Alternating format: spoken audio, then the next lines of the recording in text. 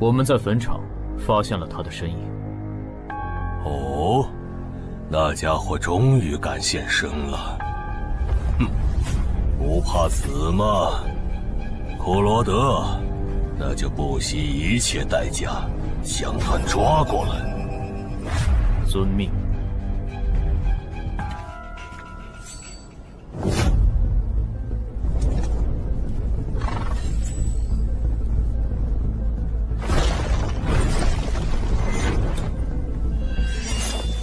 是不是打败你，才会放过我？那看来是没谈拢了。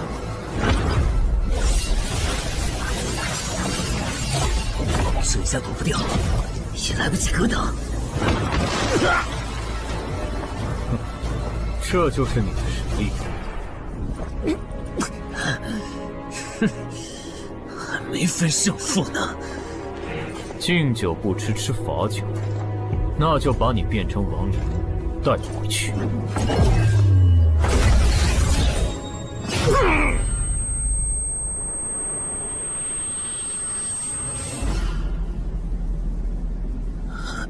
认输吧。做梦。蓝不灵。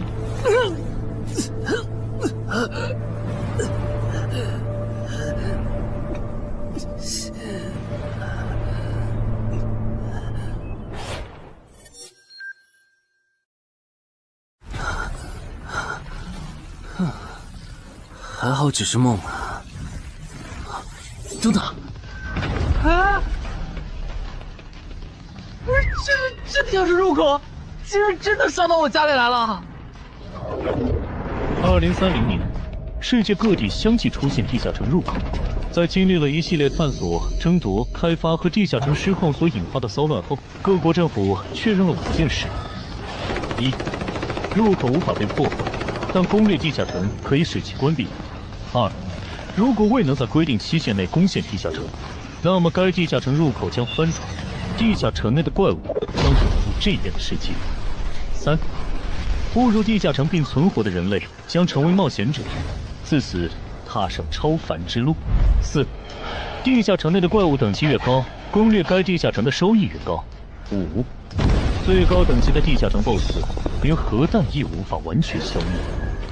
过去10年，地下城入口逐渐被公众所接受，有关地下城和冒险者的情报也被允许逐步公开给公众。冒险者周刊报道显示，冒险者人员十分稀缺，但却人均千万富豪。这一消息令冒险者这一职业变得非常受欢迎。对普通人来说，冒险者就是一步登天的门票。所以你过去3年的冒险家生涯，为你赚取了超5亿的财富。当然，对于刚刚成为传说级冒险家的我来说，这只是个开始。但少有人知道，每一位高等级冒险者的背后，都有许多普通冒险者和无辜平民的牺牲。而我们的主人公陈海，恰好是知晓这一秘辛的少数人。你还真是给我出了个大难题啊！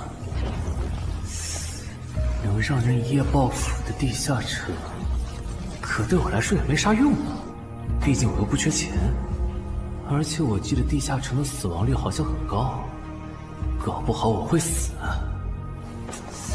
要不把它上交给官方冒险者协会算了，说不定可以换点特别的好处。嘿嘿嘿嘿。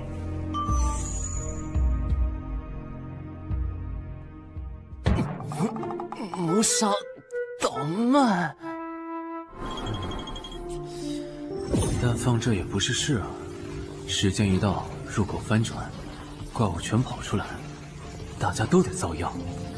这样，我先瞅瞅这地下城啥类型，要是死亡率高，我就搬到别的城市，走之前报警让警察来管；要是死亡率低，我就自己搞定。真搞不定的话，再搬家，然后报警。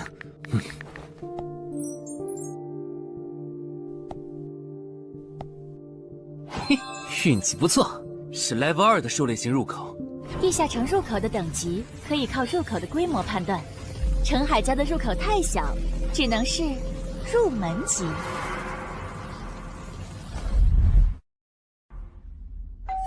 你好，有您的快递。来了，是你的快递，在这签字。好的。说起来，小哥，你该不会是发现了野生的地下城入口吧？不然，为什么要网购锁子甲？完了，不会暴露了吧？我玩全甲格斗的，之前的防具换，打算换新的。怎么了？有问题吗？没问题，我就是随便问问。感觉这人很奇怪啊，难道是我虽然写多了？早就知道一般市民对成为冒险者这件事有多着迷，但是被人这么生硬的试探，还真是有够惊悚的。还好我伪装的不错。不过这个箱子会不会有窃听器啊？还好没发现窃听器。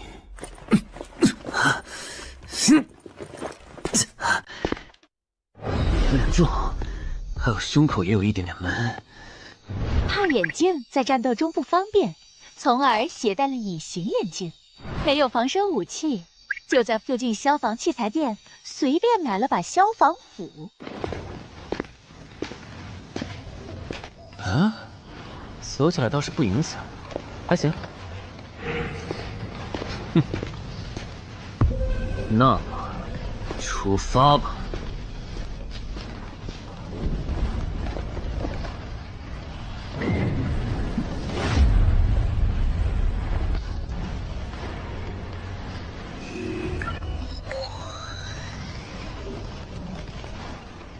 啊，不是地区地形吗？那看来我的首战对手大概率是豺狼人了。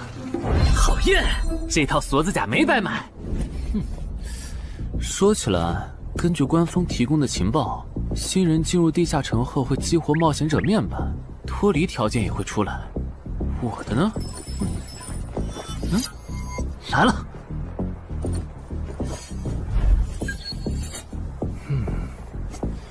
我记得普通人基础属性是10点，8点算弱，14点就很牛了。我不咋锻炼，力量和敏捷才9点，很正常。但智力有16点，真没想到啊！虽然智力和魅力是前期最没用的属性，但16点的智力，就算是协会或者财团内部也不多见吧？膨胀了，冷静，看一下地下城的脱离条件吧。脱离条件：杀死任意一只潮汐鱼人。通关条件是全灭一个潮汐鱼人小队。等一下，为什么是鱼人啊？我血场过敏啊！就不能给我安排点正常的对手吗？啊！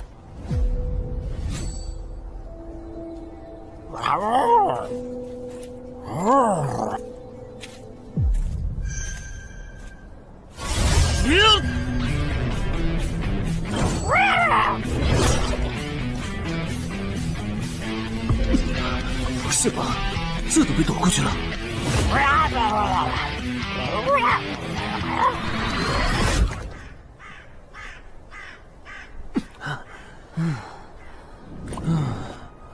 不是，这个地下城的难度标注是不是搞错了？一个落单鱼人就能把我打得差点翻车，如果遇到满编的鱼人小队，我岂不是要就地归西？啊，等级增加了 ，Level 2菜鸟，我的称号我与潮汐鱼人5-5开，这玩意儿侮辱人是不是？算了，今天就到这里。还是等我请个健身私教，把基础属性练上来了，再来挑战这个地下城吧。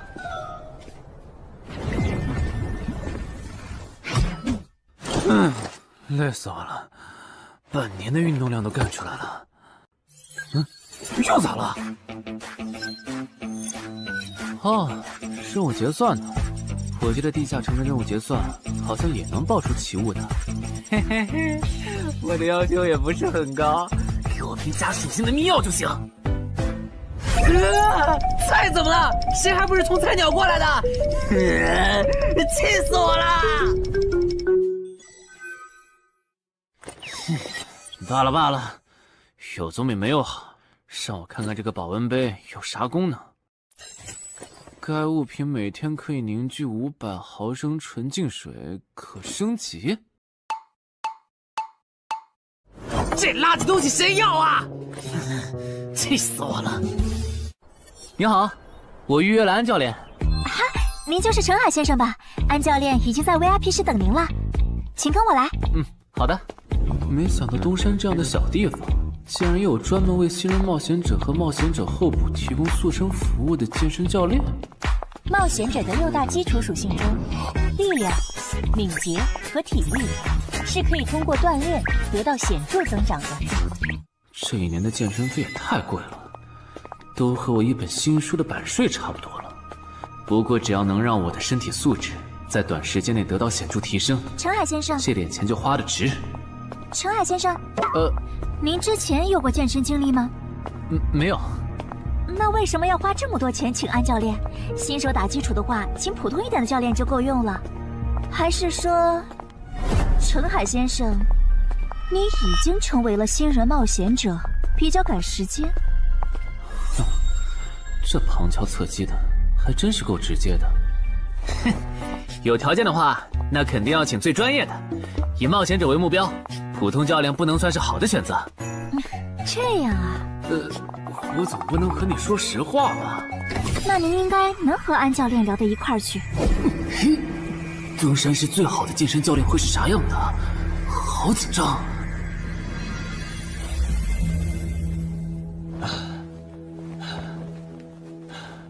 啊！和我预想的完全不一样，我还以为会是个肌肉兄弟，结果到头来，这不是个小白脸吗？课程这么贵，竟然也能预约得出去？开玩笑的吧？就是你想成为冒险者，跟我来吧。3、4。我撑不住了，教练。 5，真的撑不住了。好，你到这里吧。30公斤举了5次，换算一下，你目前的单次最大重量应该在35公斤。作为健身小白，结合你目前的体重，你这个卧推成绩算是偏弱的。什么情况？虽然我知道我的身体能力低于平均线，但是这也太弱了吧？正常的老哥们不都是人均50公斤起步的吗？陈海先生的基础有点差呢。35公斤的极限数值换算到冒险者面板上的力量属性，应该只有9吧？普通人的力量、体能和敏捷数值是相对平均的，不会偏差太多。他现在这个状况，要在1个月的时间里变成冒险者，几乎不可能。那一般要多久？这个看你，如果天天练的话，差不多1个季度就能达到3个11了。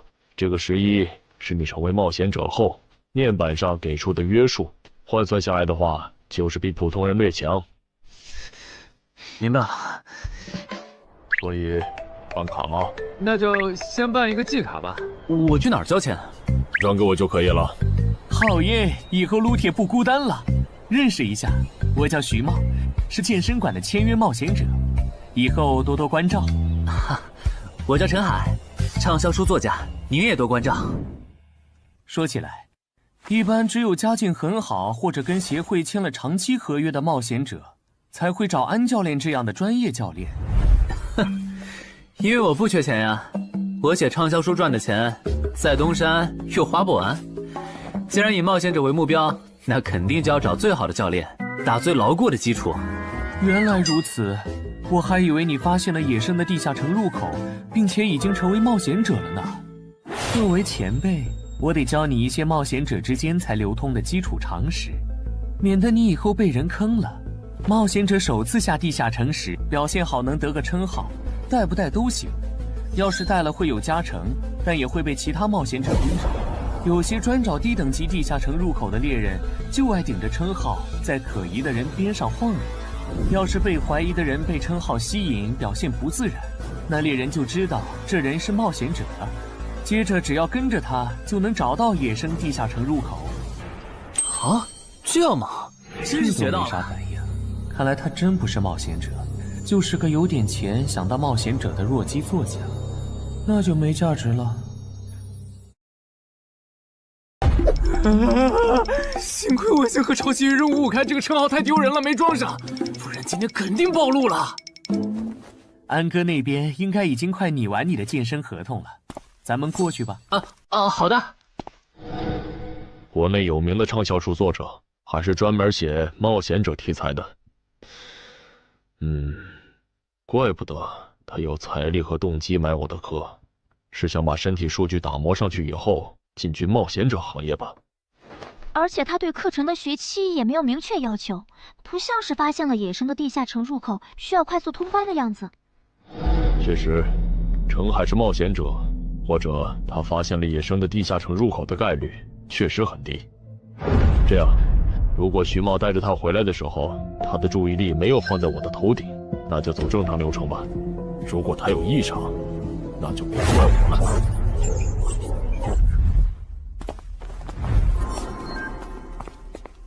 合同拟好了，你看完如果觉得没问题就签吧。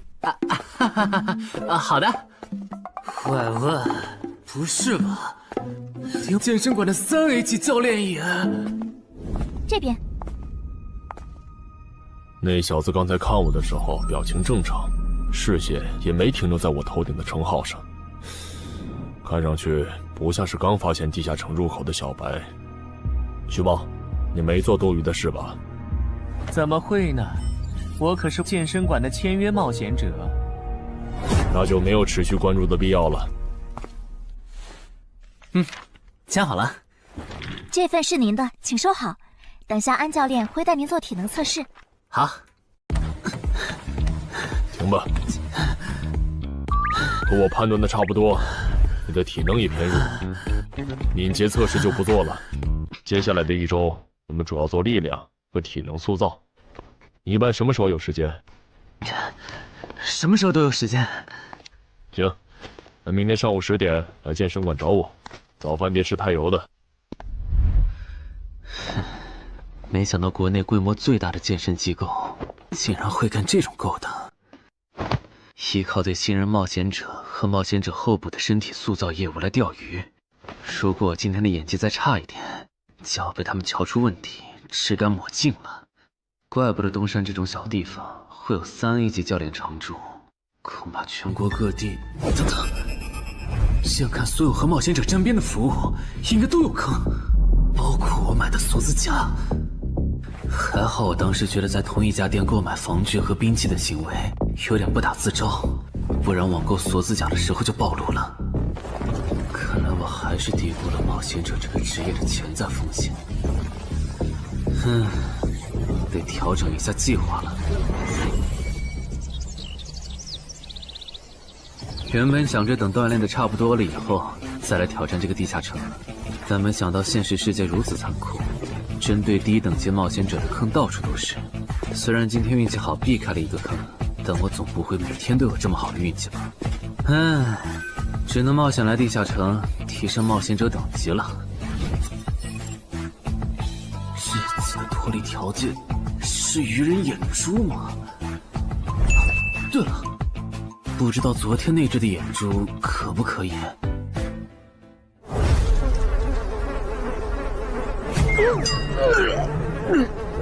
早都被啃光了呀！看来这附近有类似野狗的生物。不过好在眼珠还在。好耶！今天可以不用战斗了，等下只要记录一下这地下城的地形。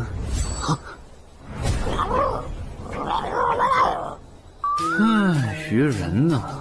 我还以为是什么呢，吓我一跳。只是一只落单鱼人的话，我根本……运气很好，2只我肯定打不过呀！快润！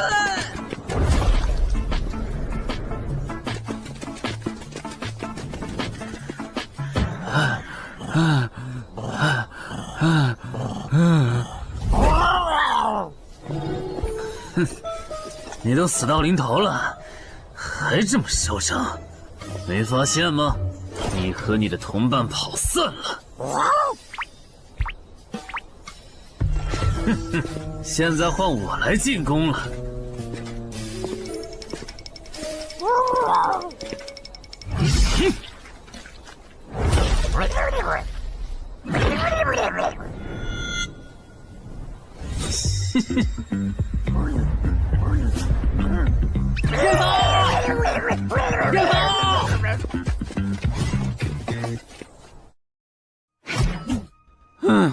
累死我了。不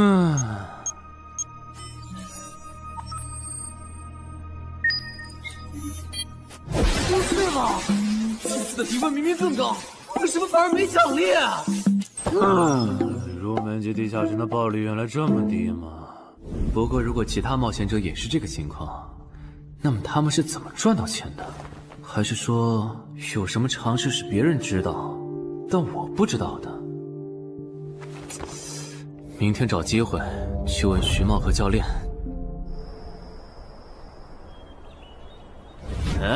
徐茂和安教练还没有来吗？徐茂去隔壁室了，大概要过几天才会回来。安教练今天临时有事，得中午才能来。好吧，那我先去 VIP 室做体能训练。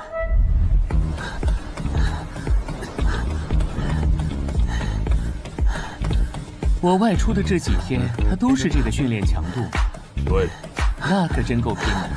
这样看，用不了多久，他就能把力量和敏捷提升到11了。对，如果他能一直保持一个季度下来，力量、敏捷和体质恐怕都能到12。说起来，教练你就没考虑过把他吸收进健身馆吗？这种有钱又有行动力的好苗子，只要不出意外，以后绝对能成为中间冒险者。你回来之前我就问过了，但被他拒绝了。他想通过黑市的路子成为冒险者，然后当独狼。陈海，你这也太拼了，练这么猛很容易受伤的。还是说你打算今年就成为冒险者？能尽早成为冒险者，肯定要尽早。拖久了，以我的财力恐怕就上不了车了。毕竟时间越往后，冒险者名额的价格也就越贵。倒也是啊。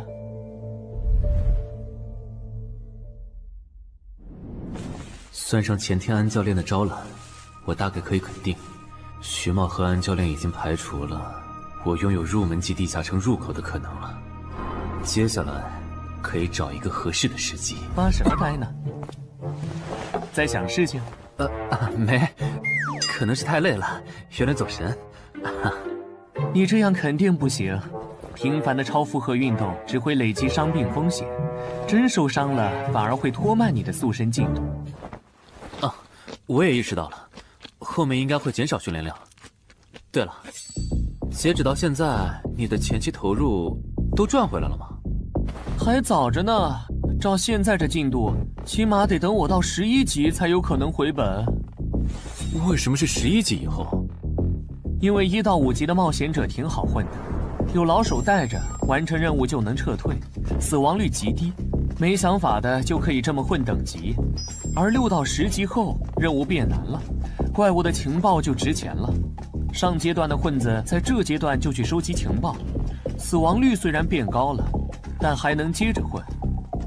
只有到了11级，地下城的难度提升到混都没法混的时候，才是我这种冒险者开始盈利的时候。这个阶段的冒险者对实力的提升最为迫切，装备、奇物、技能书，一切能提高生存率的东西都能卖出很高的价格。不是，我不明白，11级后的地下城那么危险，为啥6到10级的冒险者不提前准备？不提升有很多原因，一是官方不管民间冒险者攻略地下城的事，好多冒险者到11级就想退回去过正常日子了。二是地下城的东西只能让一小部分冒险者在精英地下城混下去。11到15级赚得多，但风险也大，而6到10级有人光靠收集情报和做后勤就能回本了，所以他们也就没必要冒着生命风险去11到15级这个阶段打拼了。原来如此，所以冒险者在6级，不，在更早前就已经完成分流了。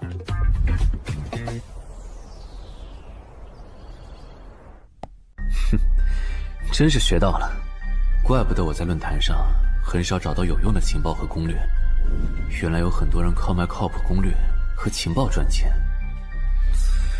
不过更让我惊讶的还是这件事。同一个地下城，冒险者就算反复刷脱离任务，也只能得到1次结算奖励。这样看，这个地下城入口能为我带来的价值，就只有通关奖励，以及将误入其中的普通人转化为冒险者这2点了。考虑到我本身并不缺钱，我还是尽量单刷这个地下城，然后再考虑要不要继续当冒险者吧。先用徐猫教我的方法，前期以收集情报为主，有10足把握了，再考虑通关的事。脱离条件找到湖？啊，这次的脱离任务竟然不需要战斗，还好买了一架无人机做辅助，不然纯靠人力搜索找湖肯定是个大工程。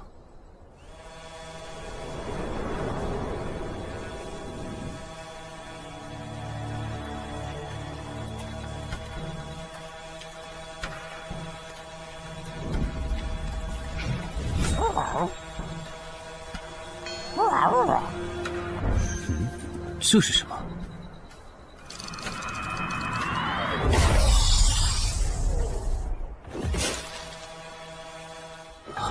刚才那个应该是鱼人吧？虽然外形和气场和我之前遇到的鱼人有很大差别，但他应该也是鱼人，只不过等级应该更高。算了，先不管他。等我完成了脱离任务，再回来找那只橘红色鱼人。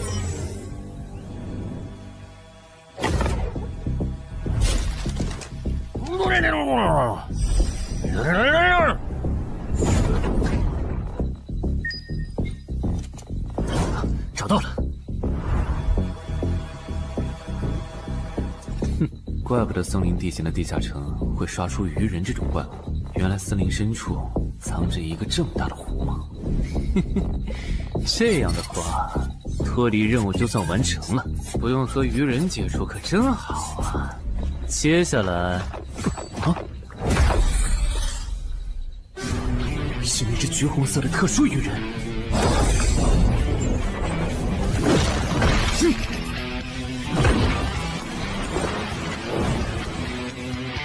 幸亏我刚刚反应快，不然可就重伤了。不过我新买的无人机的遥控器，我的心在滴血啊！不对，现在不是想这些的时候。这只鱼人的速度太快了，我必须迅速对待。啊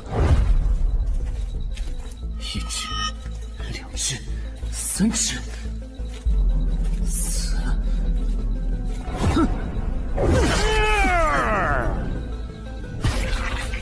好险！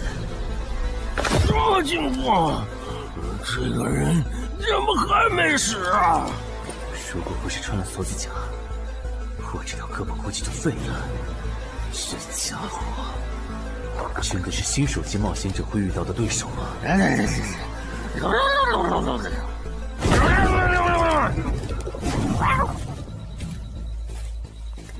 如果只是和这只橘红色鱼人单挑也就算了，关键我还得抽出一部分精力来处理身后这几只杂兵。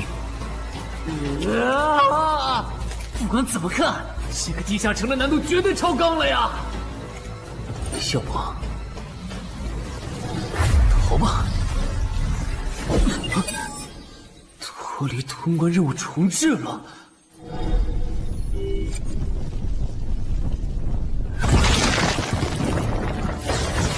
我说全岁，你这样很像是在虐尸出气。有吗？归根结底，还不是这只哥布林太弱了，扛不下我的拳头。能扛住才怪呢！明明只是 Level 5，却有着不下于 Level 9冒险者的综合实力。你这样的怪物，在入门级地下城里，怎么可能会遇到对手嘛？有的哦。如果我能遇到传说中的 bug， 那就能在低等级地下城里遇到下一阶段才能遇到的强力怪物。只要能从他们手底下活下来，我就能拿到补偿奖励——奇物升级券。到时候我成为传说级冒险者，就更有戏了。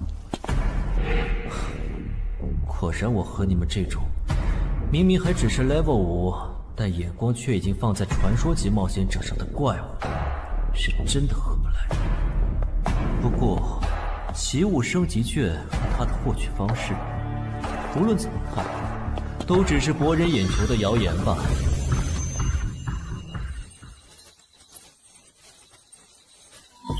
在高战力异常鱼人个体的追杀下活过3分钟，任务完成后将得到额外补偿，奇物升级券。不是吧？我都准备逃命了，你给我整这个，要玩死我吗？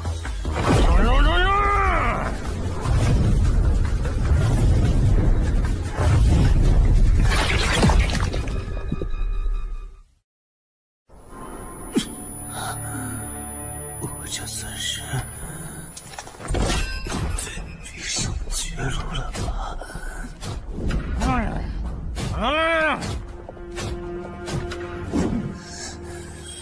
早知道当初就不该成为冒险者，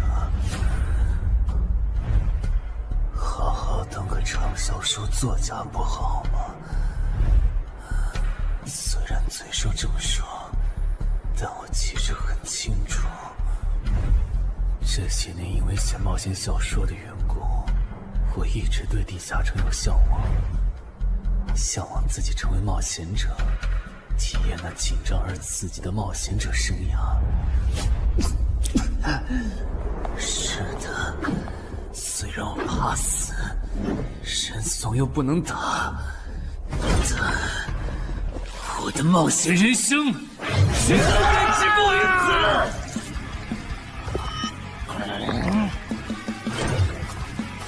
想想，我现在还有什么牌？我现在还能打出什么牌？使用称号，我与潮汐鱼人5开。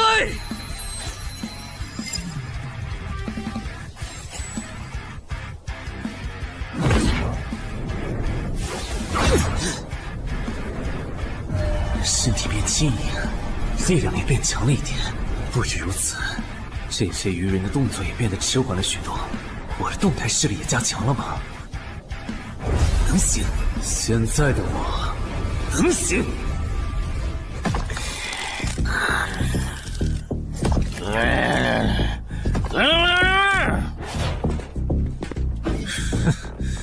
没想到高级鱼人说的话，我竟然能听懂。就剩你了，头目。我是干掉了这只下级士兵，别再得意忘形了啦！我知道的，即使身体能力获得了大幅度提升，穿上这一层锁子甲的我，依然不具备能和这只橘红色鱼人拼速度的可能。机会只有一次，利用鱼人直线攻击和我头部暴露的弱点，对方的进攻方式、路线和目标都已确定。我要做的就是舍弃头部的防御，用它做诱饵，争取到一次以伤换伤、重创对方的机会。如果这一次机会我没有把握住，那么吃到教训的他，必然不会再给我翻盘的机会了。这种生死皆在一瞬间的体验，真让人血脉喷张，沉醉其中，无法自拔。就是现在！我这不是挺能干的吗？可能真的。开什么玩笑！我居然会被这种弱者可恶！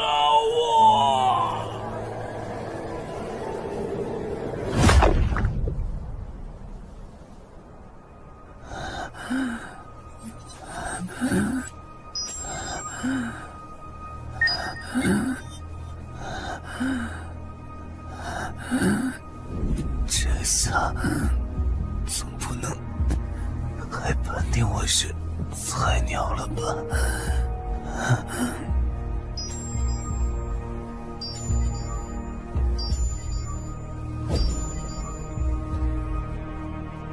平平无奇的保温杯吗？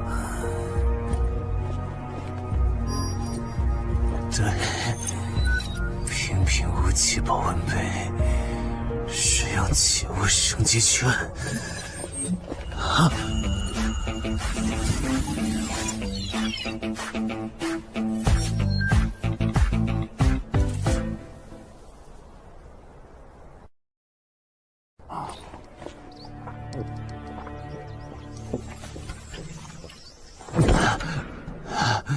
活过来了。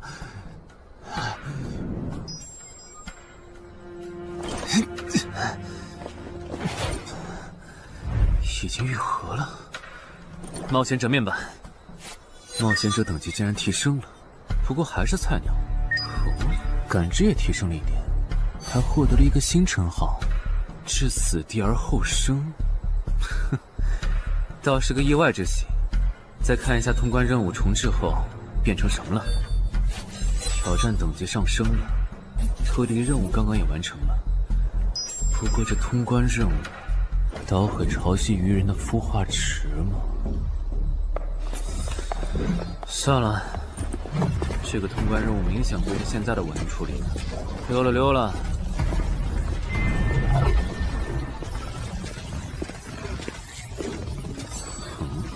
是错觉吗？怎么感觉这个地下城入口变大了？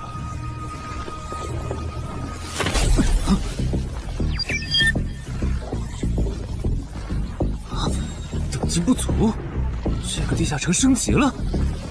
这么看来，我刚才完成的脱离任务，其实来自更高等级的地下城。怪不得任务难度提升了那么多，脱离任务掉落的奖励这么丰厚。隐藏职业，我没记错的话，论坛上有个大佬，好像一直在强调这个东西的稀有性和重要性来着。哼，那必须要转职啊！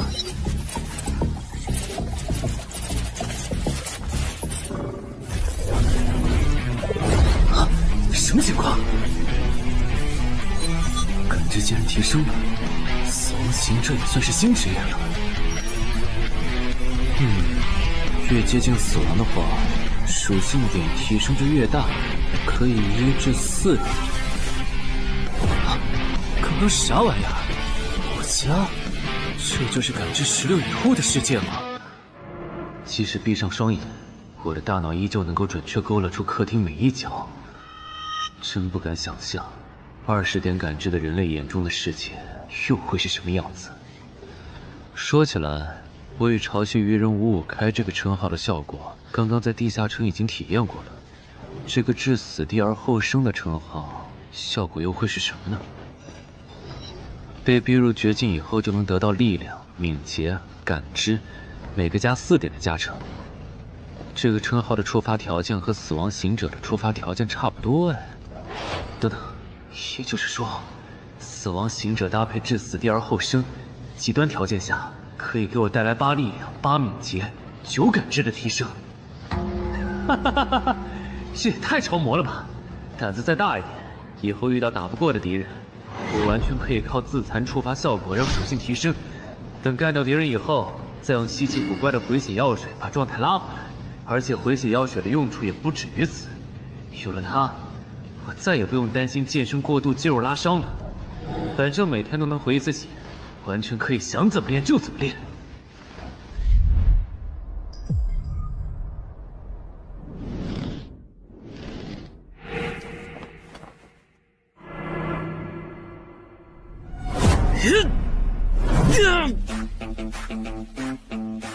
真惊人！谁能想到，不久前还只是个健身小白的他，只用了不到2个月，就达到了正常人要用1年才能取得的成果。就他那训练量，换别人来早就去 ICU 报道了。但他一通瞎练下来，还能活蹦乱跳，这说明他体质很牛啊，至少有16，甚至都有可能17或者18了。安教练，你这次是看走了眼呐。陈海还在练呢。啊，恭喜啊！你现在的力量、敏捷应该已经到达12点了。以你现在的身体素质，准备充分的话，是完全有能力完成新手级地下城的脱离任务的。真的不考虑加入健身馆，成为这边的签约冒险者吗？我可不想当一个会被合约束缚的冒险者啊！那真是太可惜了，我还以为能和你成为同事，以后一起攻略地下城呢。不是同事，也能一起攻略地下城。对了，我打算从散人手里购买冒险者名额，这方面你有什么忠告吗？忠告吗？不是同事，也能一起攻略地下城啊。对了，我打算从散人手里购买冒险者名额，这方面你有什么忠告吗？忠告嘛，那我推荐你去找散人联合。散人联合？我没记错的话，他们好像是国内最大的散人集团吧？对，如果你想走黑市的路子购买冒险者名额，那么我只推荐你选择由散人联合提供担保，或者他们自营的低等级地下城入口。为什么？我感觉找独狼冒险者明显更好啊，省钱又省力。因为涉及到冒险者名额买卖，无论买方还是卖方，其实都存在巨大的交易风险。卖家怕遇到伪装成萌新的入口猎人，买家怕交了钱对方不办事。但有散人联合的介入就不一样了，虽然他们的佣金很高，但是作为冒险者资格、地下城相关产出生意的龙头，他们为买卖双方提供的契约书还是很值得信赖的。原来如此。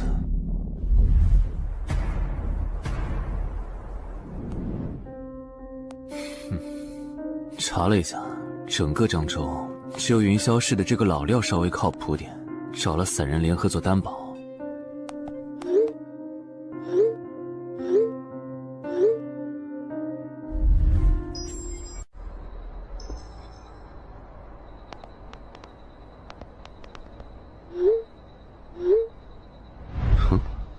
这边，云霄老司机。没错，你就是爱写作的东山市民吧？你好，就差你了，快跟我来。签完契约书以后，我好带你们去地下城。好了，契约的内容分3项：一，交易完成前尾款将由我方承担；2，双方都不能做出违反安全协议的行为；3，不能向任何人暴露此地下城入口的具体位置。诸位对契约内容有疑问吗？没有。没有。没有。那么，契约成立。手臂在发光哎！哟，好神奇啊！好了，我的工作完成了，希望以后还有机会为诸位服务。等下大家再跟我走一段路，我带你们去地下城入口。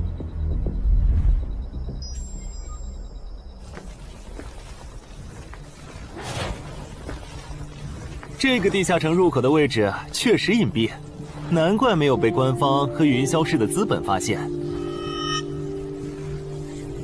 好了，大家排好队，按顺序进入。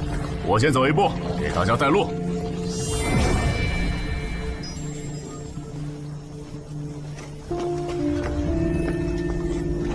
这批新人怎么样？太酷了！我也是冒险者了，真好。还行，没有看起来像刺头的。那就好，等会儿记得我们之前说的。卖家原来有2位吗？好了，大伙儿看向我这里，学着我的样子对空气喊：“冒险者面板！”冒险者面板。大家可以在冒险者面板的个人信息栏查看到自己的基础属性，往下滑动，可以在任务栏查询任务。不是吧？我的基础属性原来这么低的吗？冒险者面板上的内容只有冒险者本人才能看到，所以不用担心个人信息暴露的问题哈。麻烦大家把你们的脱离任务报一下，我这边做一个整理。任务？女妖，这个物种论坛的入门级地下城怪物图鉴里好像没有，这个地下城有问题。这个地下城该不会和我家里的那个一样，存在某种致命的设定吧？基于幸存者偏差，如果一个入门级地下城的怪物没有被收录进论坛的新手常见怪物图鉴，那只有2种可能：要么它确实很罕见，要么就是遇到它的冒险者基本都死在地下城里了。警告！警告！此人违反了安全条例，未说出正确的脱离任务。那个眼镜男说谎了？不是吧？这才哪儿到哪儿啊？就有人触发安全条例了？你听我解释，肯定是他出 bug 了。契约师的契约当然不是绝对的，但对你这样的菜鸟来说，它是不会出问题的。你的脱离任务绝对不是采集高价值草药，你骗了我们。他刚进冒险者圈子，不懂规矩，做错事也情有可原。您大人有大量，再给次机会吧，是不是啊？对，再给我次机会吧。下不为例。大家再说一遍自己的脱离任务哈，这次别搞错了。我的任务是找到湖中女妖，我是聆听女妖之声，我的是凝视女妖10秒，我的也是找到女妖。接下来我会带大家去女妖出没的林中湖泊，大家跟紧一点，别掉队哈。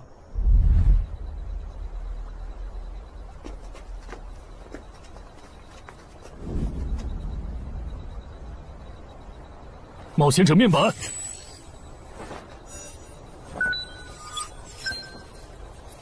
哎，他在干嘛？呼唤湖中女妖。他怎么知道这样做可以召唤湖中女妖的？这就涉及到商业机密了。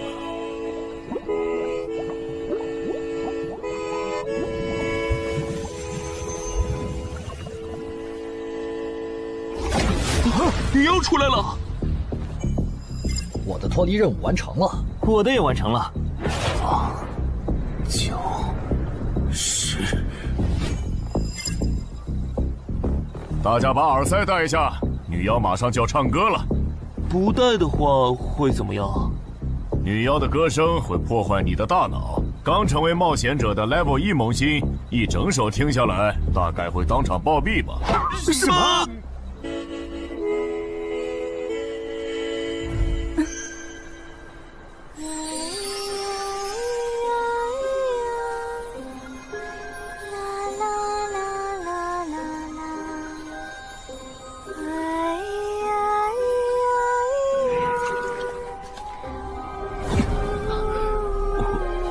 被醒了，就听了这一小会儿吗？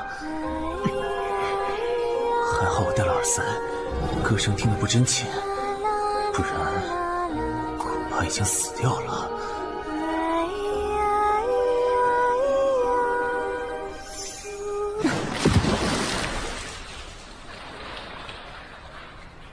大家的脱离任务都完成了吗？都做完了，那咱们就原路折返回去了哈。搞笑，让我们原路返回？来之前我已经查过了，地下城里的植物和矿产都是很值钱的。你这么急着赶我们走，不会是想要独吞这个地下城的产出吧？我们可是付了钱的，为什么不能在这个地下城采集高价值草药和矿产来回血？等一下，咱们的契约书里可没有这条。但也没有不准我们完成脱离任务后采集高价值草药和矿产的条例吧？原来冒险者还可以在地下城内采集草药和矿产的吗？你不知道吗？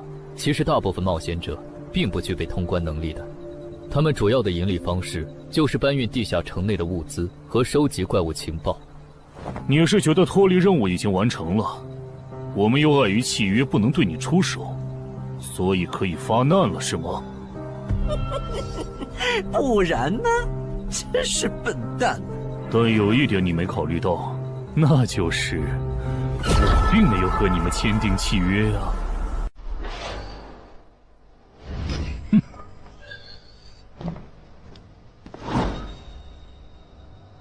你们两个什么意思？没什么，单纯看不惯而已。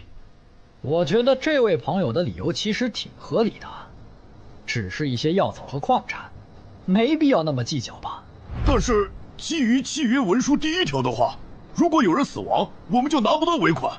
你可以保护我们，作为回报，我们可以将采集到的一部分物资分给你。不好意思，我们并不想冒这个风险。真的只是因为不想冒这个风险吗？难道不是因为这个地下城藏着别的秘密，你们怕我们发现它吗？我明白了，你不是新人冒险者，你是奔着通关任务来的。老六，你应该能感受到吧？咱们之间谁更强？可恶！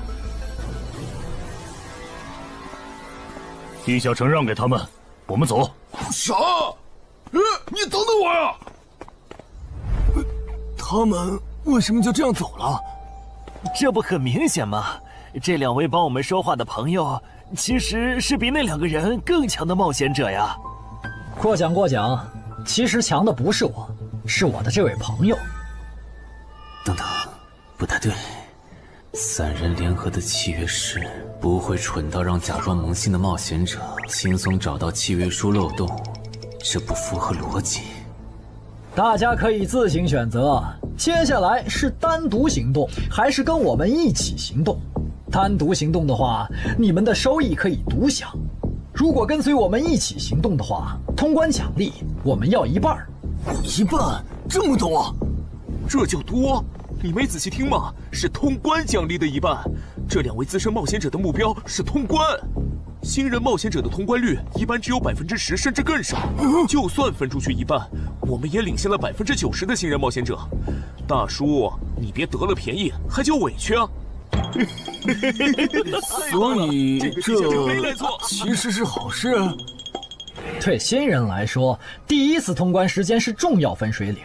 新人冒险者越早拿到通关奖励，未来的冒险者之路就会越顺畅。那就是说，就算我只拿到1半的通关奖励，也会比绝大多数同等级的冒险者要强吗？如果你没有浪费这些开局资源的话，确实是你要强一点儿。请让我也加入你们，也包括我。我也要。那帮没良心的，签契约书前都说好了，只涉及脱离任务，其他不包的。任务一完成，他们就变脸了。差不多得了，都走了这么远，他们不可能再跟着了。你不用演了。哦，不过你这次演技提高了不少嘛。刚才我一度以为你打不过那个顶着战斗专家称号的冒险者来着。我确实打不过他。啊？不过他也很忌惮我就是了，要不然不会用劝退的方式赶我走。原来如此，那你觉得他们能通关吗？可能性太低。个人判断，这批冒险者里最多只有1到2个幸运儿能活着走出这个地下城。什么嘛，这不就和之前的几次一样了吗？真没意思。哇，酷哎！既然大家已经决定联手通关，那我也不藏着掖着了。我能够为认同我、信赖我的队友带来一点基础属性的随机增幅。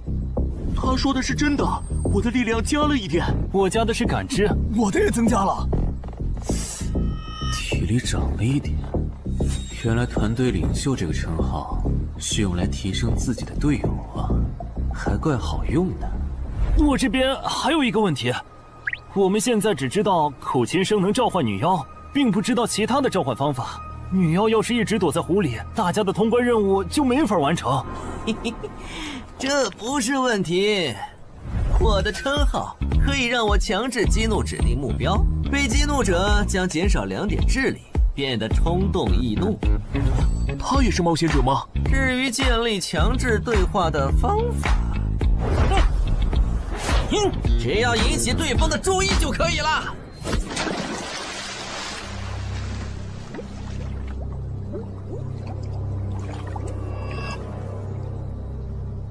蠢货，你过来呀！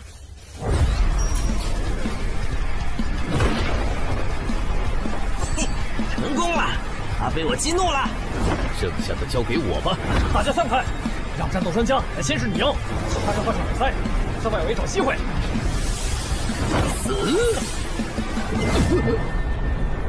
穿过去了。开什么玩笑？竟然是灵体！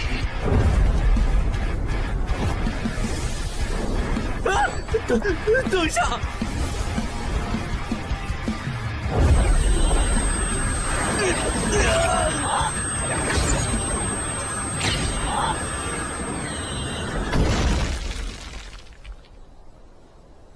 还好有2-3，只是鼻子出血。不是吧？这个女妖原来是个妖魂。娘，有把握吗？有，但是会比较费时间。上一个地下城刷出来的僧侣之拳应该会有效，但熟练度还没上去，打起来会很慢。慢就慢了，这只女妖应该没有其他攻击手段，对我们的威胁很小。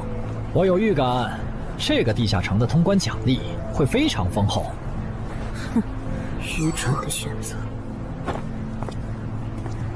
等等，你先别走。不是吧？10万个人里都不一定能出一个的感知16点的人，竟然让我……你为什么觉得他们的选择是有问题的？使用称号，他们当我不存在。真晦气！喂，你搁这对空气自言自语什么呢？不是，我刚才……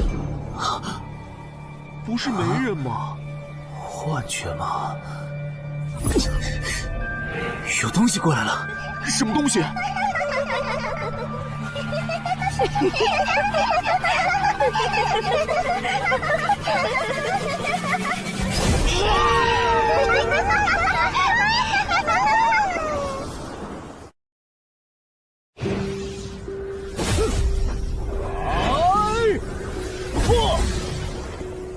有效果了！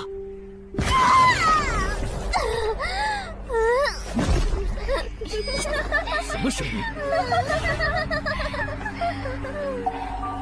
我们搞错了，这个地下城不止一个女妖，那2个卖家没安好心。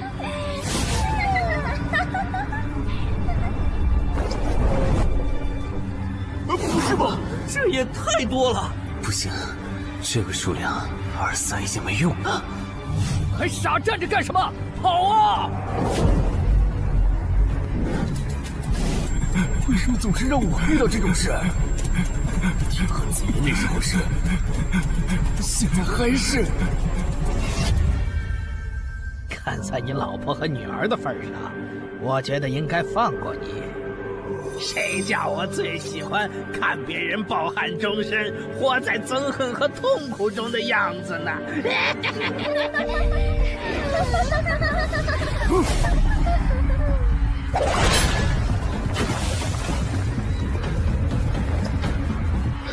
你们以为我是谁？给我滚开！妈妈，我错了。来呀，也不怕你们！来呀！被摆了一道啊！怪不得那2个入口持有者的契约没限制3级以上冒险者进来，原来是想引4到5级的冒险者来通关。等我们团灭后，就进来捡我们的通关奖励，真是好算计。关于如何杀死这些女妖，你有建议吗？这声音，有建议就赶紧说。女妖不光靠声音攻击，还有别的攻击手段。我费了听觉才勉强躲过第1轮奸笑。你是爱写作的东山市民？对，真是看走眼了。没想到你一介新人竟然比我们这些老手反应还快。但是你不是听觉被废了吗？怎么还能听到我说话？好，我感知16，可以读唇。原来如此，这个地下城我认为是无解的。那些女妖能免疫一切物理攻击，老实说，这根本就不是正常4到5级的冒险者小队能处理的。哦，所以你也没有办法。还有一个办法，除了僧侣之拳，阿良还有一瓶被僧侣祝福过的神油，涂抹长剑后，应该也能伤到那些女妖。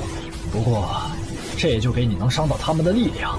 我不信新手冒险者能从这么多幽灵的围攻里杀出去。但总不能坐以待毙吧？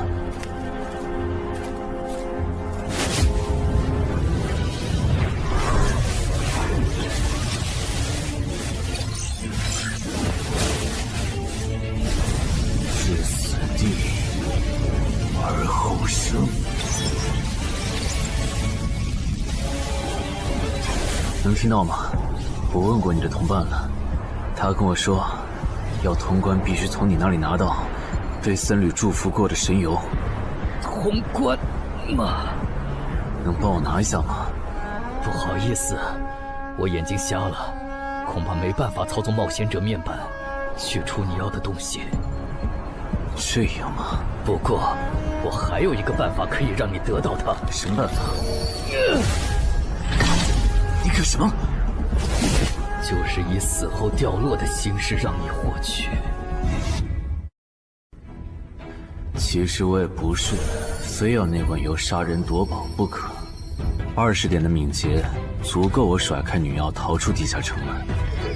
我就是想试试能不能通关。虽然无论怎样，你都不可能活下来。喂，真的很吵啊！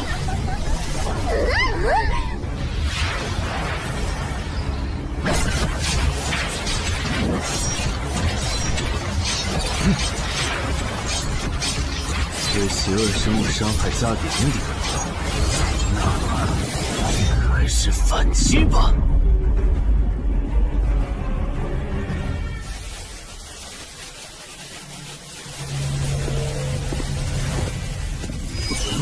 好像有人从里面走出来了。哪有人啊？你看错了吧？不是，我真感觉到了。果然，他们那不能攻略的地下城设陷阱，引同等级冒险者来做通关任务，把人坑死在里面，接着捡掉落的东西，或者等冒险者重伤出来就杀人夺宝。雇主的儿子应该就是这么被害死的。食腐秃鹫是指利用高难度地下城坑杀同等级冒险者，然后拾取对方掉落的堕落冒险者。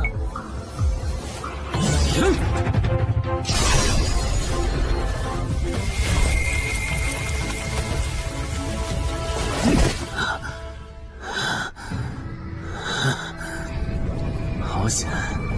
如果再多几只女妖，我恐怕就要被逼出回血药水这个点牌了。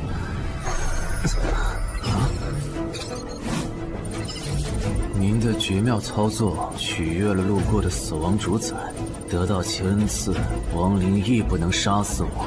该恩赐可以使您豁免一次来自亡灵生物的死亡判定，免疫一次来自亡灵生物的死亡判定。好霸道的额外奖励！额外奖励都这么丰厚了，合并结算的奖励还高于单独结算，那么肯定要合并啊！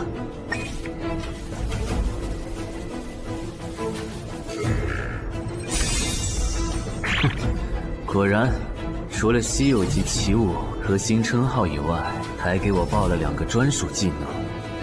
这个地下城的奖励太丰厚了，难怪它的难度如此超标。爱写作的东山市民，你还活着吗？怎么没声音了？哼，差点把他给忘了。你现在感觉如何？能站起来吗？有点难，那只能扶着你了。其他人是不是都死了？胖子、四眼、大叔，还有你的2位同伴，都死了。你应该不是第一次进入地下城吧？哼，我还以为你不会主动说破呢。如果我说我能保守秘密，并将我得到的奖励作为酬劳全部送给你，你能不能不灭我的口？但你死了，同样可以保守秘密。那你就得不到我的通关结算了。而且，云霄老司机和他的同伴肯定在地下城入口附近蹲幸存者，我可以帮你吸引他们的注意力。相信我，让我活着走出地下城，对你来说是最有利的选择。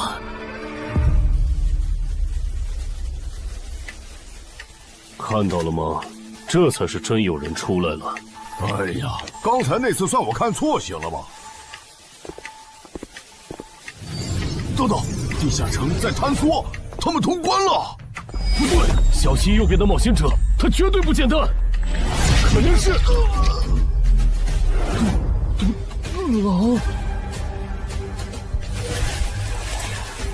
先干掉一个弱的，接下来到你了。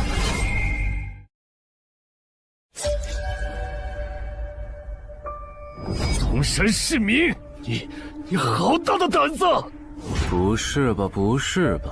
不会真有人觉得自己坑完人不会被报复吧？呵呵，这么霸道的吗？闭嘴！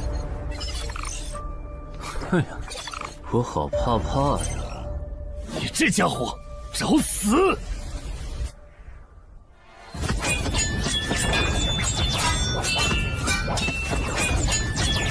这俩人相互厮杀的程度，有些7级甚至8级的冒险者都没这么夸张的速度。不可能！带上这个称号以后，我的速度竟然还是没你快，真是离谱他妈给离谱开门，离谱到家了！你的敏捷难不成有17，甚至18？可，你猜？冒险者面板，哼，不比速度了。不比了。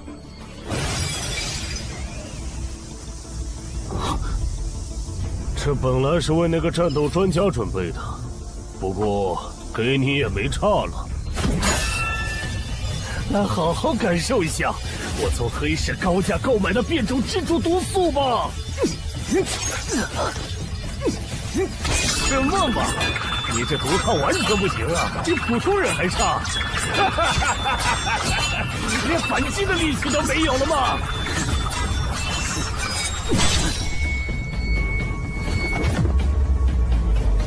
太慢了，太慢了！你这样是伤不到我的。哼，蜘蛛毒，这就是你为我们准备的手段？怎么样？喜欢吗？作为7级地下城蜘蛛地穴的特殊产出，可以极大的削弱低等级冒险者的力量、速度和体力。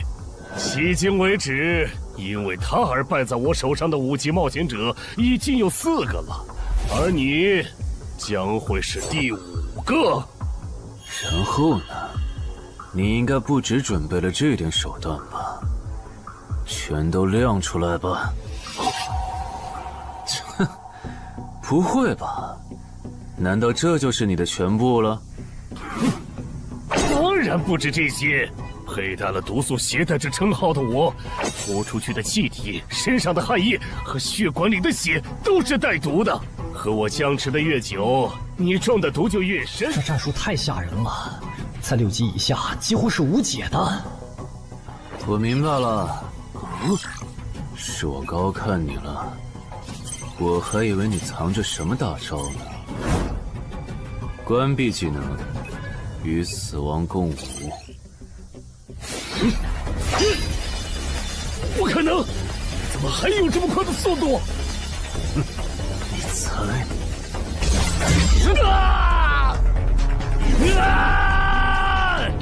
也太得意了！太慢，太慢了！你这样可是伤不到我的。不可能，绝对不可能！你明明只是个独狼，怎么可能比杀了大量5级冒险者的我还强？没什么不可能的，在舒适区里泡着的你，永远也看不到与死亡同行之人所看到的风景。但是，溺死的往往都是会水的，散人只有劣势更弱小的散人，才能积攒出大量的财力和武力。我的路才是正确的。对普通人来说，或许你才是对的。不过，在我看来，与死亡同行之人，如果走到了极致的话，未必不能超越死亡。不是吧？那么强的人，竟然这么轻易的被……啊！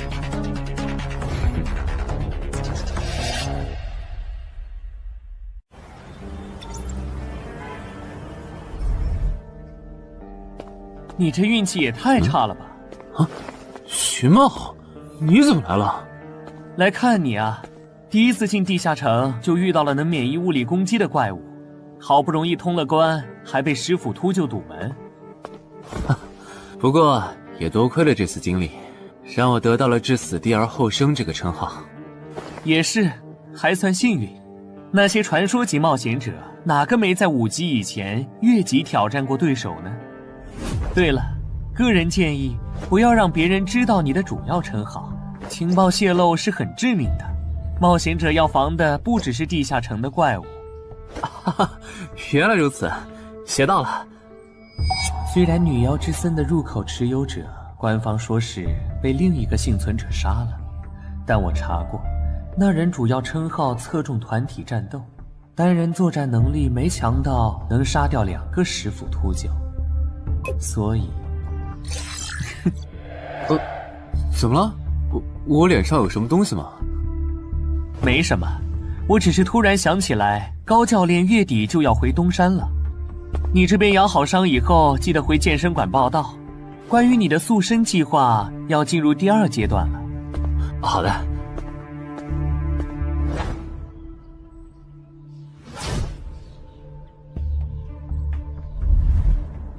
你不打算做攻略型冒险者了？没错，这次地下城经历让我明白，我没当传说级冒险者的本事。与其在这阶段的地下城拼命，还不如到6到10级的地下城多弄点钱，然后就隐退。哎，不过你和我不一样，你有成为传说级冒险者的潜力，但前提是你得改掉独狼的习惯。为什么这么说？独狼玩法在10级前的地下城能提高任务结算评分，多拿奇物、称号和技能，但11级到15级的地下城难度大增，光靠个人根本过不去。如果你想成为传说级冒险者，10级前就得组建自己的攻略团队，不然在11级到15级时，要么会掉队，要么就会被官方财团收编，就没机会再往上提升了。团队嘛。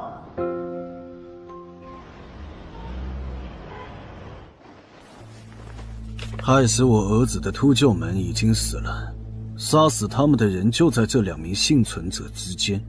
你认为谁才是帮我儿子报仇的恩人？他。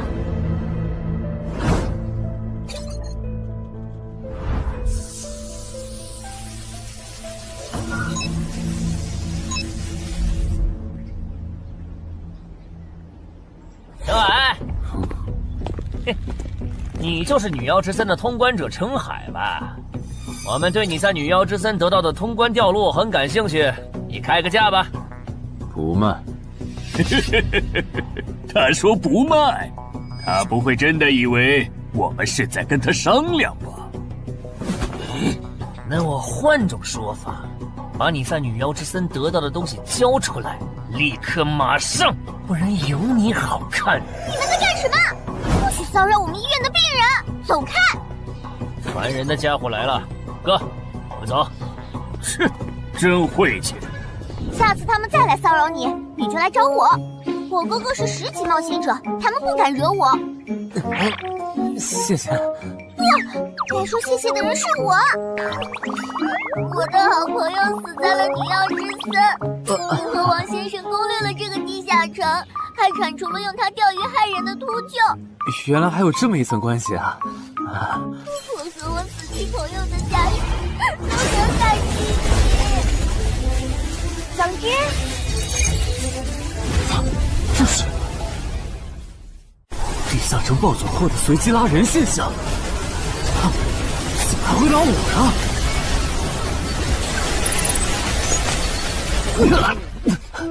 突！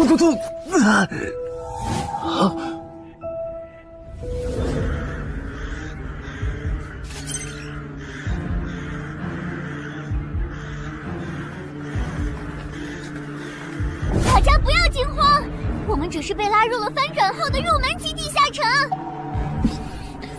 不是吧？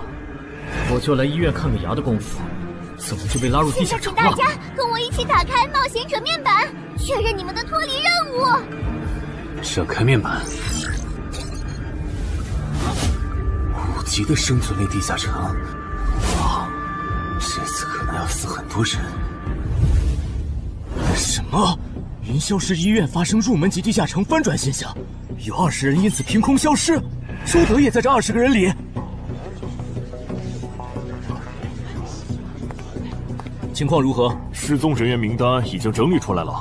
被卷入地下城的一般民众有17人，冒险者3人。我们还找到了失控的地下城入口。不过什么？你的脱离任务和通关任务是什么？消灭10具骷髅士兵，存活1小时。你的呢？我的也是。那看来大家都一样。老弟，咱们的脱离任务难度和他们的不一样啊。还有那个叫陈海的小子也被拉进了这个地下城。正常，生存类地下城的脱离任务是根据挑战者实力的强弱划分的。至于那个叫陈海的，等咱们做完了脱离任务再去找他。那个，大家听我说，这个地下城非常危险，请大家捡起地上的兵器，3到5个人为一组，凑齐脱离条件以后，尽快离开吧。完成脱离任务以后赶紧离开？你算老几啊？在这指挥本大爷？说不定是人家想把咱们忽悠走了以后，独吞地下城的宝藏呢。不是，这个地下城真的很危险。是他蠢货脑子有坑吧？对地下城的危险没有认知也就算了，还在这带节奏。这位先生是非常强大的冒险者，他前几天刚通关了一个难度非常高的地下城，还和同伴联手除掉了10府秃鹫。真的假的？就是锦城家园那栋烂尾楼，听说害死了好几10人。哦，想起来了，请大家相信他的判断。这个护士干嘛一直夸我呀？好烦呐！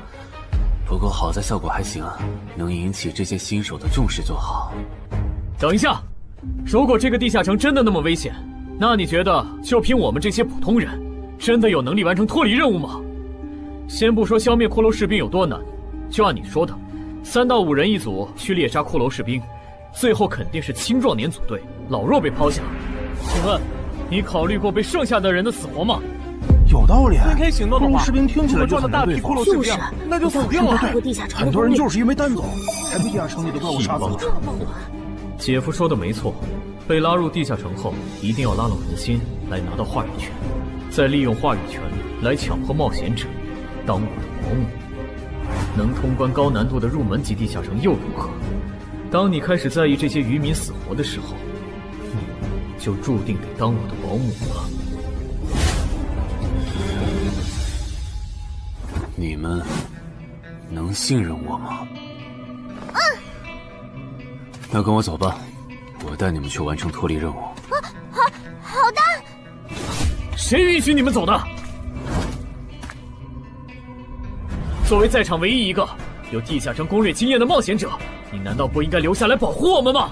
对呀对呀，能力越大责任越大。我看他就应该帮我们把脱离任务给做了。对，送佛送到西嘛。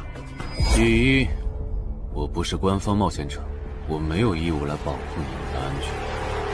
第二，不要对我道德绑架，不然我真的不介意走之前打断你的腿，把你留在这里自生自灭。这人怎么这样啊？保护老弱不是最基本的道德吗？活该他不是官方冒险者，看来道德品质不过关。你们干嘛去？我觉得那个人说的很对，既然通关任务是存活1小时，那肯定是越往后越危险。对普通人来说，早点完成脱离任务离开这儿才是最优解。不走留着被你们道德绑架，免费当保镖吗？我们又不是傻子。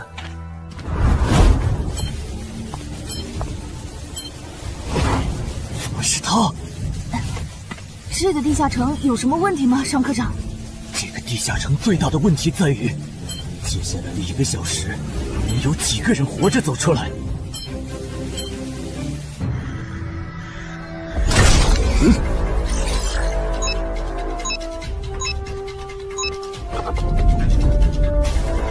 你们就学我刚才做的，用剑去砍那些骷髅士兵的颈椎。那你呢？又来了！我嘛，就用我的老伙计和他们练练。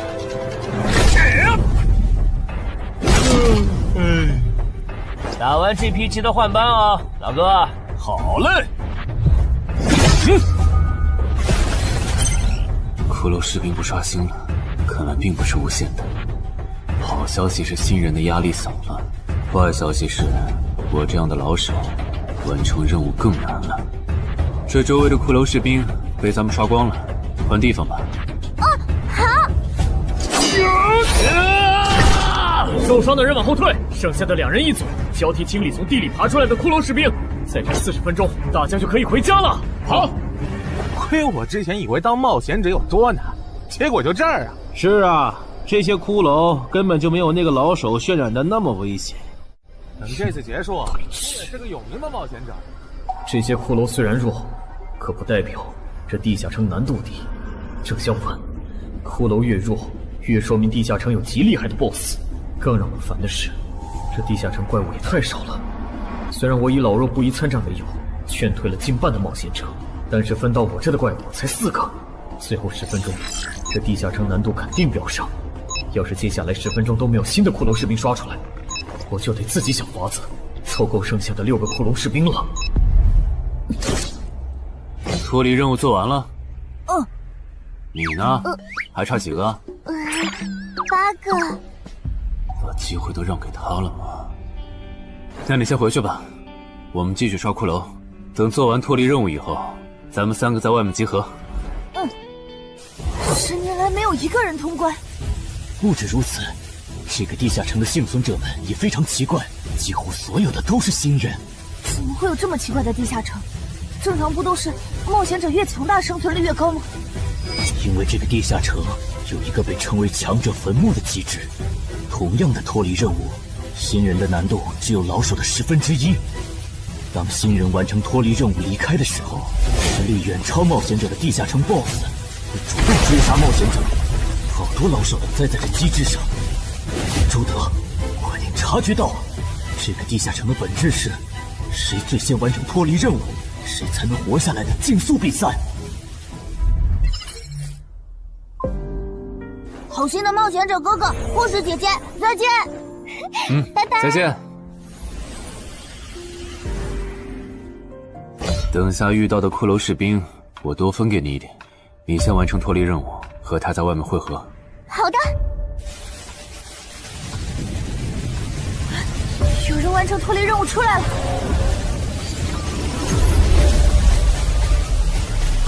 怎么是小孩子？有人离开这个地下城了。这个第2阶段是什么意思啊？原来是这么回事吗？这个地下城的本质是竞速。李明、王志勇，你们2个跟我来。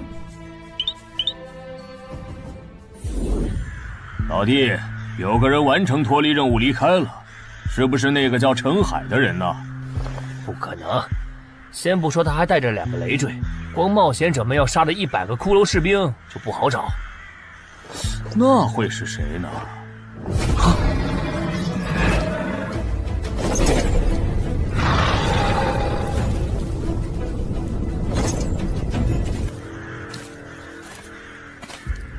叫我们跟着他出来，都走这么远了，也不解释一下。如果遇到大群的骷髅士兵，咱们3就完了。闭嘴吧，他这么做肯定是有原因的，你没注意到吗？他是看到任务栏变更以后才叫我们出来的，恐怕他比我们更清楚这个地下城发生了什么。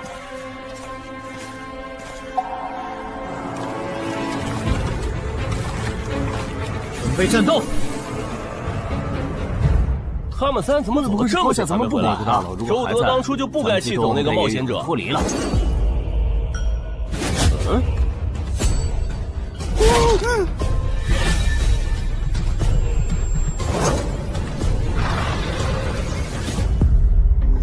周德、吕明，你们2个王八蛋，竟然拿我当挡箭牌，用完就丢！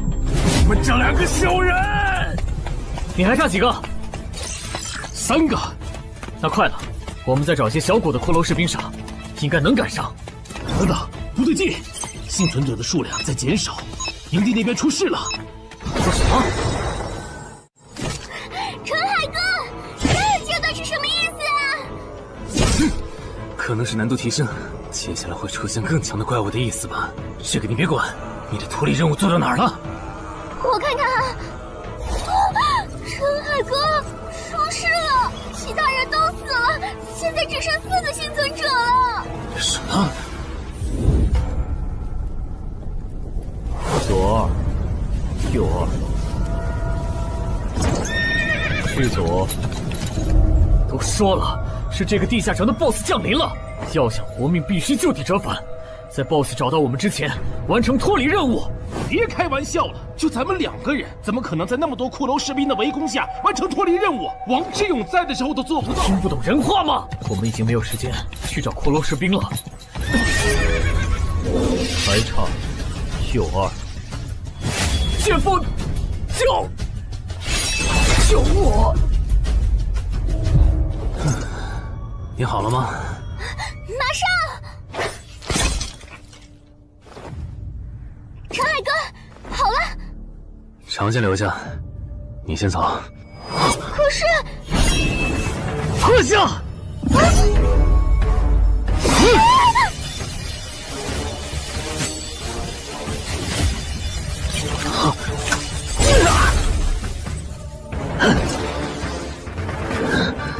好强！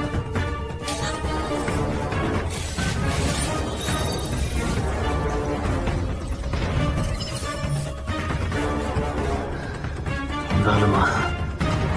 留下来，只会碍事。我知道了，我去外面等你，你一定要活下来。好了，现在只剩下咱们2个了。我猜你是不会放我走的，对吧？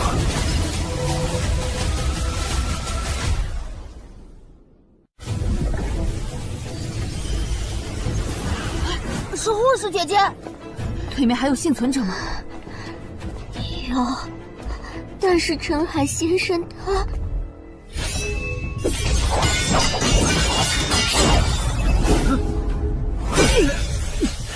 好强，这样下去不行，速度和力量我都不是他的对手。就算能大概猜出他下一步动作，可以我一直忙着抵挡，一次出错的话就得死。要走！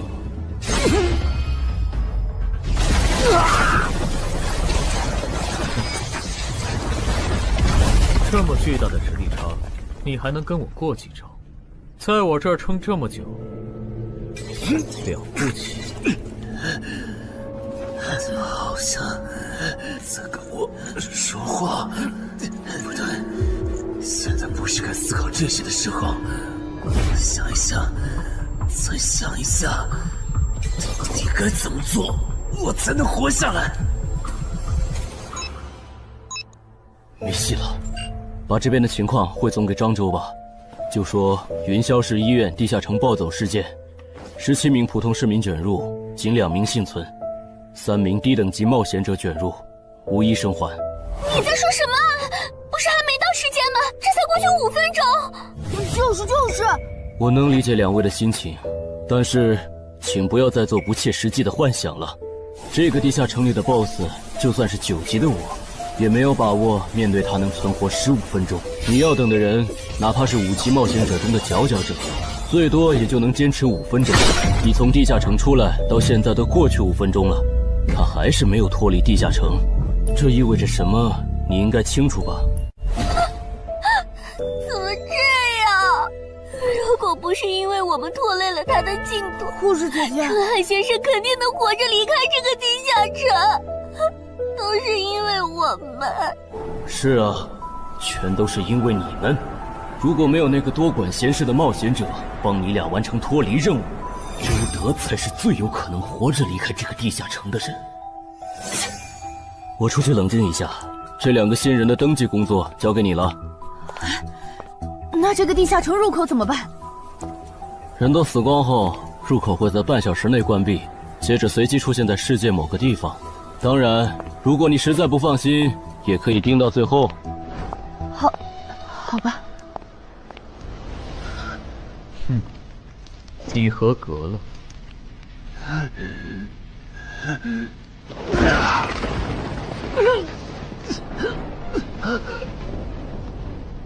我很期待你成为亡灵后的表现。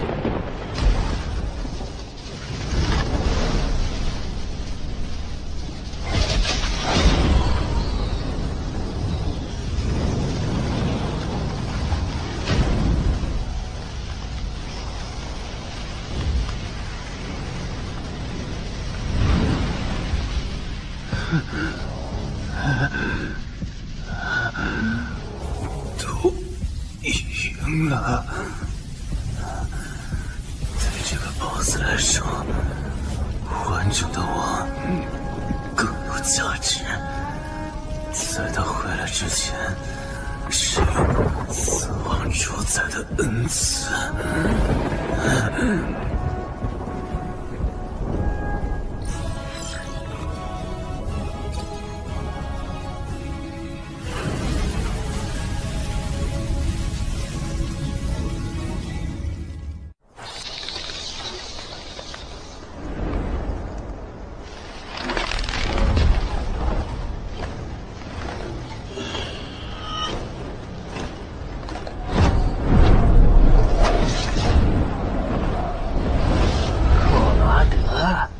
不是被大军派去坟场征兵了吗？怎么回来了？切，白跑一趟！我还以为是谁激活了骸骨大军发出去的万念邀请函呢。我发现了一个有资格成为我同僚的新人，让他从零开始太浪费了。我打算让大军把他变为预备役。同僚，坟场的冒险者最高才5级。这阶段的新人连合适的职业和称号都没确定，你就肯定他能跟咱一样成为传奇？他已经找到了合适他的职业和称号。这次真的太险了，如果不是那家伙主动走了，就算再给我一条命，我也完全没机会。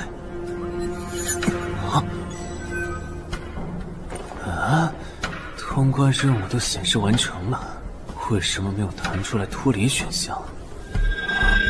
不会是必须完成脱离条件以后，我才能离开吧？在那个怪物意识到我没死之前，那得抓紧了。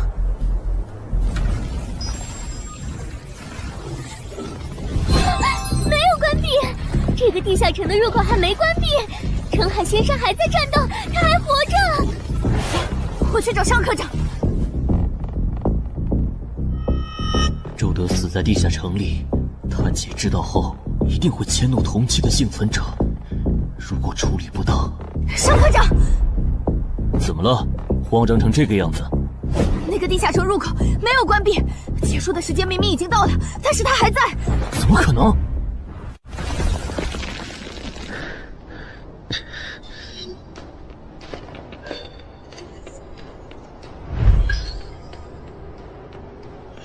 合并结算。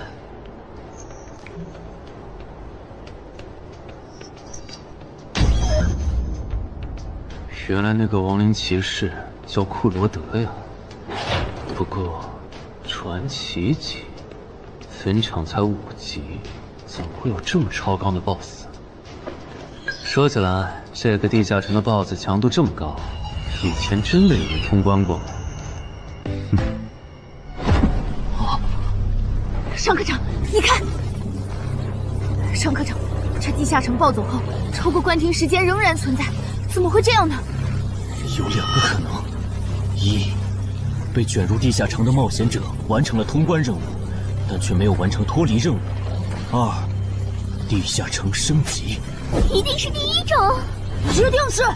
不可能的，坟场很早以前就已经被世界冒险者协会定义为几乎无法被攻略级的地下城了。相比有人通关，我更相信是地下城内部发生了什么变化，导致地下城升级。有人出来了！是澄海先生，真的是他！哎呀，你们都在啊！担心死我了，还因为我的原因，没能坟场竟然真的被他打通关了。一辈子的。那么严重吧？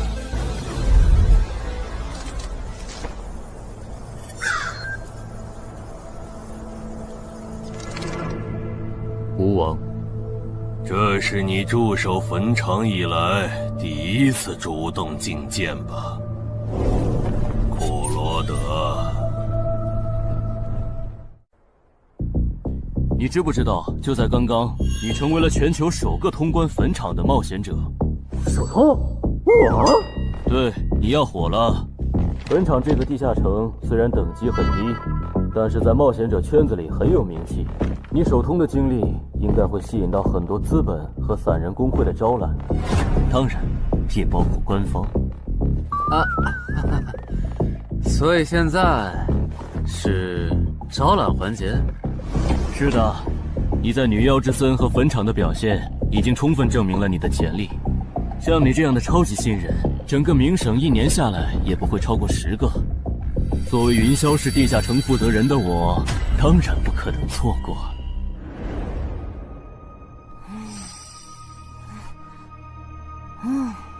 恩姐，你说那个叫双李的，是不是想抢走陈海哥的通关奖励啊？要不然他为啥要拉着陈海哥单独谈话？应该不至于吧？我可不会那么没品。而且5级地下城的通关奖励，我根本看不上，好吗？哼，那可不好说。你不需要，不代表你家亲戚不想要。这死小鬼！啊，别乱说。我们在里面聊的久，是因为在谈加入冒险者协会以后的待遇问题。不是吧，陈海哥，你要当公务员？感觉你好像对冒险者协会意见蛮大的。那倒没有，我就是觉得像陈海哥你这样强的人，完全可以像王自健那样自立门户，没必要受协会的规章制度束缚。王自健是谁？是不死冒险者里的男主。不会吧？你明明是个冒险者，竟然没看过这个吗？我是冒险者，和我看这书有什么必要联系吗？这个死小鬼！要不要告诉他们这本书其实是我写的？你是陈亥？你真的是不死冒险者的作者陈亥？不会吧，不会吧，不会吧！如假包换，不信的话，我可以给你看我写到一半的《不死的冒险者2》的小说原稿。真的吗？啊，你怎么了？怎么感觉你受委屈了？陈海先生，你能不能不要加入冒险者协会？为什么？我以前听我哥和他朋友说过，那些加入官方的冒险者很多都后悔了。你哥有说是什么原因吗？没有，但我还记得他们谈话时的表情，非常的严肃，甚至还发生了激烈的争吵。这样吗？我会慎重考虑的，谢谢你为我考虑这么多。不，我才应该道谢。那个杀千刀的对我弟弟见死不救，你还把他放进来？少李，你是不是成了云霄市的负责人以后飘了，忘了自己是怎么上位的了？我没忘，我请他进协会不是为了护着他，他通关的地下城很特殊，过不了几天他就会被财团或大工会拉拢，好多事就不好办了。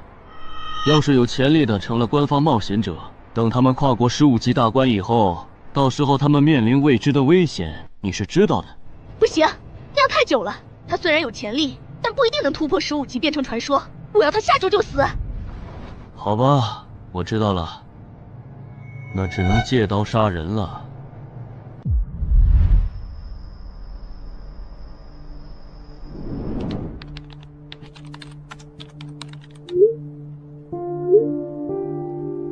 坟场，这个地下城的情报不是早就挖无可挖了吗？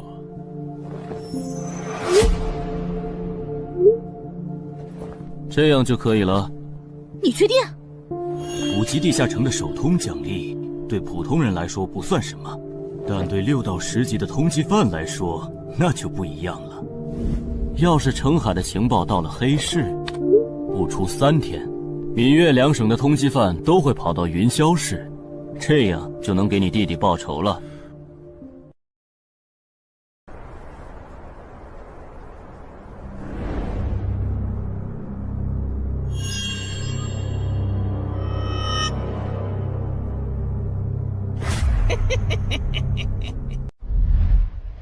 我的个人信息要3天后才能录入官方的冒险者系统吗？是的，我记得程先生你是东山人吧？要不我这边先给你安排一下暂住的酒店，这样你这几天就不用两边跑再折腾了。不用，刚好我要回东山办点事，那我3天后再来云霄。好的好的，那咱们3天后再联系。前提是3天后你还活着。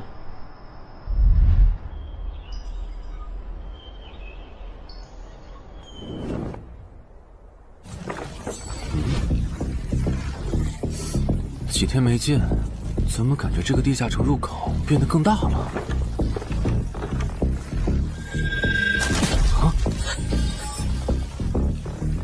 准入等级6级，也就是说，这个地下城的等级现在介于6到10级之间了。我现在是5级，按照之前的升级速度，只需要再打1个到2个5级地下城，就能升到6级了。上次翻论坛的时候，我记得东山这边好像有一个5级的地下城正在招募人手，我看看还在不在。好耶，还在。你好，请问你们的招募条件是？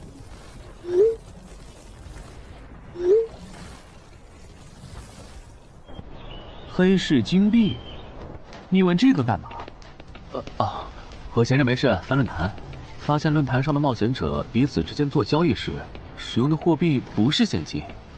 冒险者之间做交易，除了用地下城入口和掉落物，就是用黑市金币当货币。黑市金币有什么特殊之处吗？为什么不能用现金交易？黑市金币是挑战10级以上地下城的主要收获。我以前问过安教练，他说这东西10级后有大用处，可具体咋用没跟我细说。原来如此。对了，等级没到10级的冒险者，一般是从哪儿弄到黑市金币的？我也想搞一些。新手的话，你可以试试把不用的掉落物拿到鬼市去卖。你要卖吗？要的话，我晚上可以带你去东山的鬼市。要，谢谢徐哥。东山这边的鬼市只有每周一的凌晨2点到4点有。你别看这边人很多，实际上只有1/10是冒险者，甚至更少。这些摊贩也是卖的东西真真假假，很容易上当受骗。听起来有点像古玩市场。差不多吧。总而言之，东西先别急着卖，多转转，弄清楚物价后再卖东西。我这边还有点事，就不陪你继续逛了。好的。看不出他这人还怪好的。好了，到我来扫荡了。小哥，来看看这件，可都是宝贝啊！瞧一瞧，看一看喽！精品装备，仅此一天，价高者得。小哥，来看看我的矿石啊！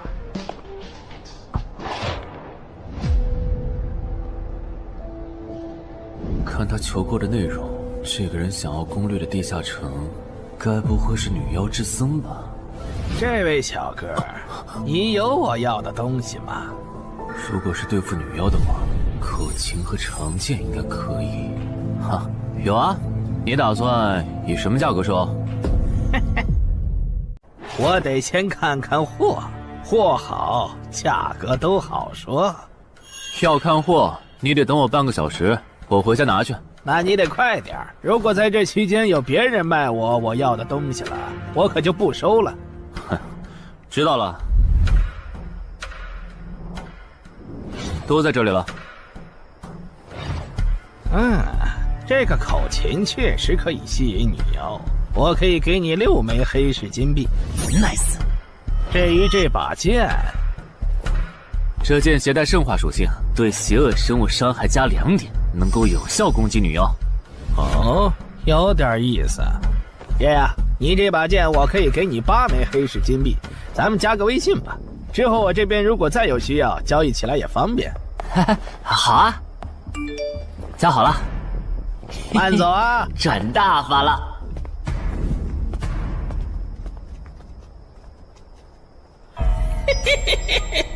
疏于防范了哟，坟场通关新人。唉，都过去1个多小时了，那个叫四海为家的怎么还没来？算了，不等了。各位新老朋友，大家好，我是5级哥布林地穴地下城的入口拥有者搬砖小 C。我左手边这位是协会冒险者林女士。哟，本次攻略已在官方备案，大家可以不用担心秃鹫的问题。这边的3位大叔和我组队过3次，是实力和人品都很过硬的老手。这小子怎么每次都这么墨迹？然后是本次行动的金主，目前还是普通人的王老板。大家好，鄙人姓王，是东山地产的经营者。最后是新朋友，爱写作的东山市民和今天也很闲鱼呢，他们都是3级以上，可以胜任后援工作。大家好。怎么这些人都喜欢在公园集合呀？上次的师傅秃鹫事件后，我都快对公园有心理阴影。大家都互相认识了，接下来请随我前往哥布林地穴的入口所在地吧。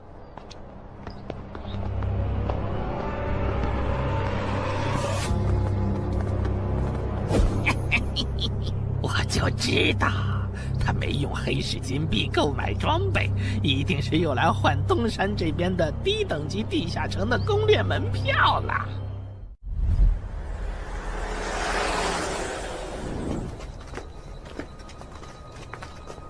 哎呀，那个还要走多久啊？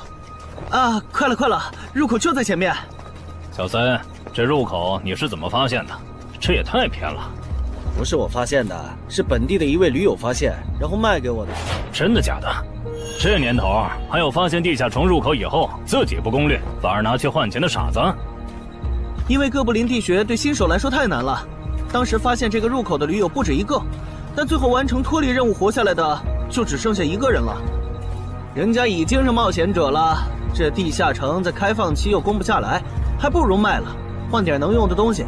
剩下的钱分给死去同伴的家属，这选择挺合理的呀，不是吗？合理是合理，但我觉得事情应该没那么简单。喂，你这人真是的，咱们都合作好几次了，你还怀疑我？到了，形状、颜色、大小完全一致。没错，这个就是5级的地下城，风险评估过了，可以进。讨厌。这一下你放心了吧？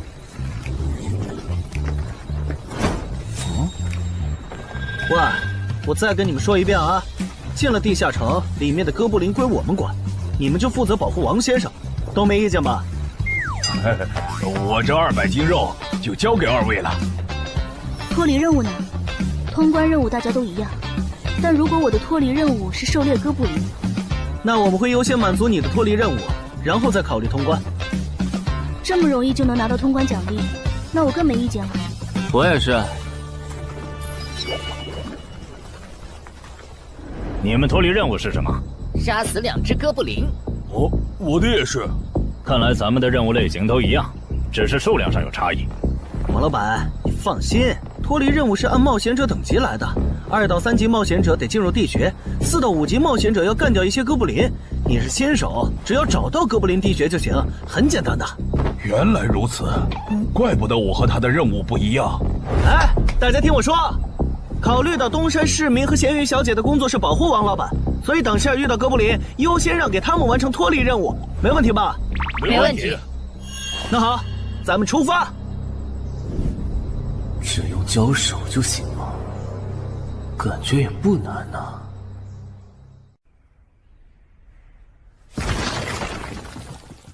这个你不要吗？不要，你杀了吧。这就是5级地下城里的怪物吗？感觉也没多强啊。那是因为现在遇到的都是小怪，真正难搞的 BOSS， 得深入地穴以后才能遇到。一般情况下，哥布林地穴的 BOSS 哥布林勇士得3、5个老手一起上才能干掉。哦，原来如此。那如果这个地穴里有2只甚至更多的哥布林勇士，咱们能对付得了吗？那肯定是对付不了的。不过一个哥布林部落只会诞生1只哥布林勇士，目前全球就1对冒险者遇过双胞胎哥布林勇士，这种小概率事件咱们肯定碰不上。哦，那我就放心了。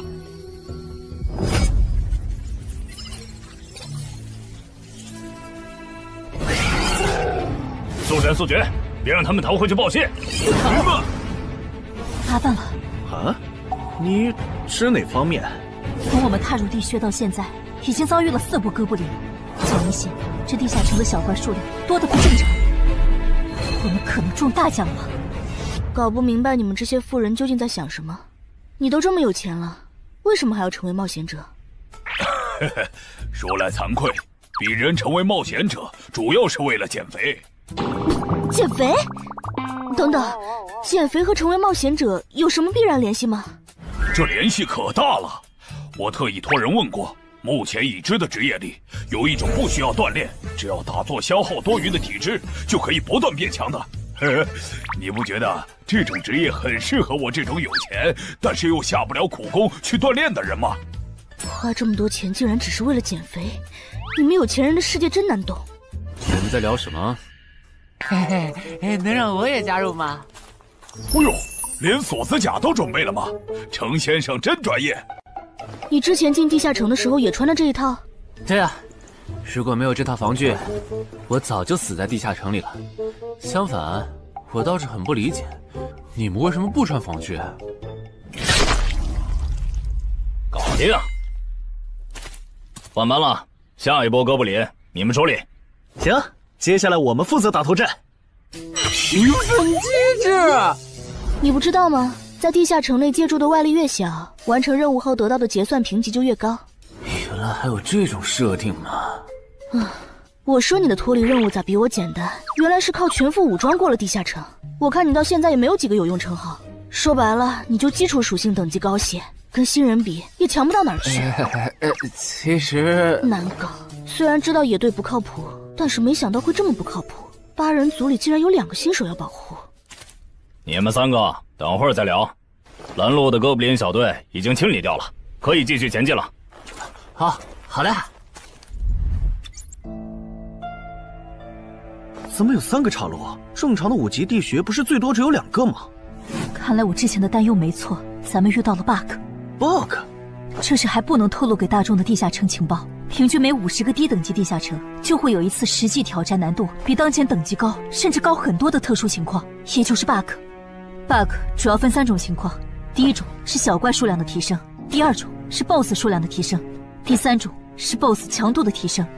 比如我们现在遇到的按照他这个说法，就很接近第1种。我之前经历的地下城好像多多少少都有点问题。请问，出现 bug 的地下城，结算奖励会比平时多吗？这个要看地下城的实际攻略难度提升了多少。听说运气好，能出14、15级冒险者都眼馋的宝贝。所以，我们如果继续深入，可能会遭遇更多的哥布林。是的。听起来有点危险呢。要不这次就算了，咱们回去吧。反正我也成为冒险者了。不能回。这个地穴的哥布林数量虽然变多了，但 BOSS 的强度没变化呀。我们只要把 BOSS 解决了不就行了？只要速战速决，在大多数哥布林发现我们之前，找到并杀死这个地下城的 BOSS， 其实和正常通关没多大区别。BOSS 的强度没变化，只是你的猜测。要是 BOSS 强度大幅提高，无法快速击杀，等他的援兵一来，咱恐怕就得被困死在这地下城了。所以就要放弃啊？这点风险都不肯担，那还不如尽早转职当后勤算了。这是一点风险？情报不足就去挑战等级比自己高的地下城，简直就是找死！那个，要不这样好了，咱们举手表决，想要继续的留下，想退出的就原路返回。这主意行啊，2不耽误。来去自如，这你满意了吧？现在开始举手表决，要留下的举手。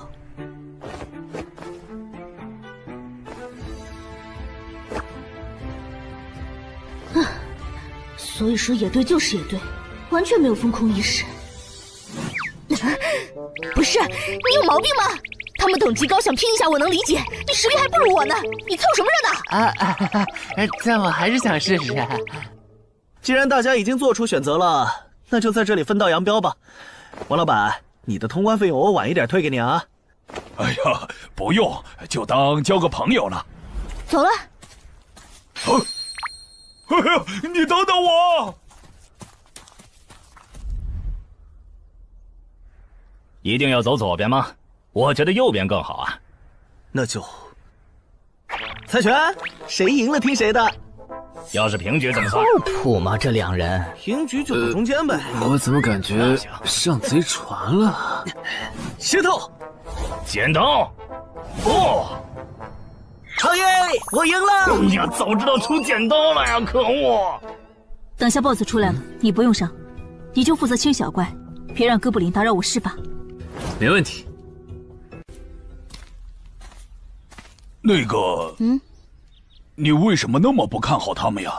这个地下城真的有那么危险吗？你怎么知道我不看好他们的？啊，我毕竟是做生意的嘛，基本的察言观色还是会的，所以，我选择退出主要是因为这个称号，它的效果是为佩戴者指出前方的危险。之前的地穴，我就靠它发现地穴深处有2能要我命的家伙。我听了官方冒险者给的消息，我认为这个入门级地下城是少见的双 BOSS 地下城。一般单 BOSS 地下城要3到5个同等级冒险者才能打通，那双 BOSS 的话，咱们这点人肯定不行。你信不信？我要是跟他们把话说开了，明天情报商人那儿就会有我和我这称号的情报。为啥要我牺牲自己的利益去拦着他们作死？大家又不熟。再说了，作为临时队友，我在保证自己安全的情况下，都尽力劝他们了。不听那是他们的事。那你为什么肯和我说这些？你不用担心，我不会害你。你又不在冒险者这行混，没必要为点情报费招惹我这种有潜力的人。说出来也没啥。哦，这样啊。怎么了？不能再继续前进了，外面有更致命的危险。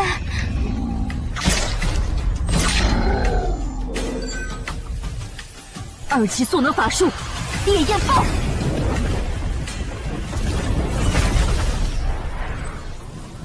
原来林开战前套给我的元素护甲是干这个用的呀！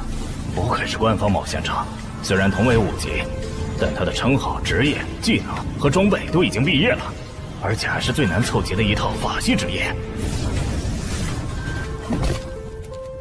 干得漂亮！换班，下一波哥布林你们来处理。好的。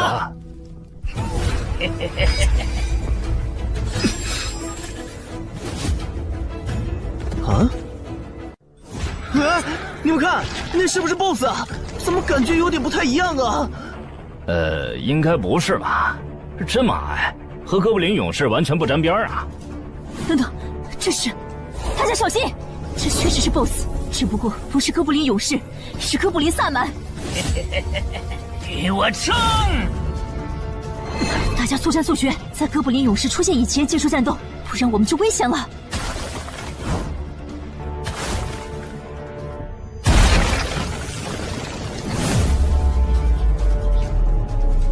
开什么玩笑？哥布林怎么也开始讲战术了？这地下城到底发生了什么？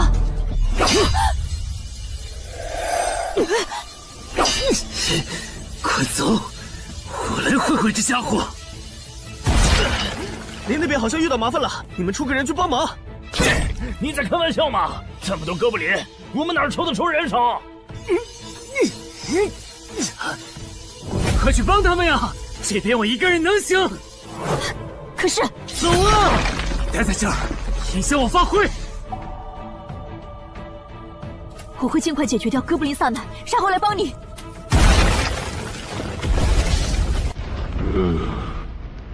可不，现在没人能打扰我们了。来。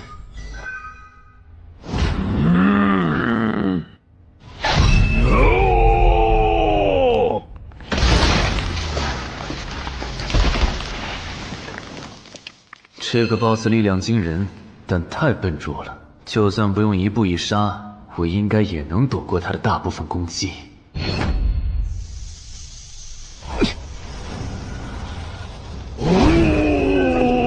化了吗？太简单了。虽然你同化后的速度和力量涨了，可出招没个计划，反而更容易躲了。所以。这就是5级地下城 BOSS 的强度吗？说实话，有点扫兴。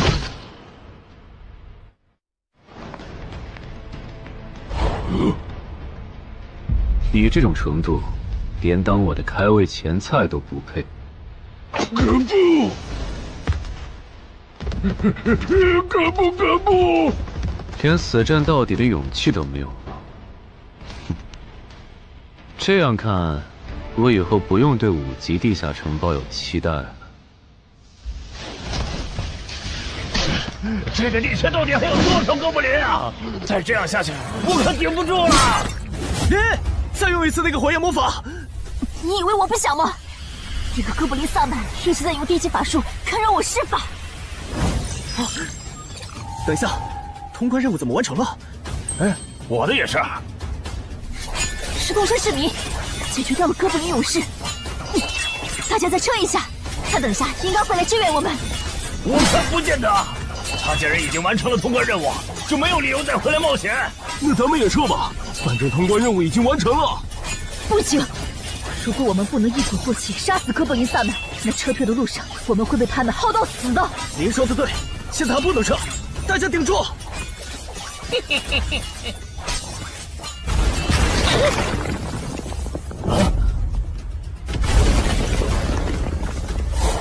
石头山市民，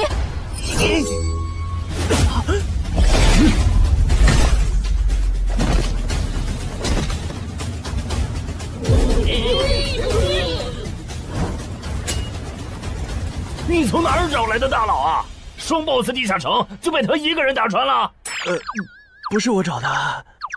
关于我的事情，麻烦大家帮忙保守秘密啊！明白。你这种有潜力的新人，容易被人盯上，等级没升上去前，确实不能太张扬。理解万岁。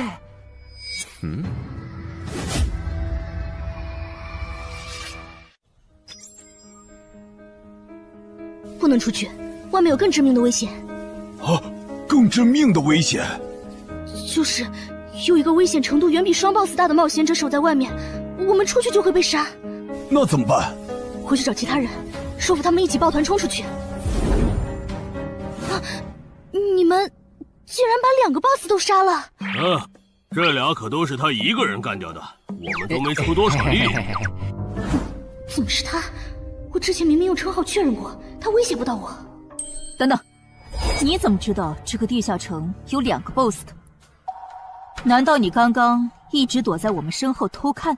那倒没有，在你们遇到 BOSS 以前，我们就已经走到出口了。之所以知道这个地下城里有2个 BOSS， 是因为我的这个称号，他能帮我找出前面对我有威胁的存在。我就是靠他才知道这地下城有2 BOSS 的。不是吧？你有这么好用的称号，你之前不提醒我们？我是没有直接提醒，但我有劝过你们不要继续深入地穴吧。那你为什么又折返回来？因为出口那边有一个比双 BOSS 更强、敌意更浓的高等级冒险者在堵门。外面有高等级冒险者在堵门，你确定？确定。先是地下城难度超标，再是高等级冒险者堵门，可疑的地方太多了。说，是不是你搞的鬼？不是我，不信咱们签单项契约确认。等等，堵门的高等级冒险者，不会是那个爽约没来的四海为家吧？那个，我想问一下，你的称号可以预知危险，那如果我对你流露出杀意，你能判断我和堵门的人谁更强吗？能。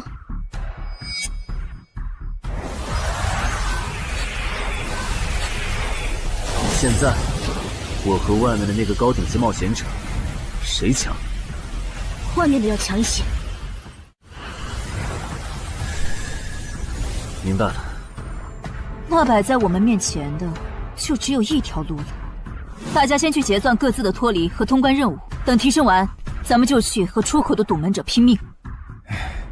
也只能这样了。早知道买这个地下城会出这么多事，我当时就不该手贱。事已至此，后悔也没用了。再说，咱们这么多人，未必打不过。这都多久了，怎么还没人出来？那个通关坟场的小子不会死里边了吧？你有没有兴趣不好意思啊，我想再考虑一下。没想到第一次进入地下城就让你遇到这种事，实在不好意思啊。计算出来了，这次没有掉落史诗级奇物，看来双 BOSS 的地下城难度也远不如坟场啊。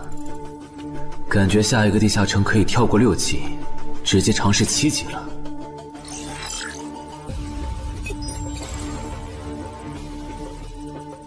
不算置死地而后生的话，能在一会的战斗中派上用场的，应该就只有扮猪吃老虎、奇迹生还者与传奇过招、自适应、暗行艺术和守护者。与传奇过招这技能比置死地而后生差点，能让我状态拉满，但要扣4力量、4敏捷、2感知。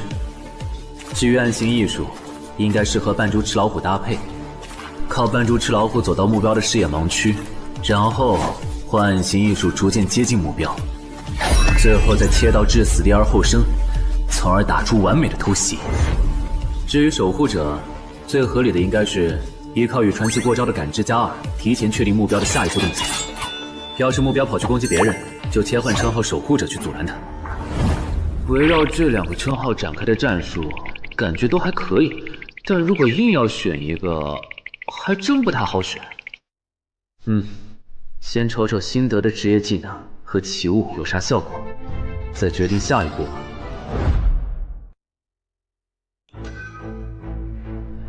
这个向死而生不错呀，就凭它能够提升步伐和身体柔韧性这一点，搭配一步一杀的技能效果，我以后就可以在闪躲的同时攻击敌方要害了。好技能啊！还有这个假死技能，考虑到在现实世界，冒险者死后是不会产生掉落的，我完全可以利用这个技能装死，然后找机会偷袭反杀，兵不厌诈。只要那个堵门的不是脑子有毛病，非得跟尸体较劲，我就能狠狠地阴他一把。当然，这是万不得已的选择。要是可以的话，我肯定想光明正大的赢。哇，这次掉落的东西都很棒啊！骨笛、萨满旗帜和传承之书，以后去地下城就能有个哥布林跟班了。而且这个哥布林的秘药搭配上骨笛，运气好的话，能拉来一只哥布林勇士当打手。保险起见，我就不继续囤升级券了，先把战斗力拉到最高再说。我目前持有的奇物中，等级最高的就是这家伙了。把奇物升级券用在他身上，肯定是最优解。就这样，对传奇亡灵库罗德的头盔使用奇物升级券。只能升到史诗级。那算了，先用装备熔炼炉把这几个用不上的给熔炼了，看能出什么好东西，再决定奇物升级券用在哪儿。不是装备型的奇物不能熔炼吗？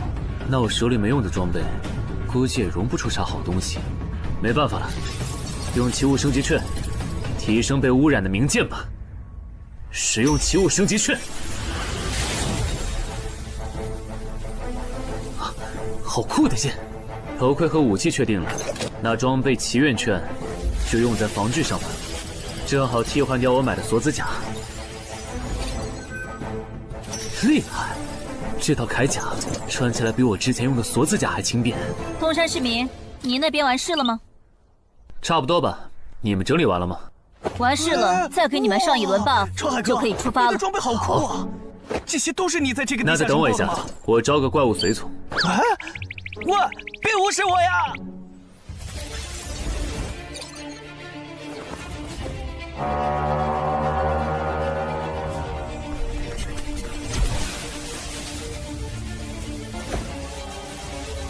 哥布林，你招个这样的怪物随从，没什么意义吧？这小东西连半个战力都算不上，不帮倒忙就不错了。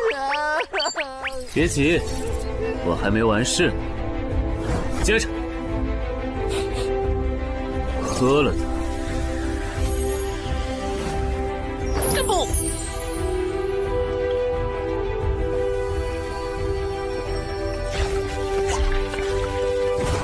妈呀！这就给他喝啥了？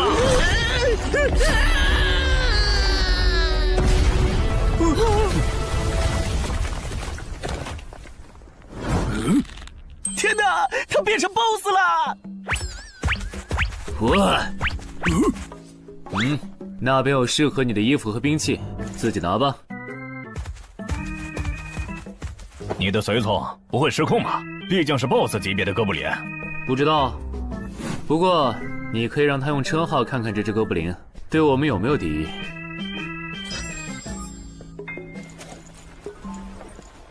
看了，他对我们没有恶意。那就好。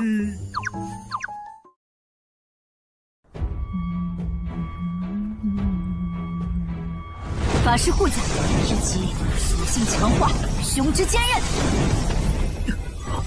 好厉害，体质竟然加强了2点。属性增益只有1个小时。法师护甲能给没穿护甲的地方加点防护，虽说比不上你身上这套的防护力，不过有总比没有强。我呢？好耶！你没事吧？没事，休息一会儿就好。嘿嘿，终于出来了！啊，怎么还混进去了一只哥布林勇士？说好的有人在出口堵门呢，这也没有啊。估计是藏起来了，你用称号看一下他在哪儿。好。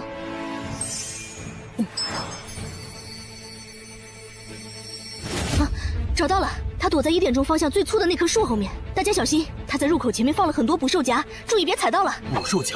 哪里有捕兽夹？有探查类的称号吗？真是够讨厌的。原来是他，这么一来就全明白了。女妖之森刚通关，他不去那儿的黑市买通关物资，却来东山碰运气，肯定有猫腻。知道我在东山的没几个人，团队领袖跟我签了保密协议，肯定不是他。那个戴眼镜的护士也不太可能，所以是商礼还是徐茂？这个人好像有点眼熟啊！等等，你是高成勇？对方很有名吗？何止有名，他可是明广一带最臭名昭著的通缉犯。别看他只有7级，死在他手上的冒险者，光是已确认的就有上百号人了。他不光是想抢别人的通关调度，还想刷出针对人类的称号，说不定现在已经刷出过量杀戮人类这个称号了。看来你很了解我吧？是协会的官方冒险者吗？果然，他已经刷出了那个称号。这样吧，我们做个交易，那小子留下，你带其他人走。这条件可以啊，要不咱们……别信他！协会的档案里，高成勇有放过目标然后再猎杀的记录。要是你们真的信了他的瞎话，等他干掉陈海，再用追踪手段把你们一个个找出来，你们连还手的机会都没有。没错，虽然他嘴上说放过我们，但对我们的恶意一直没有降低。他在说谎。连恶意也能侦测吗？这样好了，既然他的目标是我，那就由我和哥布林勇士主攻。你们看时机牵制，大家都是一根绳上的蚂蚱，这种时候就别心存侥幸了。当然，如果你们中有人实在怕死，那就赶紧滚，别拖我后腿。我们会做好辅助工作的。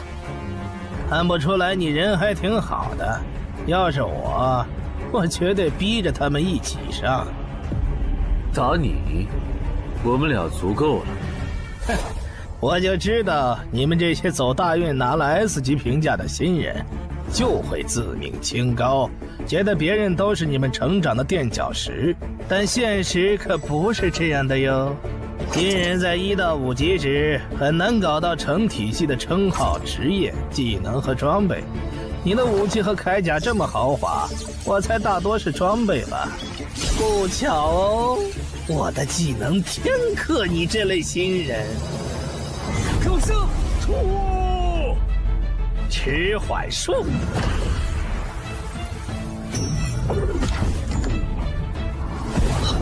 速度变慢了。这一晃，迟缓术可不只是速度变慢而已。遇到使用长镰这种冷门兵器的我，被上了迟缓术的我，也根本接不住你的招。你是这么想的吧？很遗憾，如果你就只有这点东西的话，那很不幸的告诉你，今天你踢到铁板了。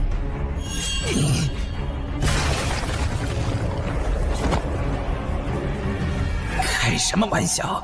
我百试百灵的组合技，竟然被他这么简单的破了吗？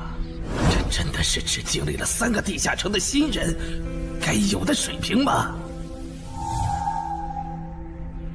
嘿，那个高成勇也没有你说的那么厉害啊！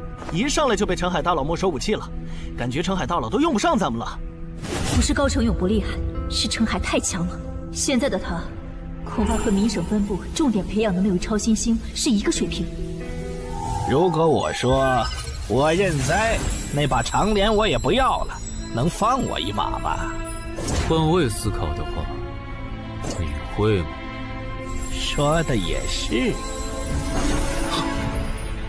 消失了，那件披风的效果是隐身。唉，一想到超新星要死在我手里，我就感到惭愧呀。如果你没遇到我这样的新人杀手，大概会成为传说级冒险者吧。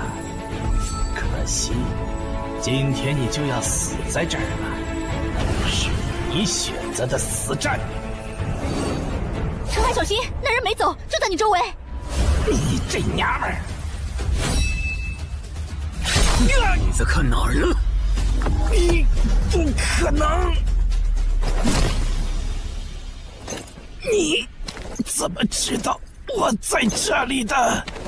因为我感知20，你的一举一动在我这儿都是明白。蛮感知吗？这个人你来上。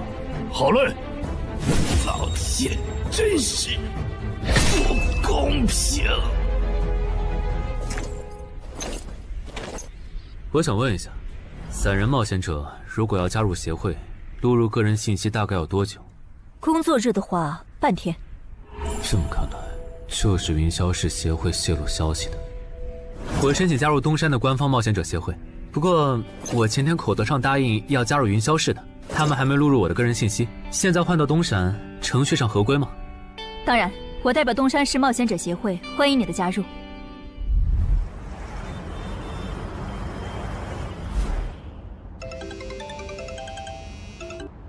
喂，我考虑了一下，还是决定不成为云霄市的官方冒险者了。为什么？你的个人信息明天就能录入进系统了，怎么又变卦了？哈，因为我刚刚除掉了一个 A 级通缉犯，叫高成勇。东山的冒险者协会知道后，邀请我成为本地的官方冒险者。这样嘛，也挺好，成为家乡的官方冒险者，做事会更方便一些。对，我也是这样想的。那我挂了。以后常联系。废物，都是废物！你那边说完了？说完了。哎，你怎么还没走？因为林姐也邀请我加入东山的冒险者协会了，等下要和你一起录入个人信息。这样啊？说实在的，你也被协会邀请加入，我都有点怀疑官方冒险者头衔的含金量了。我不就是在地下城的时候嘴了你几句吗？至于这么阴阳怪气吗？小心点。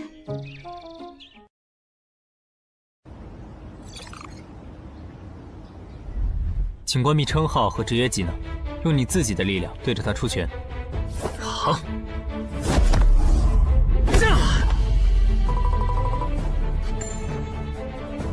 不愧是官方，测技出属性的工具比变身馆的强太多了。12点，那我呢？他们测完了吗？测完了，他的力啥玩意儿都是12。17点，只有12吗？这跟他之前的表现差太远了，我以为他至少14甚至15呢。只有12点却能杀掉9级的高成勇，主流的职业称号肯定够大。等我激活了职业和称号，再测一次，肯定压过你。澄海先生，你的个人信息已经录入了，这是你的证件。这么快？特事特办，你可是以一己之力打穿了双 BOSS 地下城，还单枪匹马完胜高成勇。另外，6到10级官方冒险者每年得通关2次协会指定的同级地下城，不然就得从攻略组调走去情报或资源采集组，把时间花在身体塑造和实战训练上。半年通关1个地下城就行。没问题。还有就是，总部时不时会有借调任务，借调时你表现出色就有奖励，奖励能换协会里的称号线索、转职证书和奇物。不过一般只有9级以上的冒险者才会被借调，你暂时不用考虑这些。有一个问题。你说。称号线索是什么？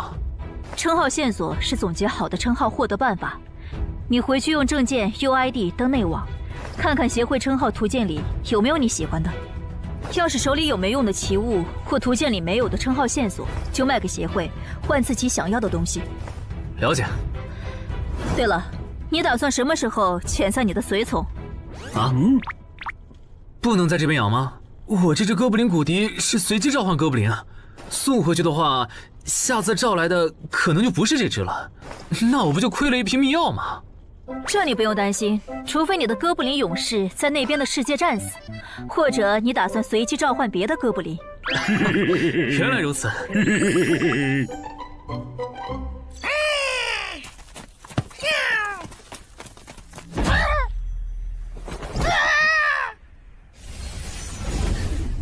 跟我来吧，我带你们去认识一下同事们。好。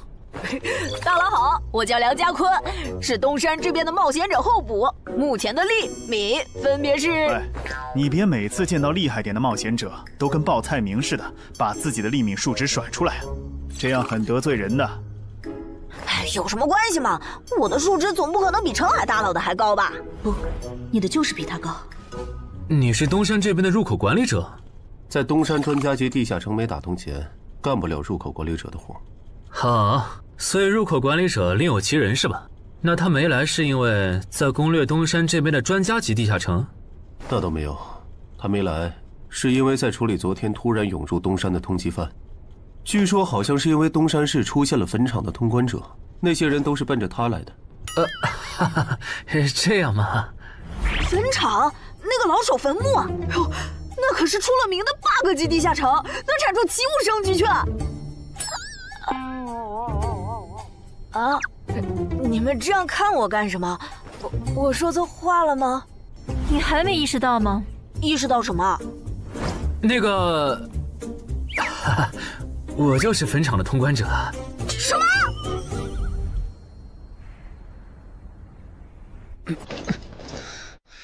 虽然已经说好这段时间把精力用在属性提升和恶补地下城知识上，但家里这个入口，我还是想有始有终，一个人单刷的。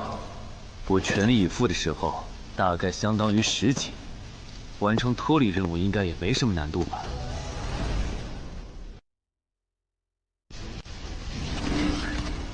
感觉也没怎么变。咦？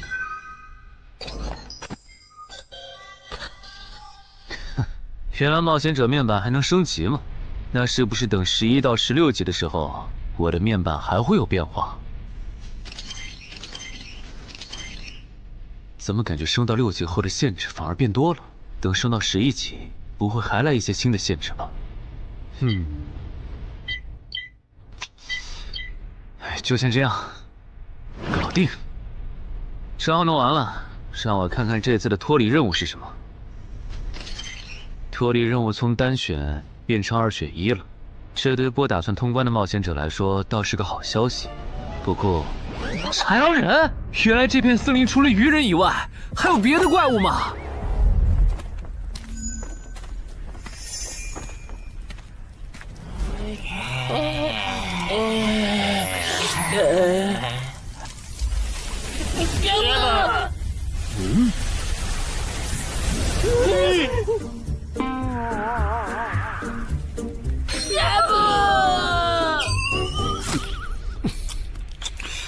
所以在你看来，那些豺狼人阴险狡诈，并且还特别喜欢欺负弱小，是吗？没错没错，就是这样。这不就一群森林恶霸吗？嘿嘿，答对了。那这一次就不做和豺狼人有关的轮换任务了，先找到潮汐鱼人的孵化池，然后试试能不能通关。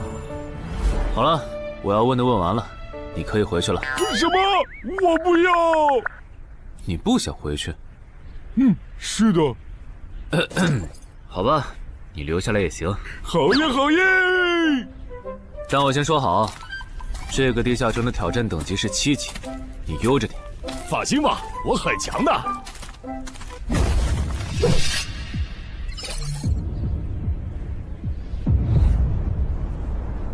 结果你还真组了个野队，让人家带你通关。嘿，还是5级的地下城，你这胆子够大的。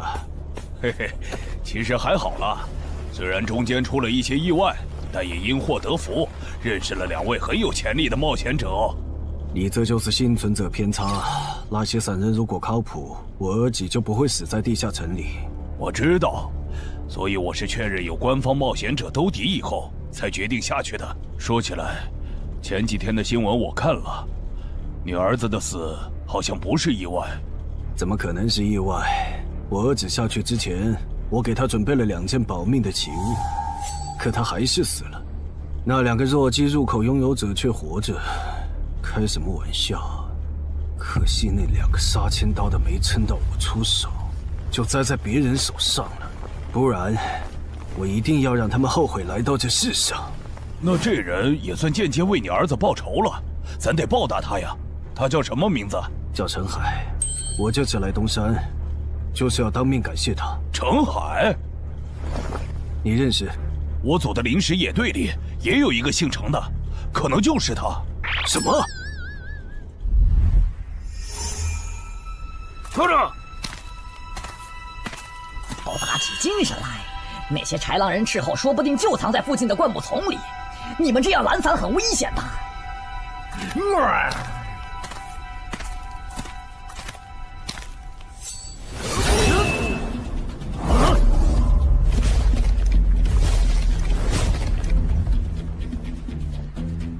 话说，你会说他们的语言吗？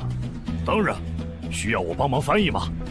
先不，我有一个能在这种场合上派上用场的奇物，如果它不好用，我再找你。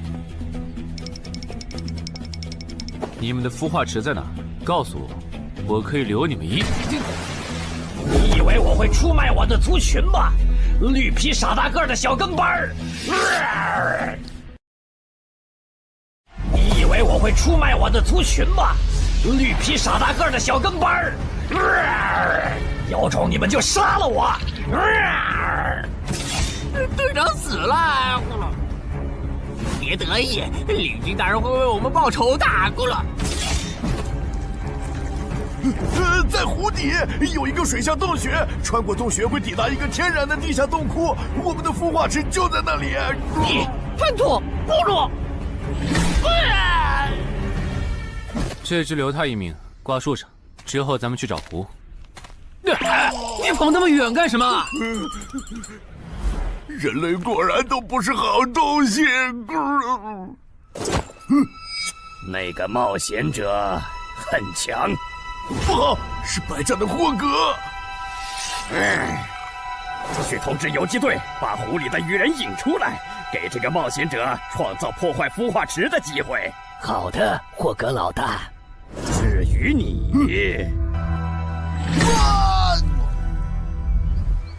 哇，这湖比之前用无人机航拍的时候感觉还大。得先找到水下洞穴，然后游好久才能到孵化池。就这要求，能把99%的冒险者都给淘汰掉。不过好在我有海之炎能水下呼吸，虽然不会游泳，但头盔里有库罗德水下战斗的经验。老大，我不会游泳，我可不可以先回去啊？你不会游泳？行吧，那我先送你回去。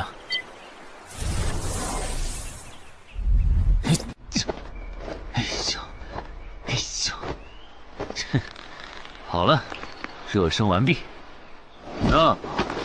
出发了。果然，依靠海之岩和库罗德的头盔，就算是我这种旱鸭子，在水里畅游，那还不是小菜一碟。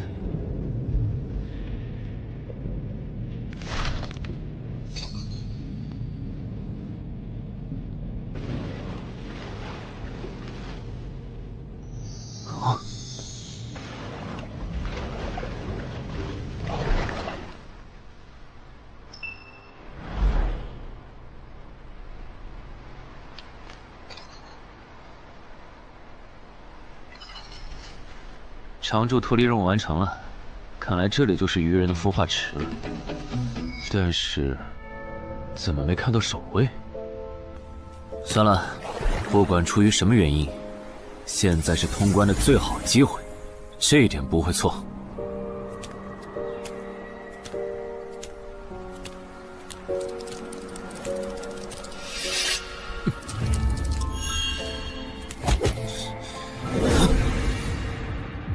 就一个咕噜，有点不够分呐，咕噜。都过去这么久了，竟然还有不知死活的笨蛋想要捣毁孵化池，咕噜。是啊，不过没想到的是，这次来的竟然不是豺狼人，而是人类啊，咕噜。原来守卫一直藏在上面吗？1对4，他们应该不会给我穿装备的时间，用至死地而后生，速战速决吧。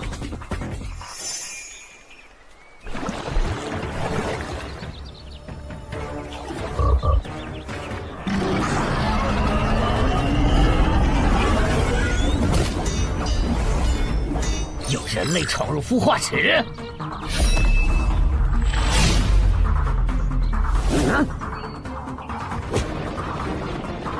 霍格老大，鱼人撤了，应该是湖里的鱼人哨兵发现那个人类冒险者了。派个机灵点的去湖边盯着，如果那个人类冒险者逃出来了，就通知我。好的，霍格老大。这几只守卫的强度比哥布林勇士高不少，他们应该就是这个地下城的 BOSS 吧。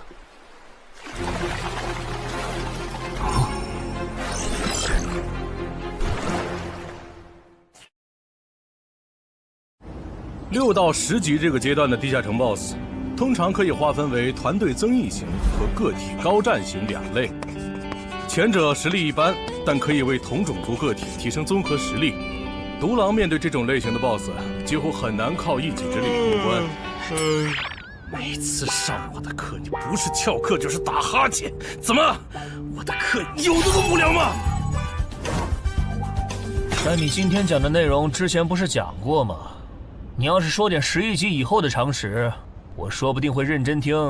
你以为我喜欢讲这些？还不是因为你们这些莽夫 ！CJ 的超新星不自大，不单人去调高等级地下城，就不会被 BOSS 弄死。公司也不会把我临时叫过来给你们突击补课了。什么？顺治死了？是啊，你这几天没上论坛吗？大家都吵翻天了，说他的死浪费了 CJ 对他的投资。这我还真不知道，到底怎么回事？你快和我说说。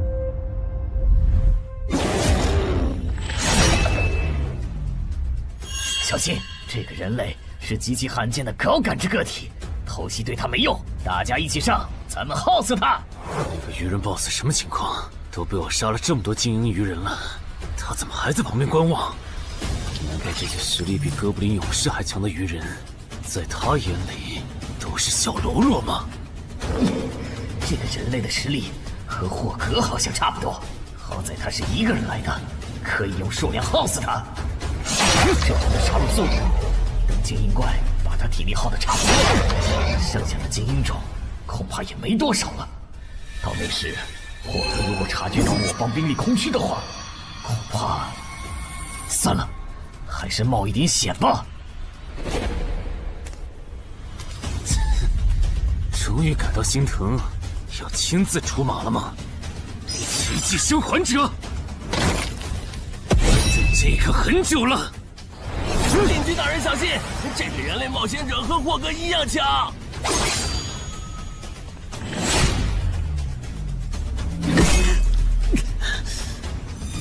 很好，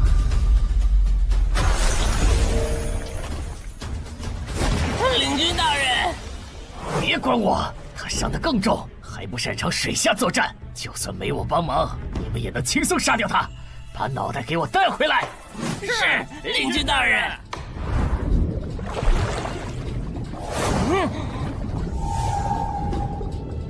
那个人类不是重伤了吗？他咋能这么快逃到这儿，还迅速干掉鱼人哨兵的？他是被人潜到身后，然后一招毙命的。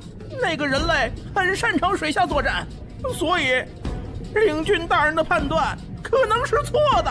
什么？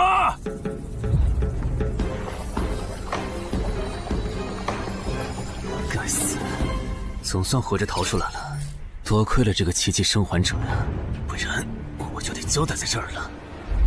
果然和我预想的一样，那个鱼人 BOSS 沉不住气，要是他再晚点，我就会被耗死了。怪不得团长说，独狼到了更高级的地下城会越来越吃力。一挑多肯定没胜算呢，看来我还是得找些厉害的队友了。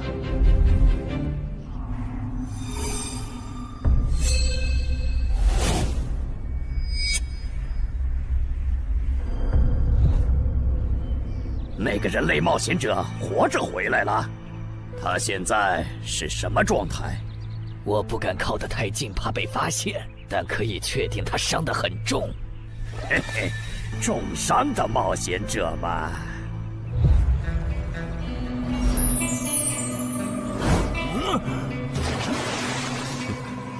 下次再找你们算账。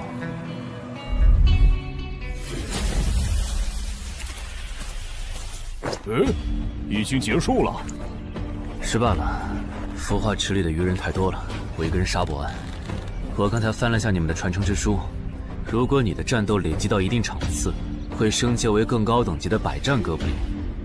以后你就用这把剑斩杀和你实力差不多的地下城怪物。等你成为了百战哥布林，这剑对你没啥用的时候再还给我。那您用什么？哼，我用这个。啊，对了，你以后得练一下游泳了。后面我还要再打一次这个地下城，到时你得出力。好吧。这一定是豺狼人干的。激活技能，与死亡共舞。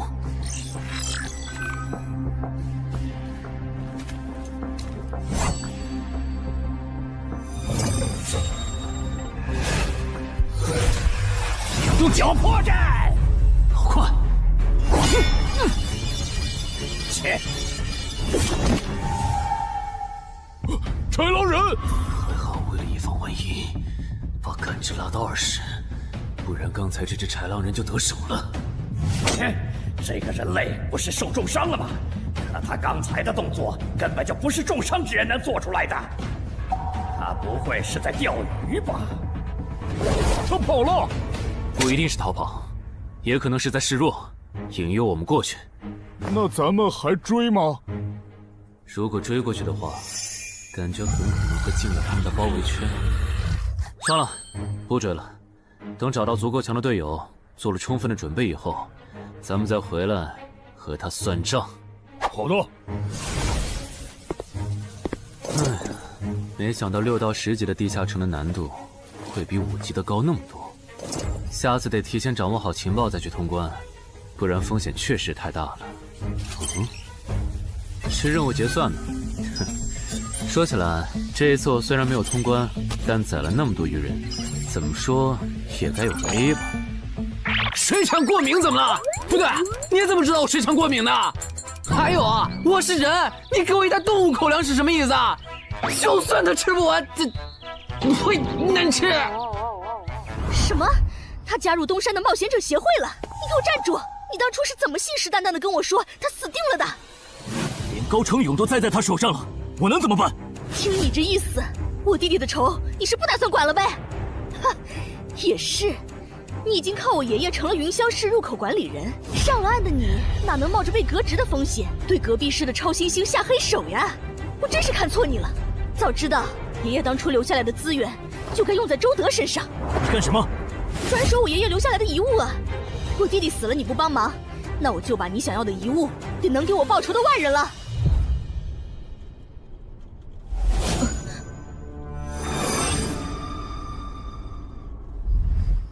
361、362、363。安然，黑市上出现了个你可能会感兴趣的悬赏。内容。有人用传说级冒险者的遗物作为奖品，悬赏东山市某位超新星的命。徐茂又惹到谁了？不是徐茂，但这个人咱们都认识。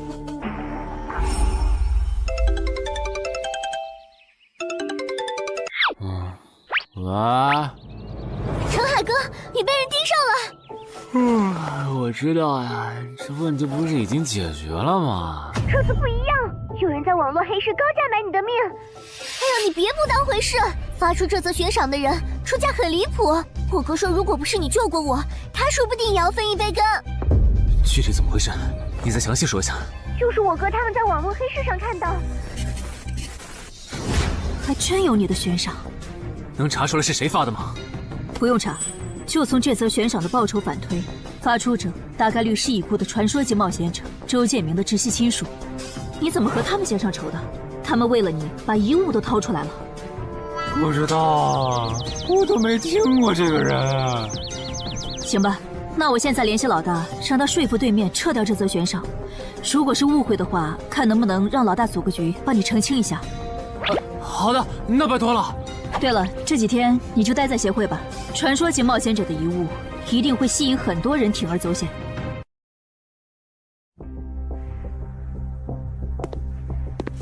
被人捷足先登了？不对，这里似乎没发生战斗。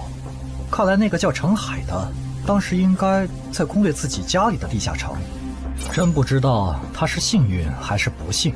虽然因为家里的地下城躲过了第一波袭击，但被堵在地下城里的话，他连逃都没地方逃。除了我和目标以外，这个地下城还有4个人，不知道是敌是友。你卑鄙！哪有你们人类有病？我不就派了个斥候守在出口吗？至于让你们杀过来吗？搞得我现在受伤不说，手底下的兵也被消耗的差不多了。如果昨天那个冒险者又回来了，不行，留得青山在，不愁没柴烧。这点不能待了，得赶紧走。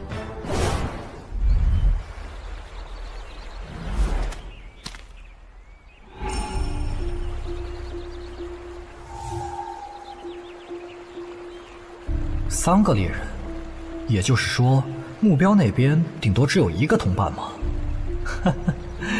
这么看的话，这个游戏变得更有意思了。安教练，你找我？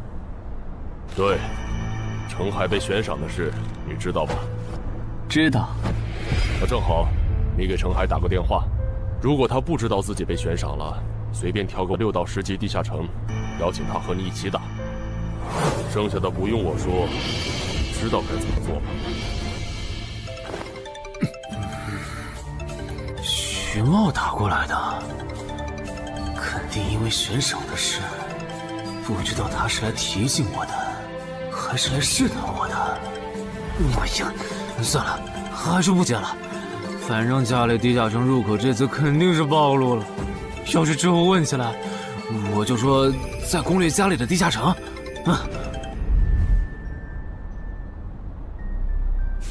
咱们来晚了，那个叫程海的，应该是被前面的人逼进这个地下城里了。我们还进去吗？进。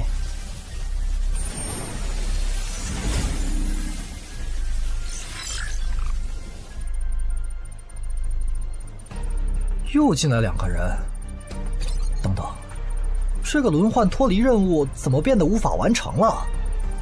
难道说这个地下城的精英豺狼人已经被杀到不足5匹了？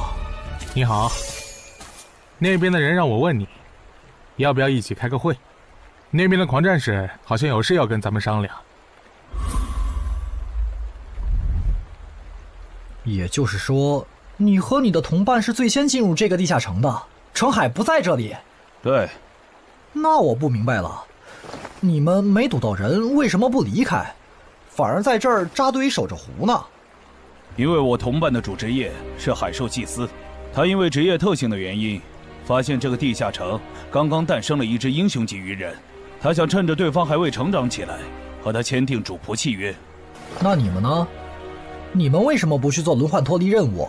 因为我们进入地下城用无人机找程海的时候，只发现了守在湖边的他。等我们赶过来以后，他既不承认程海在湖里，又不肯交代他守在湖边不走的理由，那我们能怎么办？只能陪他在湖边耗喽。这不能怪我呀，我总不能说我的同伴下水了，但我不会游泳，只能在岸上等他吧。你这家伙！啊，我怎么了？先等一下，你们的事情我大概了解了，但这应该没有商量的必要吧？有必要。刚刚我的同伴死了。啊？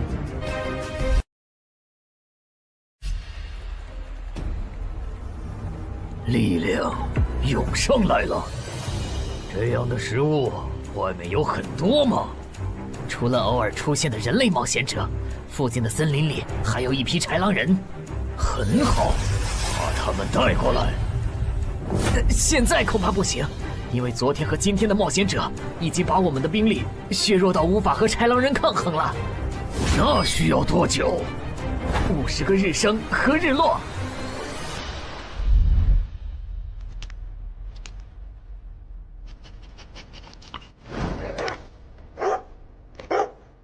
没想到独狼闪悟竟然死在了这个地下城。他不是一直这样莽吗？遇到克制自身的地下城，就会因为没有人帮他兜底而陨落。是这个道理，但这白痴为了断其他人的后路，单独猎杀豺狼人，结果把自己给玩死，是我没想到的。那我们之后怎么办？鱼人的孵化池大概率在水中，我们的职业和奇物都不适合在水下作战。完不成脱离任务的话，我们会被困在这个地下城的。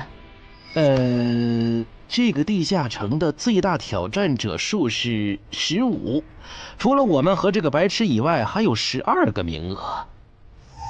只有其中有擅长水下作战或者能帮助我们完成脱离任务的，我们就能脱离。所以，回出口。我都说多少遍了，我的同伴是海兽祭司啊！这个职业的水下作战能力很强，以他的实力，不可能连逃回来都做不到。这个地下城绝对不正常。关键是现在要离开这个地下城，只能靠常驻脱离任务，这下麻烦了呀。回出口吧，排除掉那个搞崩了轮换任务的王八蛋，这个地下城还能再进7个人，说不定其他人里面就有能帮助我们完成脱离任务的。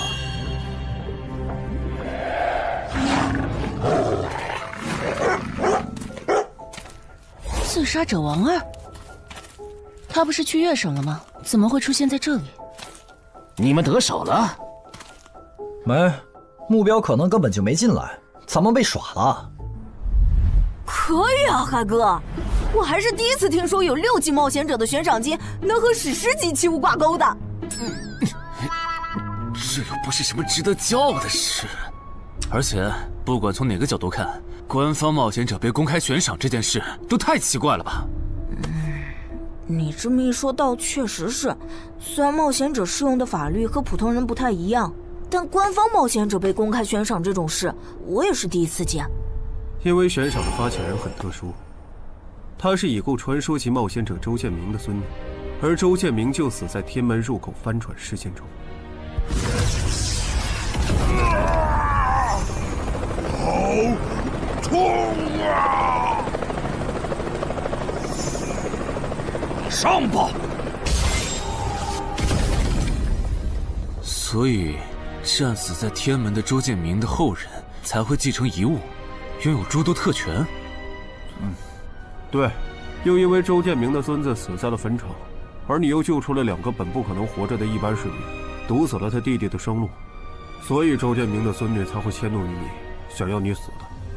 照你这说法，我们的矛盾岂不是化解不开了？那倒不至于，老大已经约了米省负责人，也就是周建明的旧友，还有发布者，一起谈这件事情了。快的话，下午就能谈出个结果了。我们没来晚吧？没，刚刚好。嘿嘿，那就好。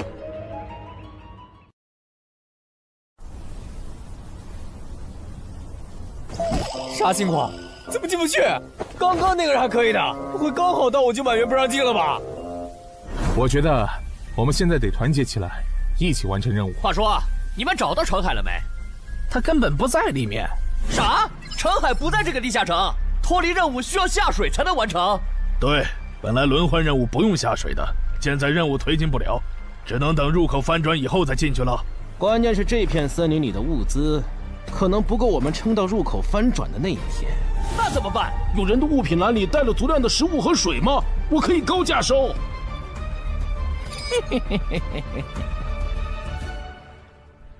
本来也没抱多少希望，不过没想到连刺杀者王二那样的高手都被困在这个地下城里。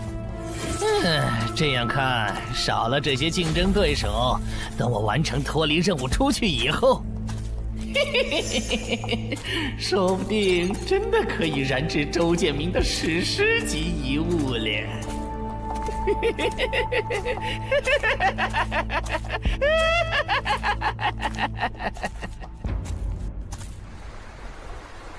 什么？有远方的鱼人部落派使者来拜访我们？是的，对方自称是寇涛鱼人的大祭司。大祭司？吞噬者大人，要和他见一面吗？见，不过以防万一，把放出去的鱼人都叫回来吧。寇涛鱼人嘛，我还真挺想知道他是怎么找到我这里的。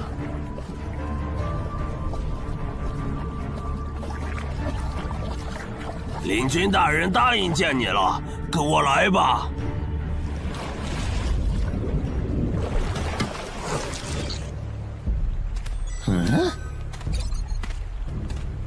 这就完成脱离任务了，真是得来全不费功夫。你在看什么？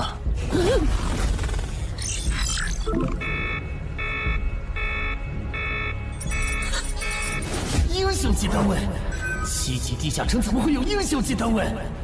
你在发什么呆？吞噬者大人问你话呢。别慌，他们看不到我的任务面板，只要找个理由搪塞过去。理由，有了。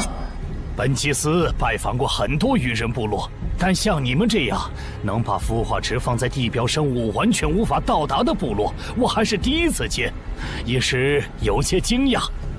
这样啊，那不怪你，毕竟不是哪一只鱼人都能找到这样的风水宝地。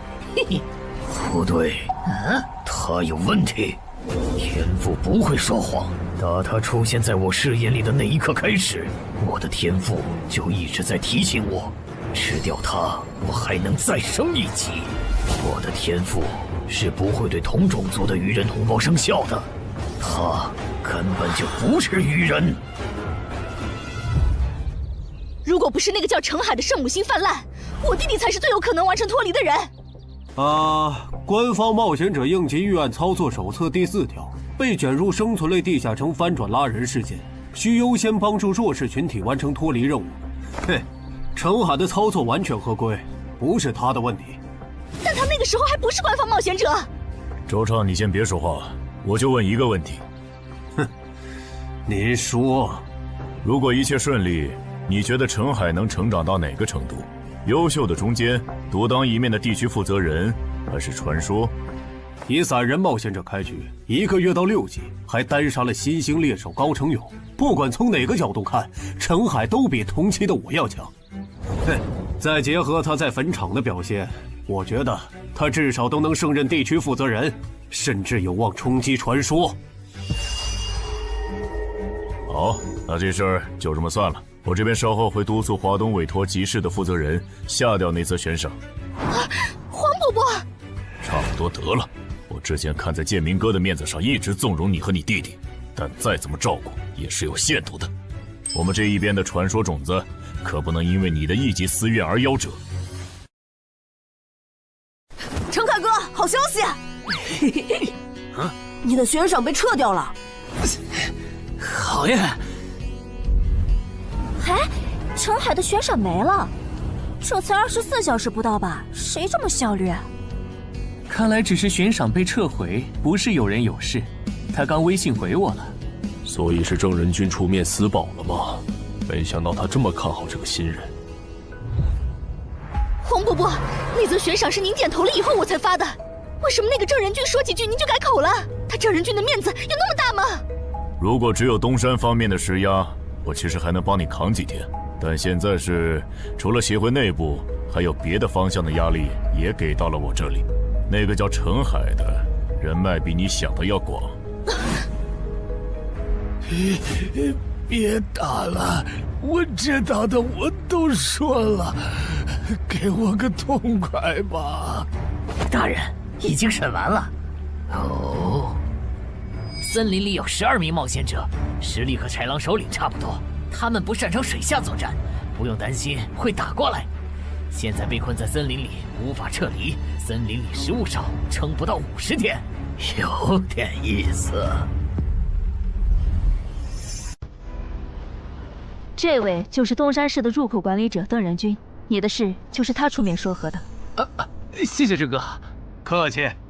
虽然华东委托集市已经撤掉了针对你的悬赏，但保险起见，未来2个月你还是别出这栋楼了。外面指不定会有高等级通缉犯冒险来杀你，然后找悬赏发布者领赏。有道理，那我不出去了。等一下，那悬赏澄海哥的人呢？这种坏规矩的事儿，他难道就没有处罚吗？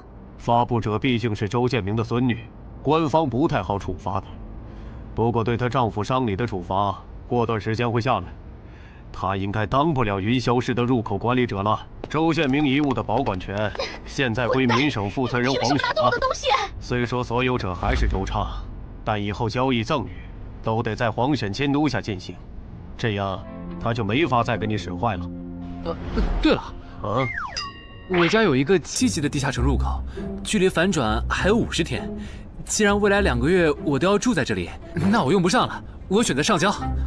什么？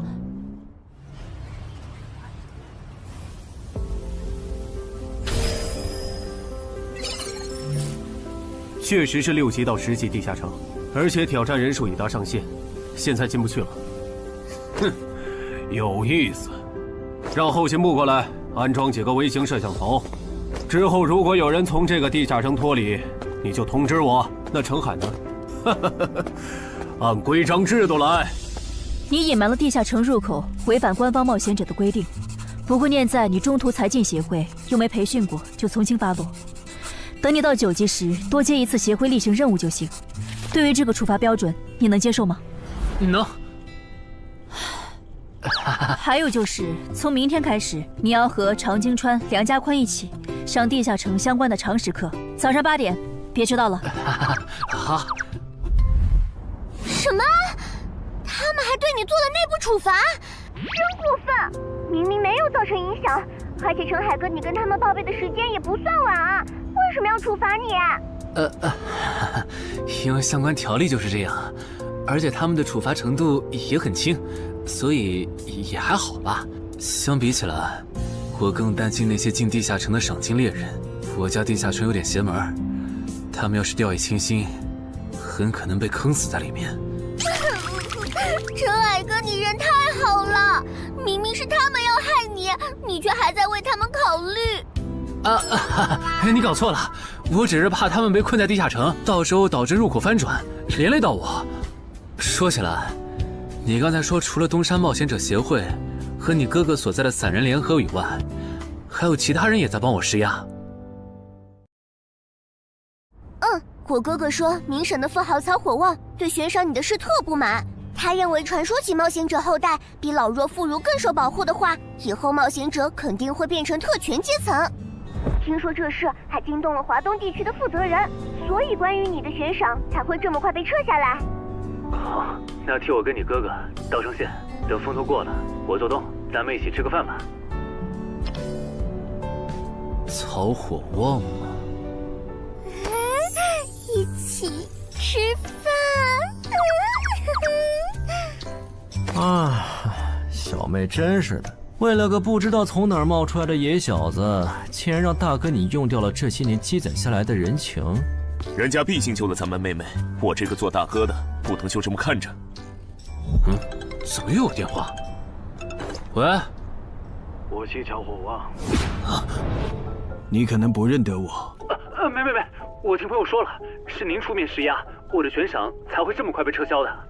你已经知道了，那我就开门见山了。您说，我儿子死在了女妖之身，我调查到那个所有者后来被你杀死了，这样看你算是帮我儿子报了仇，所以咱们现在谁也不欠谁的，账清了。我今天给你电话是有别的事，我想以一介商人的身份和你谈一笔生意。简单点说，我和朋友都觉得你有前途，打算重点投资你。你以后要是成了地区负责人，选辖区时可以适当听取我们的建议。如果你觉得可以谈，咱们线下细聊。我是基础属性与称号常识课的客座讲师朱伟，很高兴认识大家。开始前，我想问大家一个问题：你们觉得对于新人冒险者来说，力、敏、体、智、感、魅这6种属性哪个最重要？这还用问？肯定是力量，毕竟脱离和通关任务大多需要击杀指定怪物才能完成。现在都知道，进地下城得备好防具和开刃武器，有兵器帮忙，哪怕身体弱得像软脚虾，也能击杀低等级怪物。对新人来说，力量够就成，多了那也是白搭。反倒是敏捷更能提高冒险者的生存率。这位学员说对了，在协会统计的数据中，刨除掉称号、职业和装备，对低等级冒险者的存活率和内战胜率影响最大的属性就是敏捷。敏捷影响冒险者在地下城内的存活率，这点好理解。但冒险者之间的内战，为什么也是敏捷占主导？很简单，低等级冒险者的称号、职业和装备都不成套，没法弄出有效的攻防体系，所以他们内战时谁先动手谁赢面大。这时候敏捷就很关键了。原来如此，怪不得我遇到的秃鹫和通缉犯不是速度很快，就是打法非常克制、速度快的冒险者。原来点在这里。极限加敏捷的冒险者到6到10级就不好使了。一是这阶段冒险者能靠地下城掉落完美攻防，二是地下城等级一高，怪物种类和数量猛涨，光靠敏捷自己单干没法应对任务和怪物都变强的新情况。那6到10级这个阶段，哪种属性收益最大？6级之后，除了必定作为攻略组核心的超新星以外，其他冒险者都得按团队需求调整自己。这时候别管啥属性收益高，得看团队要你咋发展。原来如此。但不同属性之间多少会有一个模糊的价值差吧？比如同样是1点属性，加在感知和加在力量上，谁更划算？这个确实有，目前公认的排序是魅力大于感知，大于智力，大于体质，大于敏捷，大于力量。魅力最高，为什么？我也不知道，不过这个排序是传说们公认的。作为金字塔最顶层的冒险者，他们的判断必定有其缘由。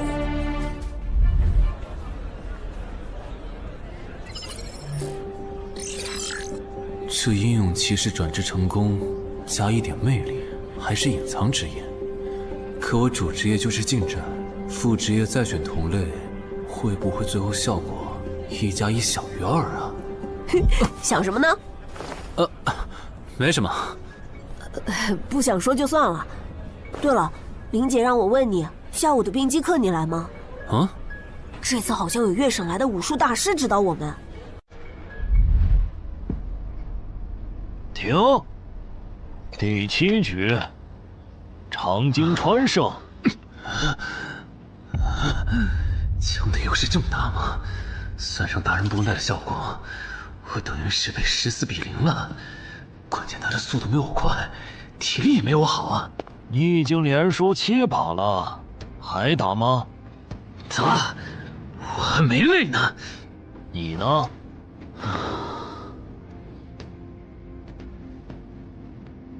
打。好，休息3分钟，然后继续。怎么感觉不用称号和职业技能的陈海哥表现还不如我啊？你说的没错，他做了个基础身体塑造，就去女妖之3了。靠着地下城和坟场暴走事件，成了华东新星。要是光论基本功，他确实比不上你。啊，这样吗？哼，不过作为冰姬的门外汉，他的表现已经足够出色了。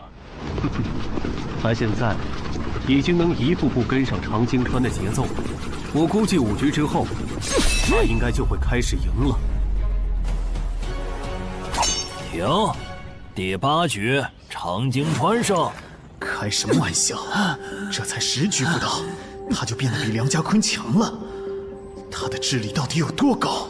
感觉不是打法的问题，如果我的爆发力再强一点，刚才那一局说不定能赢。陈海，啊，下一局你用称号和职业技能吧。你确定？哼，确定。我想更直观的感受我和超新星的差距。常经川亮称号了。什么？他们好像要来真的。行吧，老爷爷，您往旁边站一点，我怕待会儿打起来会碰到您。不用顾及我。好吧，那我尽量快点结束。置死地而后生，看起来好像是增加爆发力的称号。我准备好了，你先攻吗？不用。好，来吧，让我领教一下超新星的含金量。那你不要眨眼哦，现在的我可比之前快多了。好快！我出手更快！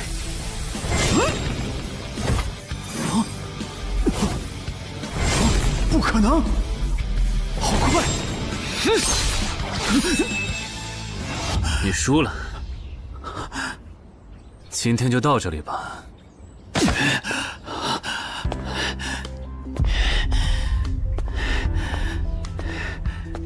喂，我完事了，换班换班。我和他的差距原来这么大吗？其实你枪练得不错，出手的那一下，就算是我年轻那会儿，也不见得能躲掉。别灰心，你只是运气不好，遇到了能阅读你下一步动向的特例。阅读下一步？展开来说就是，人在出招时破绽最大，能抓住这个瞬间的人，轻松就能无招胜有招。使用者必须要在对手出招前阅读到对方的下一步动作。有这份眼力的武术家呀，还在世的不超过5个人，所以你输得不远。陈海哥，你刚才那招叫啥？好酷啊！没想到一个没练过武的门外汉，竟然也能掌握这一招。他真的只是个普通的冒险者吗？陈海哥，你也太牛了吧！你是没看到败给你以后，常经川的臭屁男的脸色有多……臭屁男？常经川，我可以坐在这里吗？当然可以。其实，我原本是把你当做我的竞争对手的，但现在看来是我没眼力见了。以你的实力和潜力，东山这种小地方根本就留不下你。这不明摆着吗？坟场那种全球公认的 bug 级地下城都被陈海哥打通了，他肯定不会自降身份来跟咱抢下任东山市入口管理者的位子呀。说不定到那个时候，他已经是一手负责人了。喂，等一下，你说他以后能成为传说级冒险者，我不反对，但一手负责人，这个人真是好啊！啊，你问我副职业怎么选？哎，对，我这不是6级了吗？之前探索地下城的时候，发现冒险者面板升级了，除了在用的职业以外，我还可以再激活一个副职业。但我不知道副职业该怎么选，所以来问问你。这个在主副职业常识课上会讲。不过你既然问了，那我就简单说下。一般来说，冒险者主职业分常见和隐藏两种，常见职业很多，进阶方法也大都搞清楚了。你的主职业要是常见的，去内网一搜就知道和哪个副职业最配了。那如果主职业是隐藏职业呢？果然，你是隐藏职业。隐藏职业因其获取难度，目前协会只掌握了个别职业的最优路径，其余的就只能凭感觉来了。啊？凭感觉？那如果选错了，后续不就完蛋了？谁也打不过了呀？不一定。毕竟常规职业冒险者，就算是成为传说，实力也只能排到中等偏下这样。如果你真是隐藏职业，只要没选和主职业互拖后腿的副职业，那上限就不会低。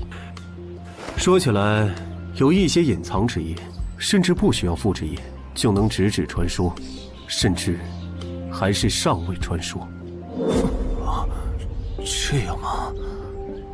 不过这种，就算在隐藏职业里也是非常稀有的，就像8美人的骑士。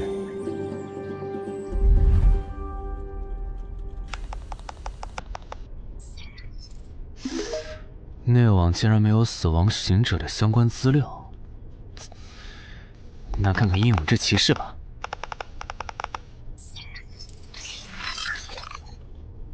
没想到我手通坟场得到的转职道具，竟然在全球冒险者圈子里被无数人追逐。看他们的评论，这个转职徽章除了挑战难度高的离谱以外，没有别的缺点，而且挑战次数也没有限制。那么只要转职成功，就必然能成为上位传说。嘿嘿嘿。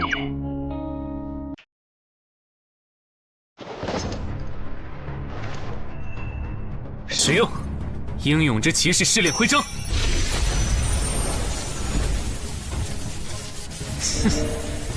那么，出发吧。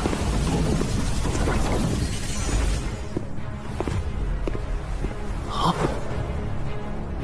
不是吧？让我挑战他？啊？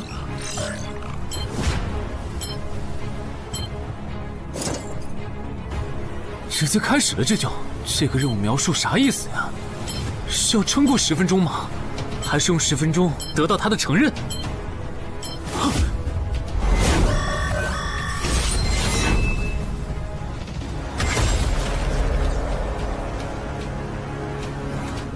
这家伙该不会比库罗德还强吧？好了，第一把先试试水，先弄清楚我和他的差距。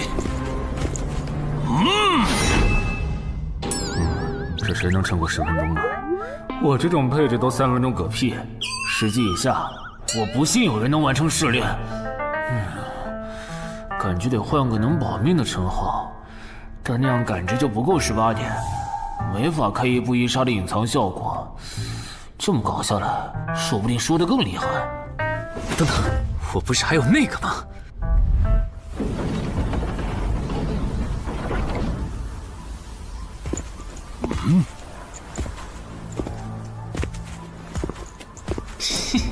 讨厌，这个傻大个的弱点是感知，他看不到穿了隐身衣的我。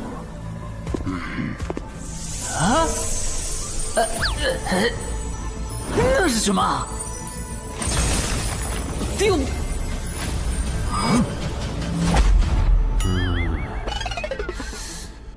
他怎么能有看破隐形单位的技能啊？不行，我就不信邪了。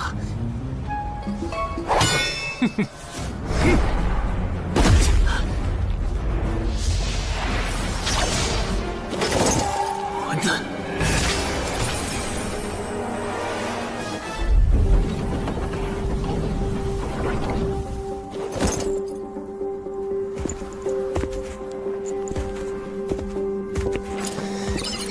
再来！啊，那些冒险者还在我家？对，虽说不知道发生了啥，可要是时限到了，这些冒险者还不出来，那咱就得掌握更多这地下城的情报，这样以后入口翻转的时候才能处理好。换个地方聊吧。还是没找到乔敏吗？没有啊，周围都找遍了，没有他的痕迹。那看来他不是下湖了，就是去更远的地方找豺狼人了。希望是后者，不然我们的麻烦就大了。我希望他是去找豺狼人了。老七那边应该也发现了，这地下城难度会越拖越高。等孵化池孵出大量的鱼人后，我们恐怕都会死在这儿。你说什么？你家地下城的通关任务是捣毁潮汐鱼人的孵化池？对啊，怎么了？我先冷静一下，林，你来给他解释。好，目前官方已公布的地下城翻转规则，你都知道哪些？基本上都知道。入口翻转后，攻方守方位置互换，我们这儿会变成鱼人需要攻略的地下城。没错。那你知道来咱们这边的地下城土著也需要满足指定条件才能回到他们的世界吗？什么？等等，你的意思是那些土著也会有脱离和通关任务？是的，而且绝大多数情况下，两边的脱离和通关任务会很接近。比如捣毁潮汐鱼人的孵化池，换算到咱们这边，恐怕是破坏人类的重要设施。快，你再听吧，这下摊上大事了。他已经吓傻了。你说东山市下个月会有一个7级地下城翻转？对，地下城的土著是鱼人和豺狼人，类型是探索，通关任务是捣毁鱼人的孵化池。所以他们想要征调咱们的徐茂。是的，报酬是官方掌握的同等级地下城的随队通关名额。等等，郑哥不是14级的冒险者吗？处理一个7级的地下城不是很简单吗？因为你家的入口翻转后，我就没法随意出手了。啊？你不知道正常，这涉及到未公开的地下城翻转规则。当入口翻转后，我们的世界就会变成鱼人眼中的地下城。因为入口翻转前后规模不变的铁律，所以在有鱼人完成脱离任务之前，等级高的正人军不能动手。原来如此，怪不得坟场明明只是5级地下城，但却存在传奇个体。怪不得小鬼头脱离后，坟场就立刻进入到第2阶段，这样就解释得通了。这个规则不是强制性的，我不能出手，主要还是因为有人曾经尝试过这样做，结果导致入口等级提升，对面的高等级个体也能来到我们的世界。简单说，用同等级处理同等级翻转问题，是各国冒险者协会试过好多回后得出的最优方案。那军队呢？郑哥这样的不方便出手我理解，但军队和热武器明显更靠谱吧？用军队和热武器对付入口翻转，攻略地下城确实最效率，但过去10年来，所有这么做的国家，最后都后悔了。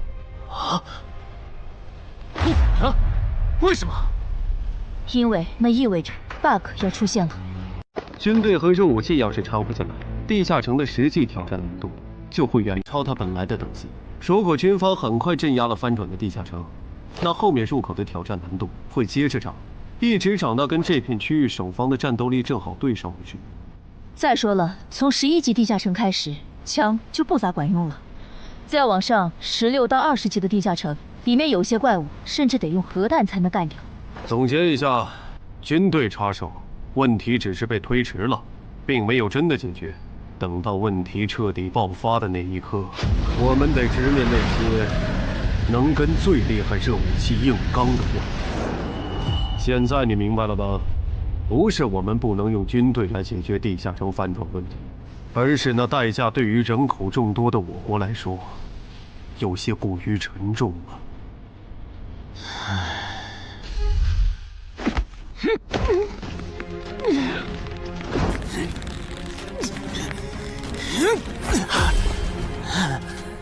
陈海哥这也太拼了吧！天天这么练，他身体遭得住吗？林姐没和你说吗？说什么？陈海家的地下城，下个月要翻转了。什么？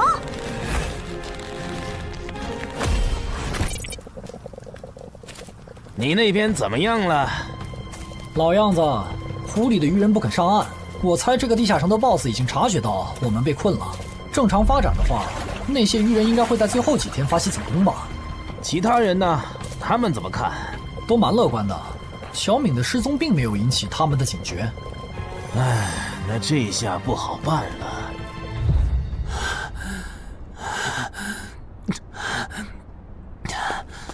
给。啊？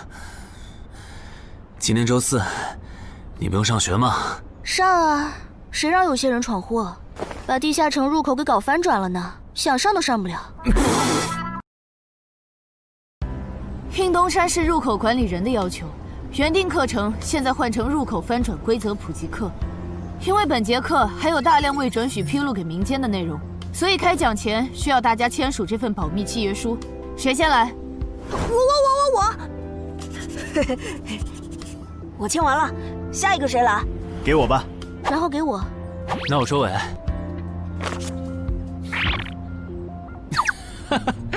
原来你叫苏玉啊！哎，你爸是不是三国迷，喜欢荀彧啊？闭嘴，快点签！最后重复一遍，我接下来讲的内容，你们不可以透露给协会外的人。一旦违例，协会的档案师和守密人就会针对违反保密协议的人进行内部处罚。相信我，绝对会让你们后悔泄密的。下面开始正式上课。官方已公开的入口翻转规则，你们都看过吧？看过。好，那我就用东山市要翻转的7级鱼人地下城做切入展开来讲。地下城翻转完后，入口还在老地方，东山市会出现对鱼人来讲难度一样的7级人类地下城。在该区域内，你们将无法使用称号。为什么？目前学术界尚无定论，但主流观点是，这是基于守方有利现状做出的平衡性调整。啊？其实很好理解，攻方鱼人们初入城市，不了解地形，处于压倒性的劣势。要是这时候守方战斗力还不限制，攻方可就太吃亏了。有一个问题，还是用这个鱼人地下城做例子。如果鱼人来到我们的世界，那他们的实力会变强吗？在他们完成脱离或通关任务前，实力并不会有明显的提升。也就是说，鱼人完成脱离任务后，因为有好处拿，就更想把通关任务也给完成了。这机制，不就是让人等死吗？我有一个问题，这次的入口翻转事件就不能用枪来解决吗？用枪的话，地下城难度会高得多。要是不想以后碰上更多入口翻转的事儿，就别想用枪解决问题。那找2个9到10级的大佬堵门怎么样？来一个杀一个，这总行了吧？地下城入口翻转后，以入口为中心那一片，攻的一方占大便宜，守的一方在这地儿，称号没法用，职业带来的基础属性也没了。多找几个人呢？如果来5个9级堵门，应该就稳了吧？5打1的话，咱们经验更多，绝对是咱们这边优势更大。是，之前确实有人这么做过，而且效果也不错。但对攻方不利的地下城，也会因此变更为生存型。按照镜像法则，要是咱们守着的地下城变成生存型，这世上某个地方就会出现同样等级区间的生存型地下城入口，来和它平衡。比较典型的就是坟场和恐惧之墓。所以，至少在我们国家，现在是尽量避免这样做了。哎呀，好恶心啊！这里不允许，那里又有限制的。难道入口翻转，我们就只能安排附近居民撤离，然后一波接一波的处理跑来咱们这边的鱼人吗？倒也不是，其实我们已经快找到可以快速解决地下城翻转事件的办法。哦，是什么？只要入侵我方世界的同批次地城土著里，有人被我们捕获，且在该地下城入口时间归零前，我们一直保住他的命，那就不会再有下一批次的入侵者。这次喊大家过来，是想和大家一起讨论我们最后几天的安全问题。能有啥安全问题？不就是个靠机制恶心人的7级地下城吗？要不是我的职业不适合水下作战，他早被我攻陷了。不懂就闭嘴，好好听。这个地下城没你想的那么简单。啊，搞得你好像很懂的样子。你懂你说呗，我洗耳恭听。你没看这个地下城的名字和任务内容吗？摧毁潮汐鱼人孵化池，这么明显的暗示你都没反应过来，我真是服了。要现在这样下去，最后几天活里的鱼人能多到数不过来。如果他们的 BOSS 是团队增益型的，那某些不抱团的蠢货绝对死定了。你骂谁呢？所以召集我们过来，是要商讨最后几天鱼人上岸时咱们怎么自保吗？对，上个月我去粤省处理当地10级地下城翻转的事，知道了一些不能透露给民间的情报。官方察觉到翻转后的地下城有个对攻方有利的规则，以入口为圆心的特定范围里，守方的战力会被严重限制。所以我认为现在这个地下城作为守方的鱼人们，应该也存在类似的规则。具体点呢？会限制到什么程度？以我们为例，鱼人作为守方，我猜就算他们的 BOSS 是团队增益型，进入我们攻方有利的区域，这个增益效果也会被压制。称号不能有也就算了，连职业带来的基础属性加成也会被抵消吗？这限制未免也太大了吧！我原本还想着，如果称号不能用，就选一个感知加2的副职业，凑出一步一杀第2个效果，未来式的最低要求。但现在肯定没戏了。算了，到入口翻转前，我先用英勇之骑士来适应没有未来式的战斗吧，看看实力会折损多少。早啊，骑士。啊？不是吧？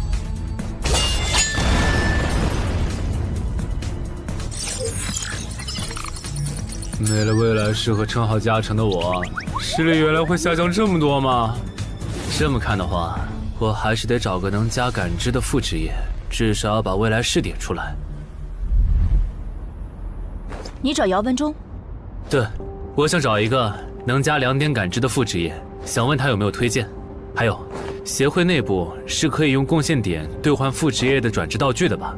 能是能，但这种和智、感、魅有关的副职业转职道具，所需要的贡献点有点多。你除掉高成勇得到的贡献点肯定不够。我知道，我来之前已经查过了。我有2个称号未被收录进官方的称号图鉴，我可以提交他们的获得线索来换取贡献点。行，那我叫姚文忠帮你整理一下。你现在就要定副职业，不再等等吗？距离你被强制征召进地下城还有半年呢，没准过几个月，新隐藏职业的最佳升级路线就能搞清楚了。不等了，我家地下城翻转后，我主职业的核心技能就会没了称号加成，得再加2点感知才能开启。这2点属性对接下来的我是刚需。行吧。这是协会掌握的能加2点及以上感知的副职业，你看一下吧。寻物师，你确定就要这个，不改了？啊，就他了，寻物师。行吧，那我现在就去联系福州的冒险者协会，让他们派评估师来东山看一下你手里的称号值多少贡献。如果价值大于寻物师的职业证书，我就向总部打申请。那麻烦姚哥了。您就是陈海先生吧？你可以叫我蔡奇，我的副职业是评估师。接下来由我为您评估至死地而后生和与传奇过招这2个称号的价值。好的。算完了，这2个称号虽然效果惊人，但他们的获取难度和激活所需要的前置条件太苛刻了，所以价值相比于同等级称号会有很大的折损。具体会折损到什么程度？请你放心，足够您兑换寻物师的转职证书了。和上次一样，别用称号和职业技能，对这个设备来一拳。好。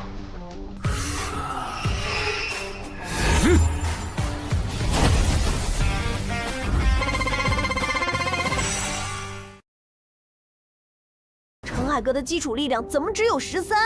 我还以为他至少有14的。你别看他现在只有13，等他家鱼人地下城翻转的时候，他保底能练到14，也有可能是15。啊，虽然陈海哥很拼，但13到14这个阶段，就连姚哥都用了2个月。陈海哥再快也不至于到15吧？不信算了。说实话，我挺眼馋你这个达人绷带的。等你以后用不上它了，能不能考虑一下平价卖给协会？可以啊，不过那得等我的力敏双16以后。原来你们在做力量测试啊！我说怎么找不到你们？程海，你的副职业转职证书到了。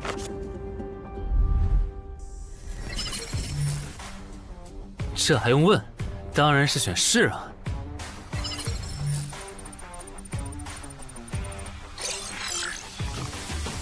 等等，不会吧？不会吧？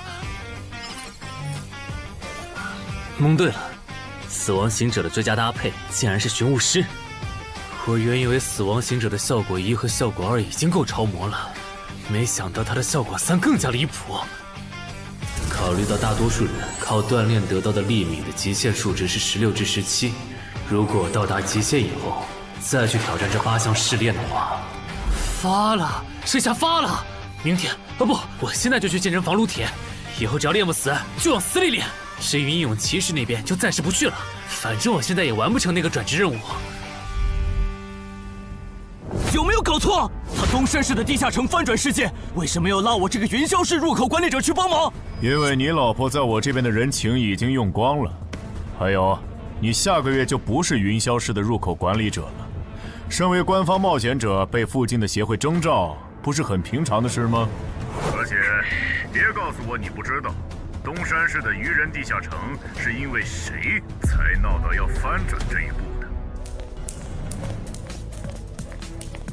？11121、11122、11123。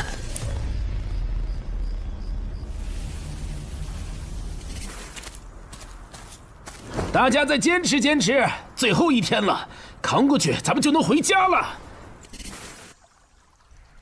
曼哈努斯大人，巢穴现在有守卫24只，精英鱼人69只，哨兵队长和士兵共800。很好，我要用他们来提升我的等级，杀死森林里的冒险者，把他们的尸体拖回来。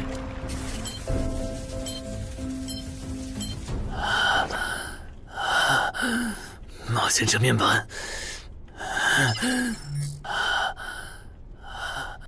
你这人真怪，明明再过几个小时地下城就翻转了，你不养精蓄锐，却在这里做力量训练，临阵磨枪也没你这么磨的吧？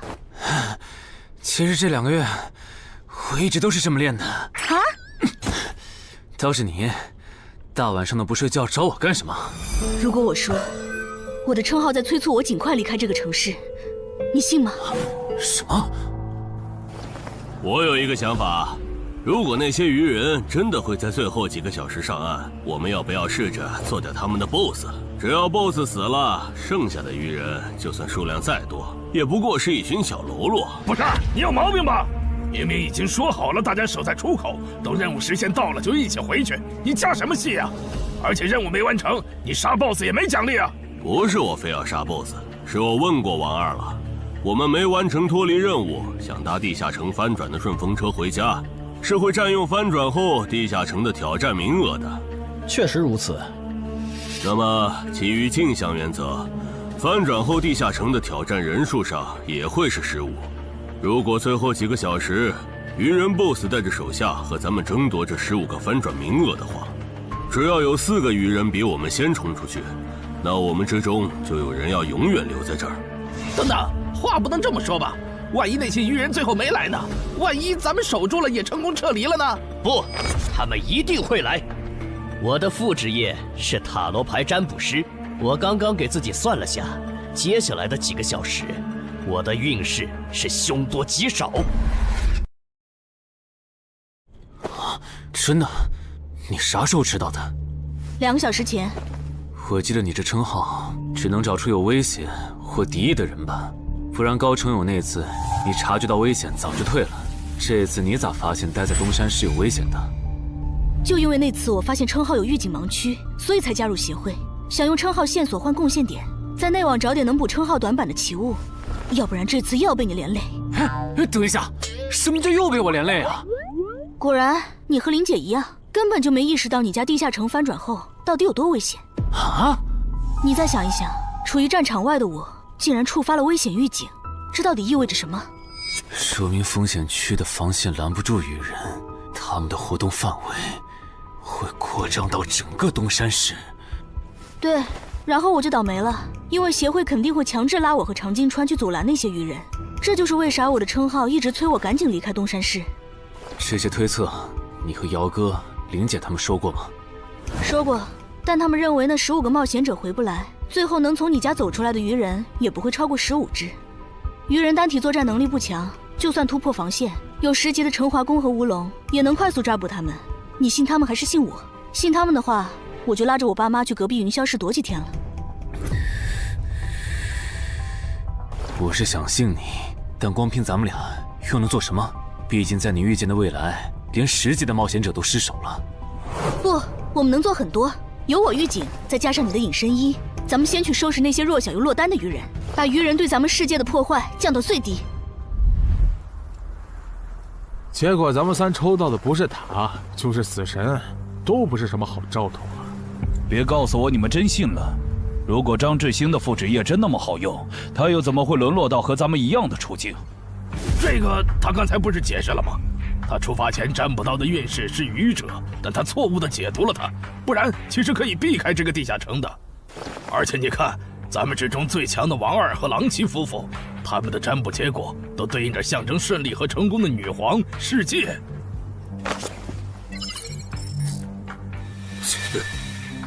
我抽到的牌和你一样，也就是说，如果我保持现状，最后下场也会和你差不多，对吧？对，咱们很有可能走不出这个地下城。那你再占卜一下，如果按我的计划，大家合力干掉 BOSS， 把剩下的鱼人赶回湖里，我的运势会不会好转？行，等一下，先别占卜。你的计划还有完善的空间。这地下城里的鱼人，现在估计已经繁殖到好几百甚至上千了。如果他们的 BOSS 是团队增益型的，那我们和他们贸然开战，绝对会死很多人。所以你的意思是，咱们干脆什么也不做，就在这儿等他们打过来喽？也对，反正你们俩抽到的都是安全牌。不，你理解错了。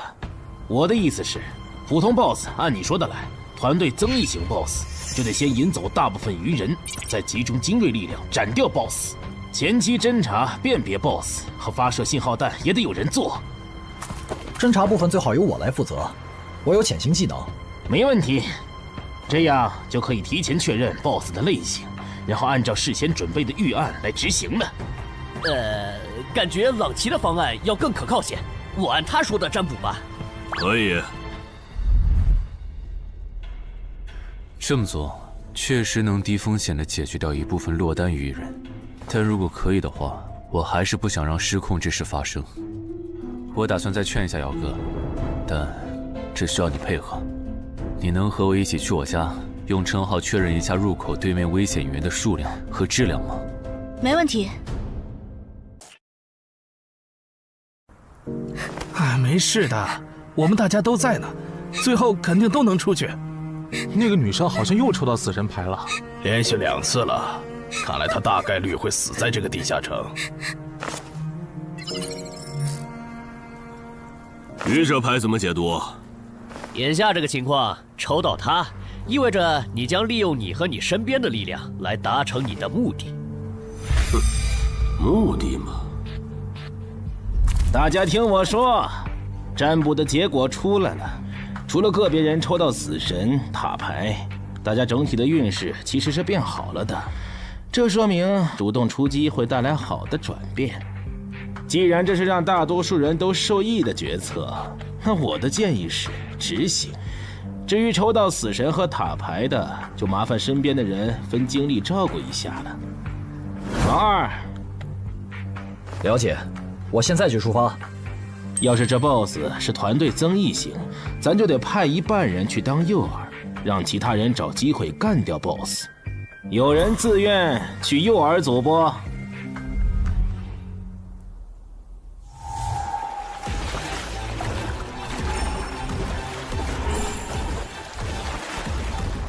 坐镇后方，身边还有同种族精英保护，是团队增益型 BOSS 没错了，得赶快把这个情报同步给朗奇他们。开始了吗？愚人的总攻，红色的是团队增益型 BOSS。惨喽，要当诱饵了。王二发出的信号弹，你们也看到了，来的是团队增益型的 BOSS。按计划，诱饵组先去原定位置落位，等你们吸引够了足够多的愚人，我们这边就开始行动。好，要是得手了，我们会放信号弹，之前就麻烦你们撑住了。好，最后预祝各位克敌制胜，平安归来。就是这里吧？对，那我放信号弹了啊。那个，能不能和你们商量个事儿？我的主职业是魔射手，正面作战能力比较差，我可不可以去附近的树上蹲着？什么情况？你远程职业为什么要来诱饵组？我也不想啊，我和另一个家伙职业重了。朗奇说他那儿只要一个好的，所以抽到坏牌的我就过来了。行吧，那你过去吧。谢谢啊。这玩意儿怎么用的来着？笨死了，给我。其实张志兴说谎了，他不是真正的塔罗牌占卜师，而是能模仿其他副职业的模仿师。当他不模仿占卜师，去模仿别的副职业时，当下所做的占卜就没有效果了。张志兴靠老切能力，让占卜的人抽到塔、死神这类危险牌，哄着冒险者听东丸仔和朗杰的话去办事。之所以出老切，是因为张志兴自己抽到了死神牌。为了改念，在东丸仔提出干掉 BOSS、把愚人赶回湖的计划时，他就赶紧站出来帮忙拱火。而这显然很成功。现在有11个冒险者帮他牵制愚人，张志兴可以从容地回到入口，等待地下城翻转。说起来，东丸仔有那实力，愚人杀过来他也能保住自己。为啥要提那么激进的计划？朗奇和王二也在暗地配合他们，这对他俩又没好处。哎，算了，不管他们干啥，都跟我没关系了。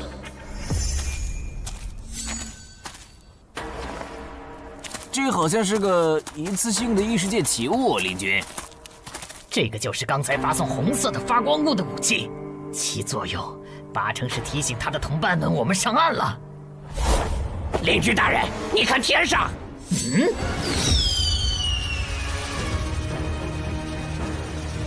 原来如此，这就是你们下的战书吗？人类，我接下了。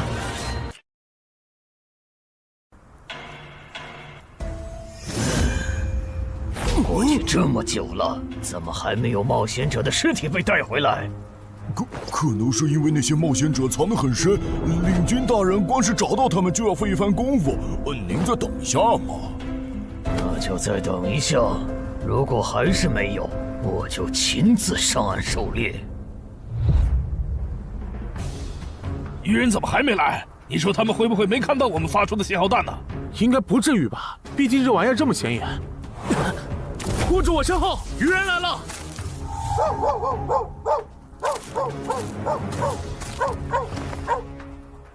！BOSS 呢？沿着这个方向走5分钟就能看到他。不过我不建议你们去讨伐他，现在他身边的愚人还是太多了，就咱们这点人手，正面作战根本没办法速推。这儿哨兵和巡逻队太密了，我就算开潜行都很难靠近 BOSS。你们没潜行技能就更不行了，要是直接硬冲，肯定会打成持久战。拖太久的话，去对付诱饵队的愚人，很可能会回来支援。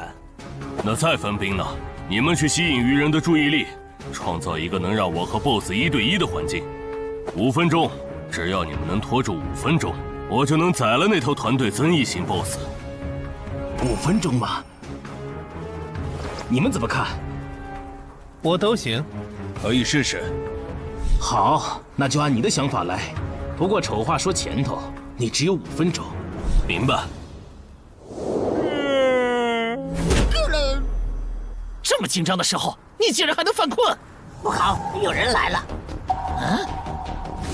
点狼烟，冒险者们打过来了！果然，那2封战书是诱饵，这些冒险者想削减我的兵力，然后趁机杀死守卫不足的我。这些人类和霍格一样狡猾。既然敌人已露面，咱们要不要分一半的巢穴守卫去帮忙？不，已经露面的未必是敌人的精锐。之前霍格就喜欢用大部队拖住我的主力，然后只身潜入军中暗杀我。这些人类也有可能这样做。不是吧？这样都没乱吗？难搞啊！算了，不等了。大人您别冲动啊，暗哨现在很危险的。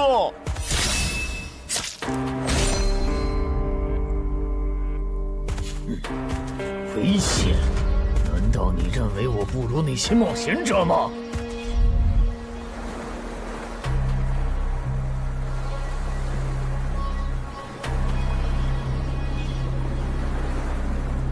好香的味道，太香了！我的，都是我的，这些美味都是我的。不知道东莞仔那边咋样了？不过和我同组的那2个傻帽肯定是死定了。等朗奇、王二他们回来，我就说我们遇到的鱼人实在太多了，队友死后独木难支，只能回撤。嘿，这样应该可以应付过去。死神牌又如何？还不是被我找到机会改命了。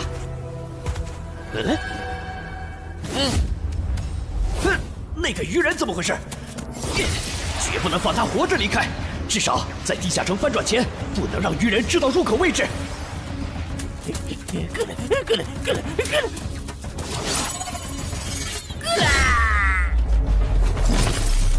有没有搞错？这样都没死，这鱼人该不会再次吃到团队增益的 buff 了吧？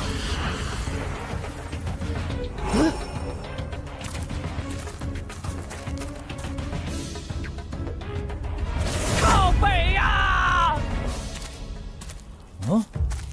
你干什么 ？BOSS 身边的护卫可还没有被引走呢。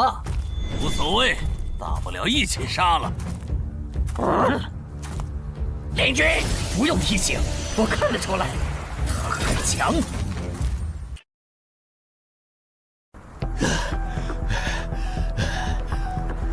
靠北，被摆了一道。这些鱼人跟谁学的诱饵和埋伏？我差点被他们给阴死了。不会吧 ，BOSS！ 虽然咸吃你有点浪费，但没办法，谁让你落单了？而我又需要快速提升等级呢。这个地下城的 BOSS 怎么会出现在我这儿？东莞仔和朗奇他们到底在干什么呀？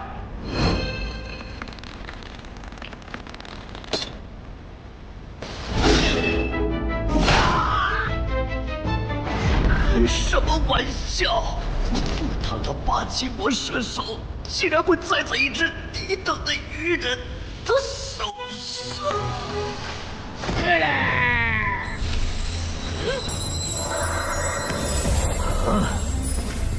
竟然还可以这样！原来低等级的鱼人击杀高等级的人类冒险者可以升阶。小子，大人，你把发生在你身上的事一字不差的去说给鱼人领军，然后让他分一点鱼人来我这边。我需要新的炮灰，还有我的战利品也催一催。好的，曼哈努斯大人。有没有搞错？这是个7级地下城，为什么会冒出这么多怪物？别藏了，王二，来帮我！这只 BOSS 身边的护卫太多，我攻不进去。李军，看那个人类冒险者的反应，他好像不是一个人来的。我们要不要别上了他的当？之前霍格刺杀我没成功，就假装还有帮手藏在周围，我只能留些护卫警戒，结果让他跑了。我可不想再碰上这种事。被骗了吧？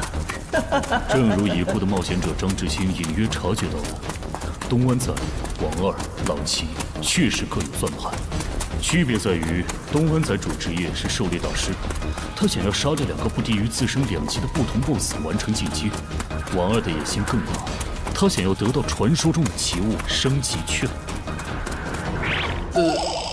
不是吧？他怎么又变大了？有什么问题吗？你怎么看起来表情怪怪的？啊，没，总感觉心里毛毛的，好像有什么事情要发生了。王二经常和闽粤两省合作，处理过不少地下城翻转事件，所以知道很多不能向民间公开的情报。这里面有2条情报，一是 bug 级地下城能产出奇物升级券，2是精英级地下城只要出了英雄级 BOSS 就会变成 bug 级地下城。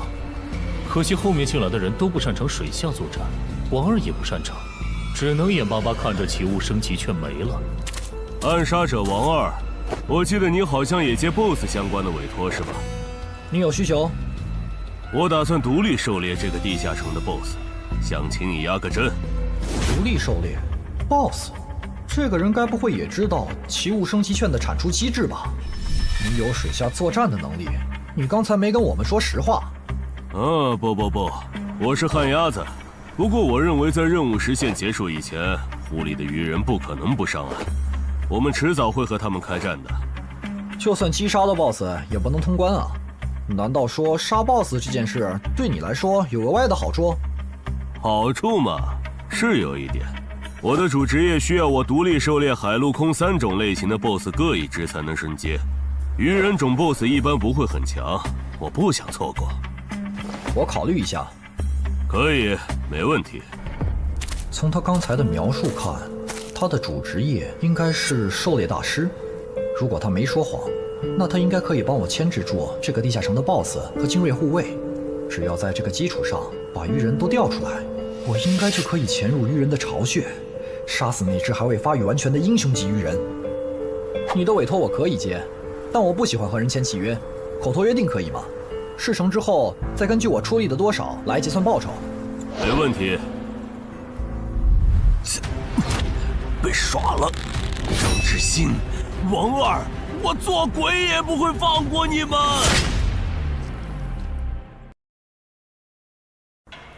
这就是你说的杀死人类的冒险者后会进化？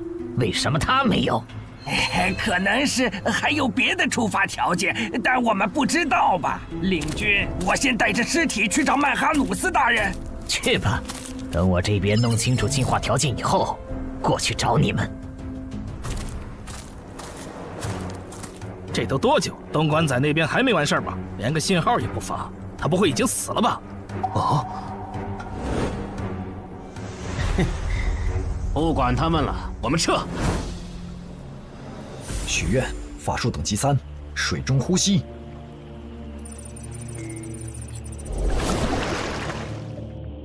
啊！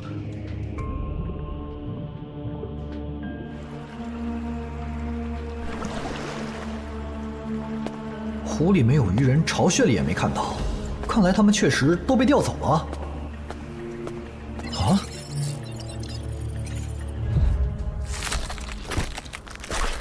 曼哈努斯大人，这是您要的尸体。可以，但我要的炮灰呢？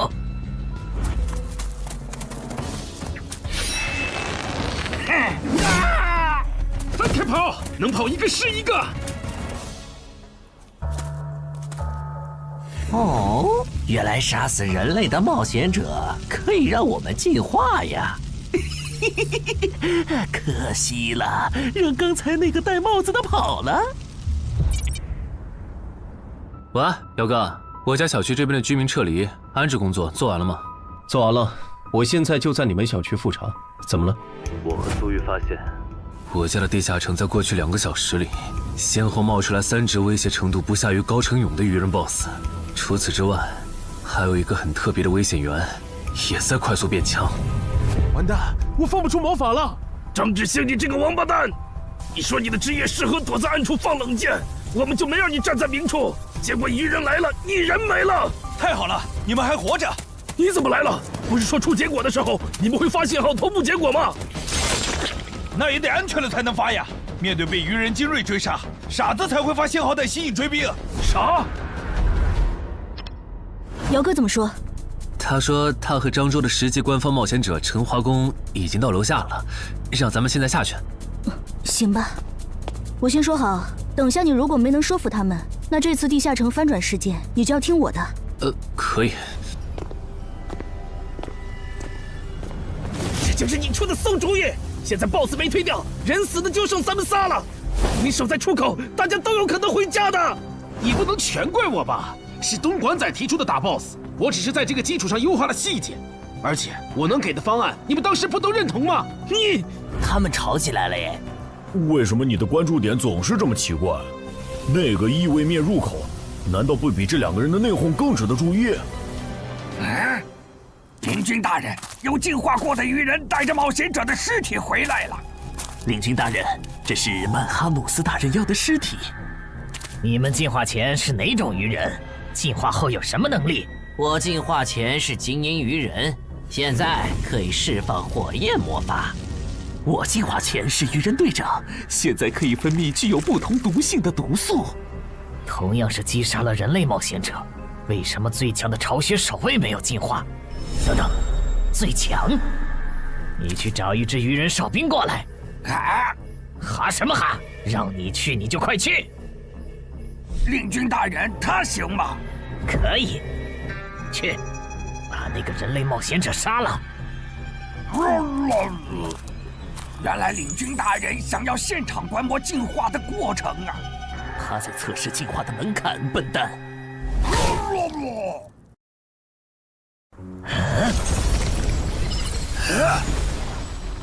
原来如此，所以进化的先决条件是等级差吗？难怪我和巢穴守卫没能进化，因为我们和这些冒险者的等级差没达到引起海之母布里伯杜普注意的程度。这样的话，把森林里的鱼人都叫过来，我有事要说。遵命。那边的，带着这些人类冒险者的尸体去找曼哈努斯大人。好的，领军大人。可惜那只英雄级鱼人不在这里，不然 bug 级地下城的任务的合并结算，说不定除了能拿到奇物升级券，还能掉落史诗级装备呢。啊！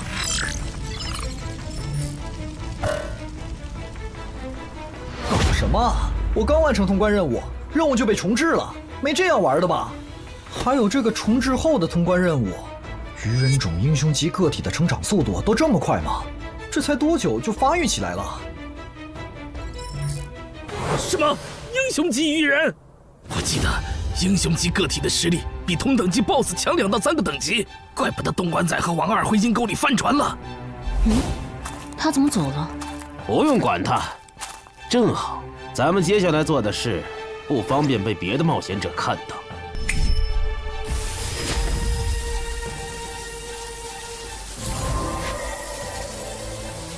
把死在地下城冒险者的灵魂和掉落带回来。啥情况呀？更新的通关任务是怎么回事？王二不是说英雄级个体的发育速度很慢，在翻转前他不会成为我们的威胁吗？怪不得他让咱们瞒下地下城有英雄级鱼人的事。之前他说帮湛江处理地下城翻转时，知道些不能公开的情报。你们说王二会不会知道干掉英雄级怪物能额外得到掉落物的消息？还真有这个可能。这么看，他说不定还藏了一些底牌没跟咱们同步，比如有可以帮他完成脱离或通关任务的奇物。对，正好湖里的鱼人现在都跑上岸了 ，BOSS 又在被东莞仔讨伐，我猜王二一定会趁此机会潜入鱼人巢穴，尝试通关。可惜地下城因为英雄级鱼人超前发育的原因，升级了任务内容，也跟着重置了，他白折腾了。就这个叫曼哈努斯的英雄级鱼人，能当9级生存类地下城的 BOSS， 王二根本就没法单干。他算计来算计去，结果把自己坑了，真是活该。这么看，我觉得张志新、东莞仔和郎奇的心里多半也藏着事儿。既然任务都重置了，要不咱别回去了，省得跟他们耍心眼。也行。李军都到齐了，好。就在刚刚，海之母布里伯杜普再次眷顾了我们。我们的族群出现了新的首领级鱼人，而他不久前还只是你们中的一员。不同以往的是，这次升级不用那么麻烦了，你们只要在这片森林里找到人类冒险者，杀死他们，就能成为和我们一样的首领级鱼人。我们还找到了通往冒险者世界的入口，那个世界肯定有能让咱们再次进化的目标。不过在此之前，你们得先把这片森林里的人类冒险者解决掉，让自己变强。所以去杀戮吧，去升级吧，去用冒险者的血来取悦我们的神明布里伯杜普吧。等一下，曼哈努斯大人，这片森林还剩7个人类冒险者，其中3个正在快速远离我们，还有1个落单的。如果你们想要狩猎人类冒险者，从而进化，建议先从这个方向的落单冒险者开始。不可思议，吃了这么多冒险者的曼哈努斯大人竟然变得平和了。要是曼哈努斯大人能一直保持现在这样，那培养出了曼哈努斯大人还有好多首领级鱼人的我们，说不定真能回到拜戈尔格陛下的鱼人国度。你哭什么？没哭，只是风大迷了眼睛。刚才说的那些，都是苏玉用称号检测过后的结果，所以我们怀疑我家的地下城翻转前，会有更多的鱼人成长为 BOSS。被那些鱼人吃到了规则红利吗？这算是比较冷门的规则了。郑仁君应该没跟你提起过，在探索地下城的时候，弱者击杀等级远高于自己的强者，会获得特殊奖励。对鱼人来说，这个奖励是进化；对咱们来说，就是属性点、超稀有称号和罕见掉落。那几个变成 BOSS 的鱼人，应该就是杀死冒险者的幸运儿。不过他们的挑战等级不会很高，顶多和地下城等级持平就是了，不用在意。但被困在地下城里的冒险者不是有15人吗？如果让鱼人大量进化，我们岂不是要同时面对15只鱼人 BOSS 的入侵？不至于，他们敢来找澄海的麻烦，说明他们比同级的冒险者要强很多。这些人聚在一起，不是一个小小的7级地下城能将其团灭的。当然，如果你实在不放心，可以用称号测一下我，看那几个新出现的 BOSS 鱼人和我比，谁更具威胁。激活技能，精力提升。好夸张的体魄，基础属性加职业带来的加成，不是最高只有20点吗？为什么我激活称号和职业技能的时候，没有这么大的体魄变化？现在的我和你感知到的3个鱼人 BOSS， 谁更强？你更强，而且要强很多。那没问题了，这次来的冒险者里，还有比我更强的。就算最坏的情况是跑出来15只鱼人 BOSS， 我们也能全部击破。啊，好吧。这次东山之行，没想到会这么一波三折。是啊，本来目标不在，咱们又完不成脱离任务，我都以为要白来一趟了。谁曾想，竟被咱们拿到了5个精英冒险者的掉落和灵魂。再加上咱们在上个地下城的斩获，这次应该可以和眼魔做一笔大交易了。怎么了，哈尼？还差一个，只要再吞噬掉1个等级不在我之下的人类冒险者，我就能脱胎换骨。什么？你说这片森林里最强大的鱼人正带着几个实力仅比你差一点的手下向我们靠拢？8成是冲咱们来的。我问了朱球之眼，他们说这片森林里有一只靠吃人就能升级的怪物，应该就是通关任务里提到的吞噬者曼哈努斯。那怎么办？这个 BOSS 咱们肯定打不过，更别说他还带着一大批手下。只能先保命了。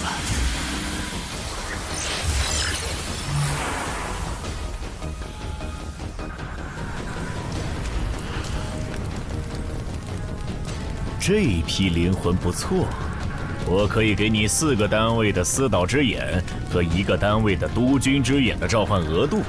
等一下，我这次不打算扩充召唤类目。那你要什么？我想请您帮我杀掉您身后这只英雄级鱼人。可以。要不咱们还是向漳州协会报备一下吧。不用，现在主职业进入第2阶段的我，真实战力少说也有12级，区区7级翻转地下城，在有我和散人联合无龙兜底的前提下，你觉得不保险是有多看不起我们？好吧。我不明白，姚哥和那个叫陈华宫的官方冒险者，为什么就不肯多叫些人来帮忙，多一份保险不好吗？这也是没办法的事，毕竟别的地方也有地下城翻转，来这边帮忙的多了，去别处的就少了。那也不能。等一下，电话。喂，是我，徐茂。等下的翻转地下城，你参与吗？应该吧，他们说有需要了会叫我。OK， 那等这个地下城被搞定后，咱们聚一下。有段时间没看到你了。成。您好，您拨打的电话正忙，请稍后再拨。谁呀？半夜不睡觉给陈海哥打电话，真讨厌！你不也在打吗？哎，我这个妹子什么都好，就是这恋爱脑。怎么还有一个未接电话？吴护士打来的吗？你可真是个大忙人，都凌晨了，还有人排队找你呢。什么？你来东山了？我听说这边有一个等级7的地下城马上要翻转了，就把我哥拉过来帮忙了。等等，你哥哥也是冒险者？哦，对，我想起来了，咱们被拉进坟场那天你说过，你哥哥是10级冒险者。你哥哥现在在你身边吗？在啊。那能把手机给他吗？我有事，很重要的事跟他说。好。你要和我说什么？我听说东山现在很危险，趁着这边的地下城还没翻转失控，你赶紧带他回云霄。失控？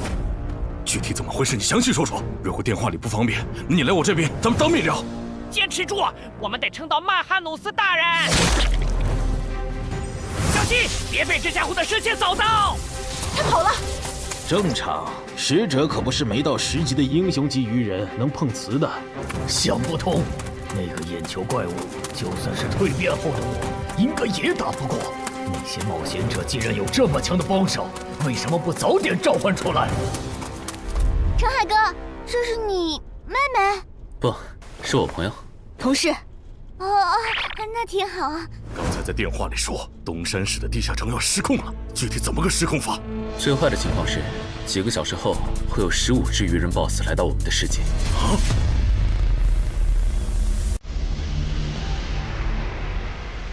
原来我进化后自然领悟的法术这么强吗？哎，领军，感觉他的进化路径好像比咱们的要厉害很多哎。其他鱼人呢？曼哈努斯大人，杀者、毒送师和火法师带队去追那3个逃走的冒险者了。那不管他们了，你们带上还活着的鱼人跟我走。入口的冒险者召唤了实力远超我之上的眼球怪物，咱们得避一避。先退回湖里。什么？比曼哈努斯大人还强的？那我来断后吧。我可以驱使这些亡灵，拖住那个眼球怪物，给大家争取时间。行吧。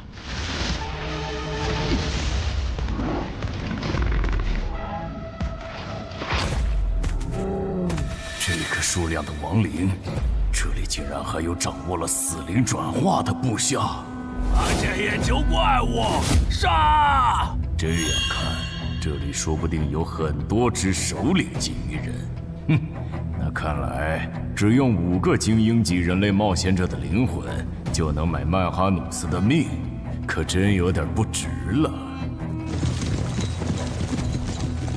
嘿嘿嘿嘿，这片森林里死掉的鱼人都在这儿了。就算你等级比曼哈努斯大人高很多，也会在几百只亡灵围攻下被活活耗死吧？不知道杀死这样强大的存在，海真母会赏我什么？如果我进化为曼哈努斯，不，超越曼哈努斯大人那样的存在，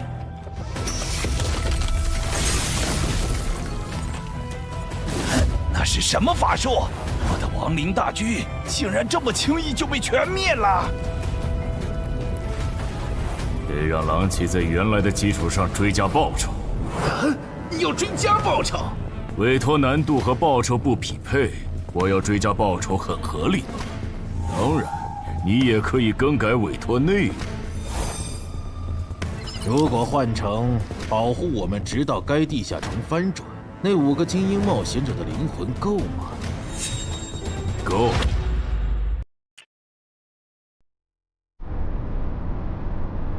原来如此，你们是通过特殊称号发现东山市的地下城有失控的风险。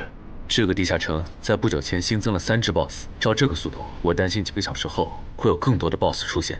是有这个可能，但这没什么大不了的。这还没什么大不了的。你们换个角度想，现在这个地下城，它已经算实质上的生存类型。这些鱼人来到我们的世界，也将获得同样的待遇。到时，为了匹配这个难度，原本的称号限制必定会被解除。如果这样还不能配平，那这个翻转地下城说不定会变成坟场那样。一旦有鱼人完成脱离任务，就会出现更高等级的我方冒险者介入的类型。哥，你怎么又提坟场？总之，你们把心放肚子里，这个地下城不会成为东山的威胁，我保证。我刚刚躲在树后，才侥幸逃过一命。他放过你了？对，那个眼球怪物用射线全灭了我的亡灵后就离开了，感觉他好像只对曼哈努斯大人感兴趣。曼哈努斯大人呢？他去找美食了。我说怎么有一个冒险者消失了？原来躲在这儿了呀！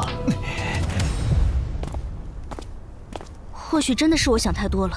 不，是他们的问题。啊！坟场1阶段的实际难度比同级别普通地下城低很多。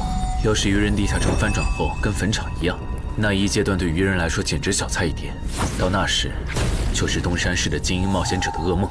这边，10分钟后，这个小区里的7级鱼人地下城将翻转。该地下城的挑战名额是15。考虑到有冒险者滞留在这个地下城，那么翻转后来这的鱼人数量应该不超过15个。不是说散人联合的吴龙和漳州的陈华公也来了吗？怎么没看到他们？威尔士的徐茂好像也不在。正常，作为精英冒险者中的大人物，他们可不会干冲锋这种辛苦活。啊，这样吗？哼。还有，一旦有人成功捕捉到鱼人，我会通过无人机将这个消息同步给大家。首个被活捉的鱼人价值与 BOSS 相当。等这个翻转地下城被彻底解决，我会根据大家狩猎到的鱼人来核算绩点，然后协助各位兑换奇物、称号线索或者情报转制道具。结果最后只有5人幸存吗？感谢您的帮助。客气。脱离。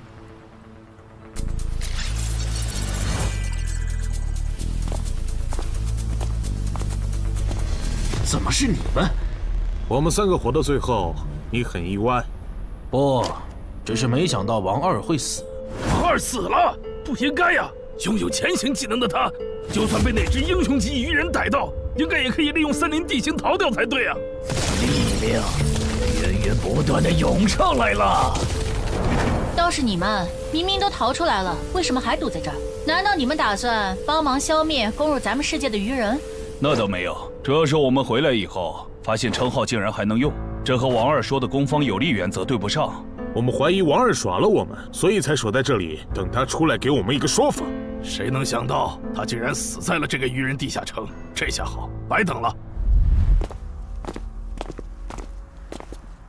只有你们几个幸存吗？对，只有我们。了解了，那跟我来吧。哎呀，我就知道干脏活有风险。等一下。严格来说，我们就是普通游客。听说周建明后人悬赏程海，就想着来凑凑热闹，不小心闯进了程海家，占了他家地下城的挑战名额。不过没和程海本人有过接触。按地下城入口勘探法案第27条，私人地下城因为攻略出了啥纠纷，当地协会不会直接插手吧？和那没关系。根据地下城翻转防卫法第14条，我代表东山市冒险者协会临时征召你们协助我们处理本次的地下城翻转事件，有异议吗？没，我们配合。配合。配合。好，那先同步一下情报吧。这个7级地下城里的怪物构成和 BOSS 大概是怎样的？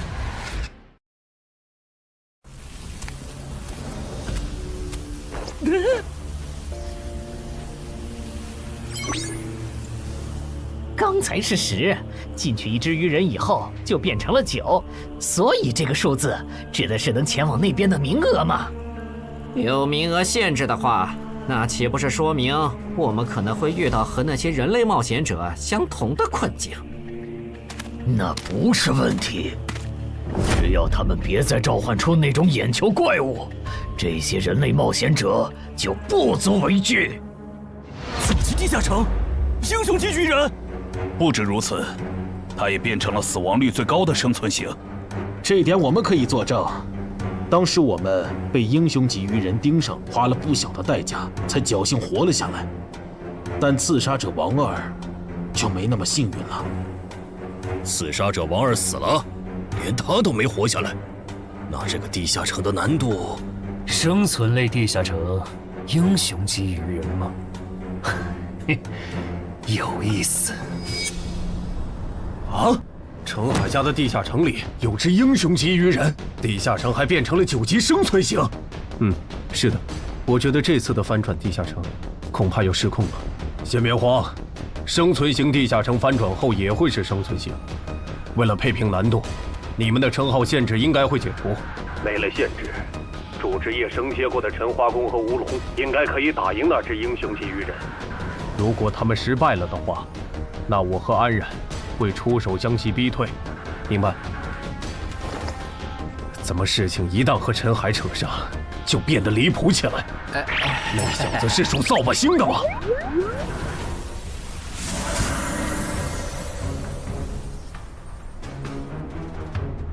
人齐了，曼哈努斯大人。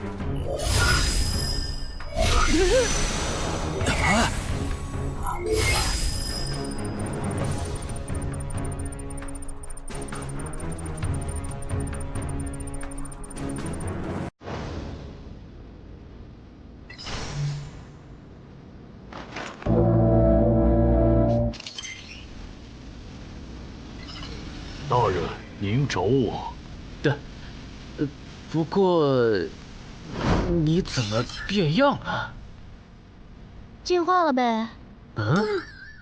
他现在已经是百战哥布林了。哦，原来如此。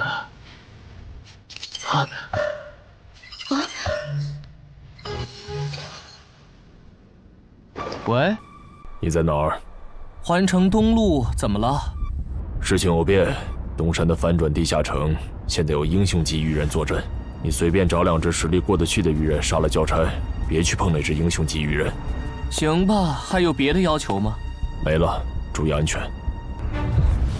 我懂了，红点是等级和我相差不过2级的人类冒险者，而黑点是等级比我高3级的人类冒险者中的首领。只有2个黑点，有点不够分呢。等等，为什么我这里全是红点，没有黑点？因为你等级比我们高1级吧？那这样的话，咱们要进化就不能用令君大人的增益 buff 了，不然和人类冒险者的等级差就拉不开了。你这么一说，好像是这样哎。曼哈努斯大人，您的地图上有可用来进化的吗？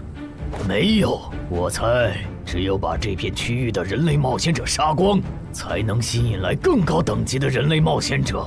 明白了，诸位，你们的任务是清理掉地图上所有的红点、黑点，把更高等级的人类冒险者吸引过来。诸位，你们的任务是清理掉地图上所有的红点、黑点，把更高等级的人类冒险者吸引过来。但地图上的黑点只有2个，怎么分配？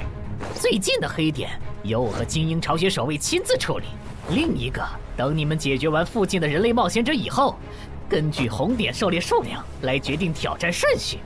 这分配方式可以，挺公平的，谁都有机会。还有问题吗？没有就自由行动了哈。有，我不擅长正面作战。如果我用暗箭射死了你们的猎物，那怎么算？地图上不是有2个离咱们挺远的红点吗？给你了。啊！那些首领级鱼人识别出来了吗？有2只没识别出来，可能是鱼人中的稀有之一。已经识别出来的鱼人资料已经发到大家的手机上了，包含挑战等级、能力和弱点。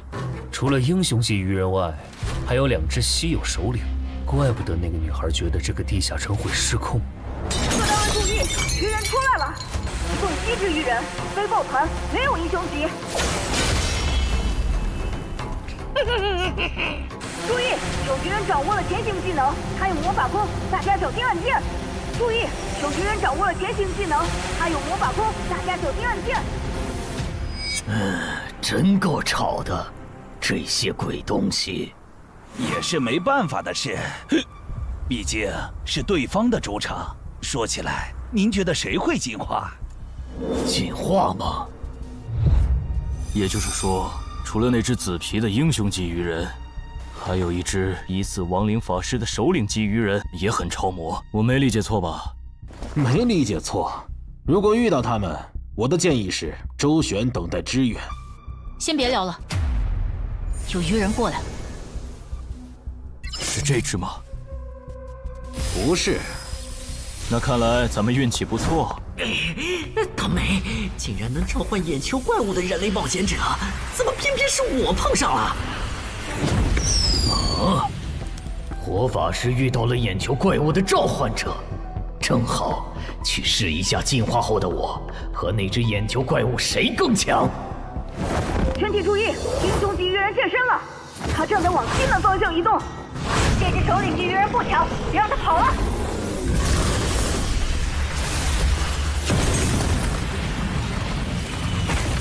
远波射线！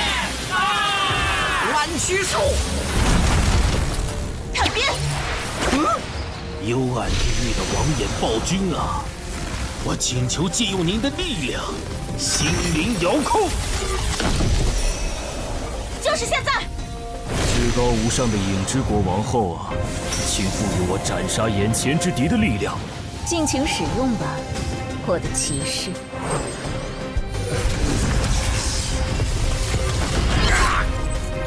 干掉了一只首领级鱼人，可以交差了。西门方向的冒险者请注意，有英雄级鱼人正在往这个方向移动。啊！英雄级鱼人，怎么来的这么快？怎么办？打还是跑？哎，他们这次没召唤那只眼球怪物，是觉得没必要吗？还是他们现在不能召唤？找到了，那个负责警戒的绿皮沙大哥，看上去要更强一些。就杀他！不，小特利是魔法弓，你要吗？不要，长得太丑了。行吧，这些鱼人比我想的弱，我打算主动出击，找落单的杀，能帮我提供一下位置信息吗？可以。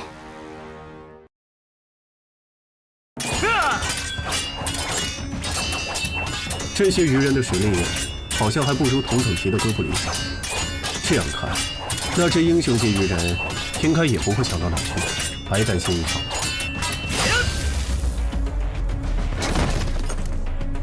这些鱼人弱得很，我一个人就能搞定，你去帮别人吧。好。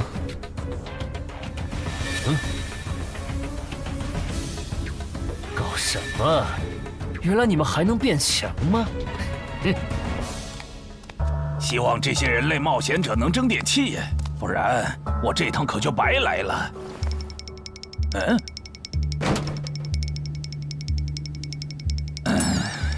都冻成这样了，你就不能换个地方藏吗？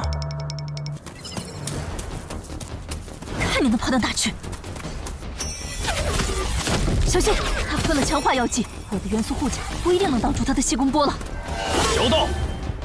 老二、老三，好的，大哥。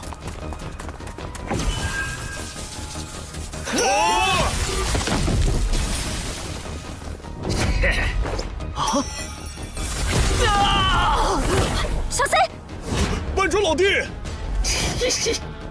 你在得意什么？欧提路克，冰封术。幽暗地狱的王眼暴君啊！我请求借用你的力量，心灵遥控。玩够了吧？把那只眼球怪物叫出来！我要和他打。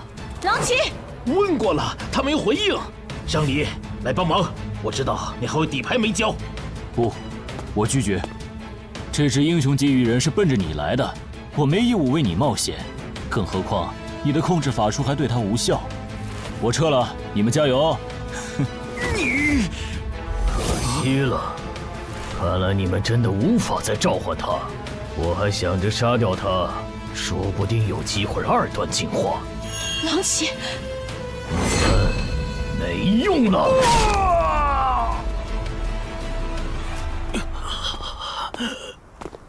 慢点，慢点！首次捕获的对应节点，等地下城结束后，会根据 BOSS 的强度核算给你。到时你可以来换取想要的东西。我很期待。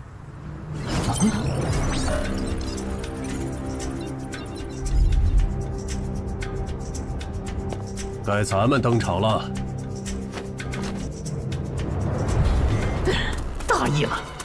虽然对10级人类冒险者的强大有一定预期，但强化到9级的基因巢穴守卫，竟然这么轻松就被干掉了。这个高等级的人类冒险者和森林里遇到的那些完全不一样，不能再……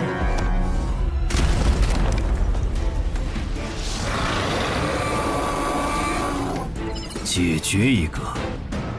吴龙，那是我的祭典。只是一只首领级鱼人，没必要抠得这么细吧？你们就是这片区域最强的人类吧？英雄级鱼人，稳点！这只首领级鱼人的毒被安小姐的毒素防护克制，就这么拉扯着打，慢慢磨死他。不会吧？领军死了？那火法师、毒素师和气功师那边是不是也？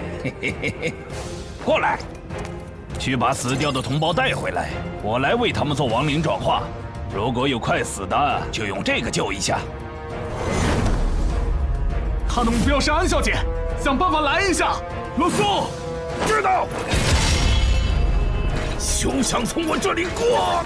你们这些……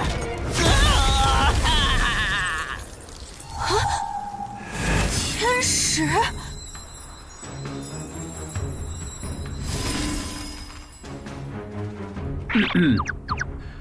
我没来晚吧？没，刚刚好。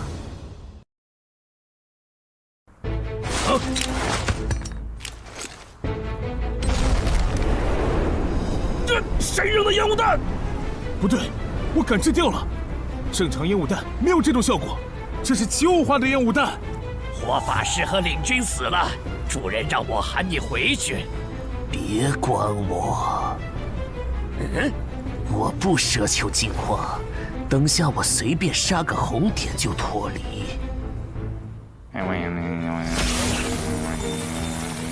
亡灵转化。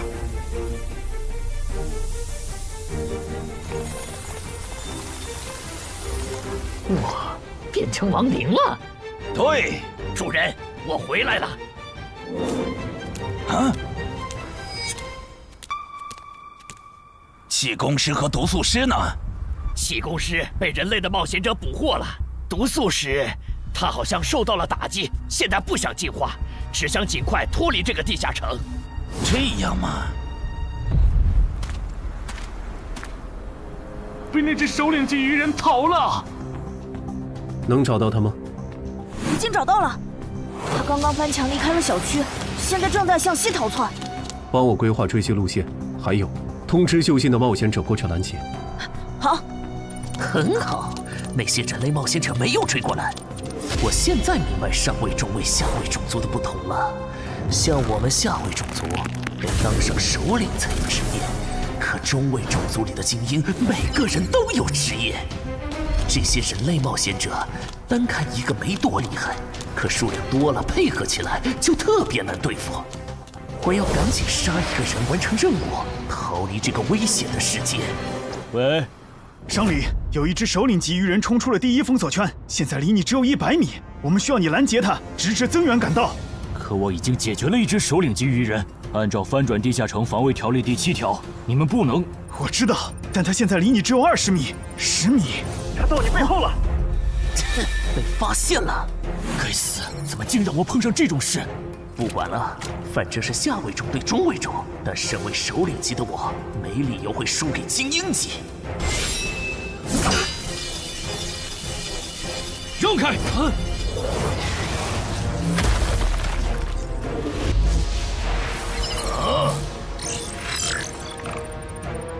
你连偷袭都不会吗？刚才为什么要喊出声来？但我那是在帮你解围。这2个黑点移动的速度好快，这样看，我这边应该是来不及了。有点可惜，本来我还想着吃掉它们，升到11级以后再进化的。啊，那是进化之光。等等，英雄级鱼人竟然还能进化，这不是6到10级地下城吗？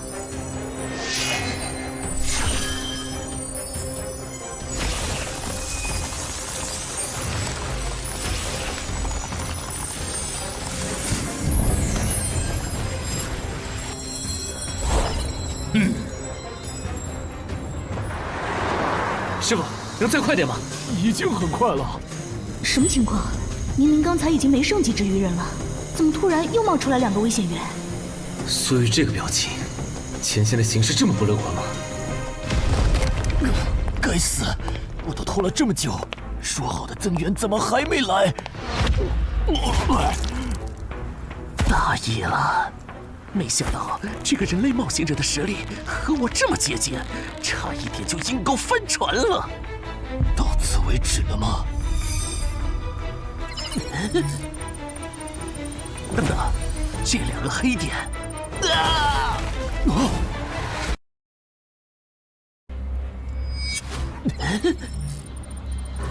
等等，这2个黑点，正人君，首领级的祭典怎么算？特事特办，我可以按照濒临失控的地下城的标准来核算。就在曼哈努斯当着陈华宫和吴龙的面完成进化的瞬间，2人的脑海闪过这么一个念头：那个女孩说的地下城会失控，竟然应验了。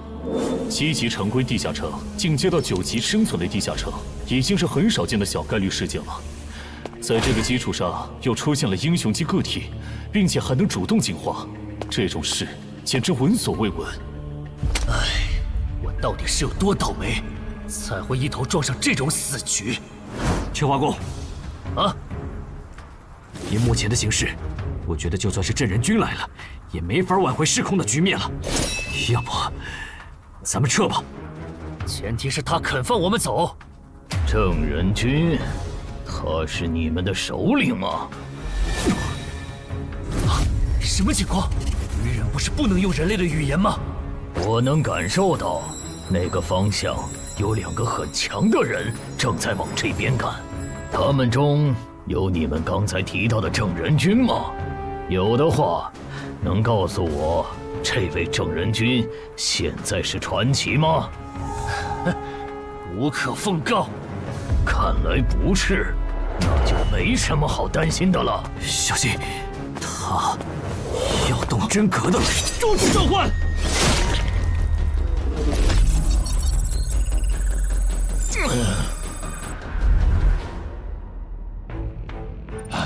终于出现了黑点。不过保险起见，还是先完成脱离任务，先去解决一个红点吧。你不是去追那只毒素鱼人了吗？怎么又回来了？哦，那只首领级 BOSS 被郑仁君和他找来的帮手干掉了。倒是你们为什么都聚在这里？小区里的鱼人解决了？大部分解决了，除了吴龙和陈华宫负责的英雄级鱼人，现在只剩下陈海家里的鱼人没解决。但他们待在楼里不肯出来，在室内作战的话，我们的人数优势就没了。亡灵能快速穿过墙。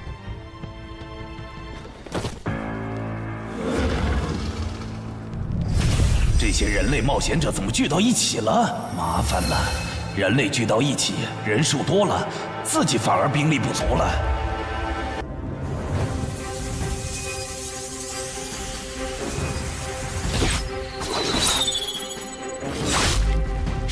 谁干的？我家现在还有几只鱼人？还有5个。其中一个特别弱小。好，跟我走一趟吧。我需要你站在明面上帮我分担火力。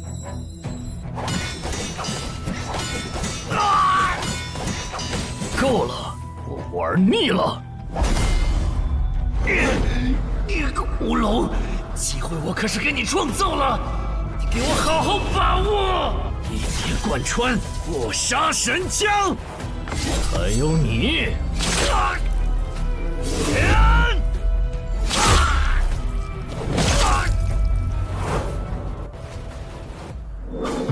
还没看够吗？厉害！你是怎么发现我的？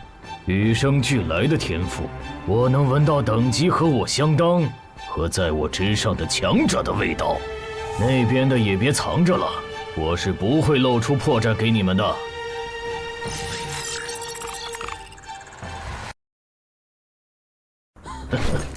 说起来，你们还真是冷酷无情呢。就这么看着我对你们优秀的后辈下杀手？如果我不叫你们出来，你们是不是还会继续看下去？彼此彼此吧。你的部下不也被歼灭的七七八八了吗？郑仁君，这家伙的实力和你跟我说的差的也太多了吧？我也不知道他会进化。放心，该算的祭典都有，我不会让你吃亏的。那就好。什么？郑仁君让我们撤出小区？对，这次翻转的地下城彻底失控了。他说等下打起来顾不上你们。但是愚人亡灵法师和他的仆从不是还没解决吗？就这么放着不管？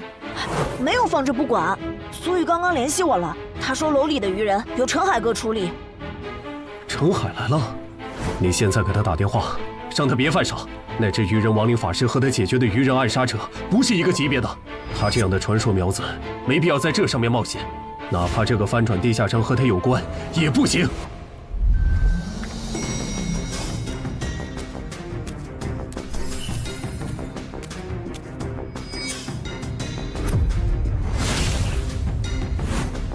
别回头，继续往前。又被瞬杀了，开什么玩笑？这可是7级精英种亡灵。没办法了，你们去给我干掉那个绿大个儿。好。他这样的传说苗子没必要在这上面冒险，哪怕这个翻转地下城和他有关也不行。彪哥，不行啊，陈海哥关机了，电话打不通。啊，关机了？啊？需要帮忙吗？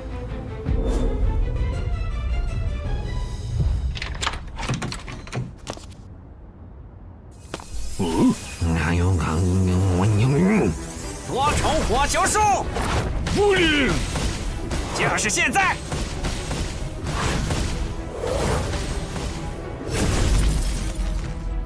和暗杀者有着相同技能的人类，怪不得那2个巢穴守卫会被瞬杀，这样就解释得通了。上一任，走廊的愚人就交给你了。多重火球术，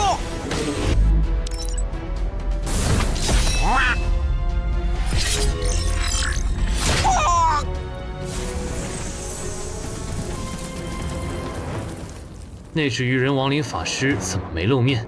算了，用过去式找吧。正好也打算测试一下这个能力。你们去给我干掉那个绿皮大个儿。好。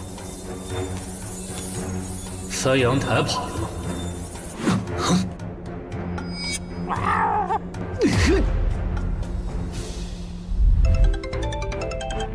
姚哥，我这边抓到了不用来探路的普通愚人。这个先放一放。你现在在哪儿？我当然在我家。你家现在很危险。你是说愚人亡灵法师和他的亡灵仆从吗？那些亡灵已经被我处理掉了，但那个愚人亡灵法师我没逮到，被他翻阳台跑了。什么？你提醒下小区里的冒险者，注意别被他抓。陈海，好久不见。徐茂，你怎么也来了？我来的晚，小区里的首领级愚人就赶上一只。听说你这边还有一只，就过来碰碰运气。那你算白来了，大鱼已经跑了，他手下的亡灵也被我和我的哥布林随从清干净了。何不？那把武器，这些等等再聊，咱们得撤了。撤？不去帮吴龙和陈华攻吗？已经帮不上忙了。你和苏璇是对的，这个翻转地下城确实失控了。虽然回音受到的伤害不会同步给本体，但回音被毁是会消耗体力的，而且打到现在，我这边的牌基本都展示一轮了。安然，如果你的暗杀拳杀不了这怪物，那咱们今天都要交代在这儿了。再来一次，显现回音。啊！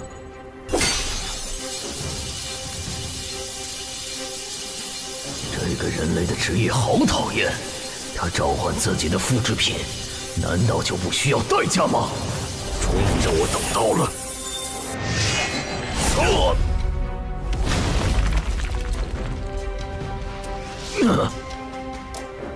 这都没死，看来他其他属性免疫很强啊！正人君，这个 BOSS 太难杀了，我要求按15级翻转地下城 BOSS 的标准核算绩点。可以。好，那你接着磨，出机会了我再出手。或许是镇安君和安然的职业技能给到了曼哈努斯足够的压力，也可能是他们表现出来的态度刺激到了曼哈努斯。靠着职业的加成就能击败我，简直是痴心妄想。这让曼哈努斯做出了草率的决定。我要选择职业，筛选出有远程攻击手段的职业。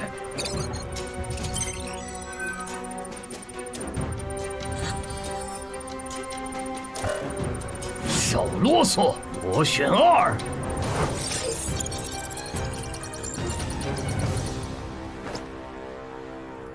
那我们先走了哈。注意安全，有事给我打电话。喂，萍姐，那只鱼人亡灵师被陈海哥打跑了，我把他的逃跑路线发你，他现在落单了，应该比较好对付。镇人君竟然亲自下场了，看来这个翻转地下城应该会很快结束。虽然中间出了不少插曲，但好在是活下来了。啊！可算找到我的猎物了。是从什么时候开始的呢？我的人生走入了死胡同。等很久了吧？啊？没有很久，李博。这是我之前跟你提到的周畅，传说级冒险者周建明的孙女。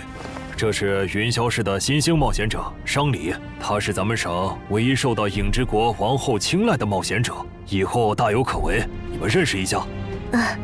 你好。你好。哦，是从那次李博介绍周畅给我认识的时候开始的。那又是什么时候，我的冒险者生涯正式步入坟墓了呢？早生贵子！好像是从我变成周家女婿，官方给我分配超出能力上限的攻略任务，而我的妻子却袖手旁观的时候。还没好吗？他快撑不住了！颓然不动。完了！五环法术，怪物定身术。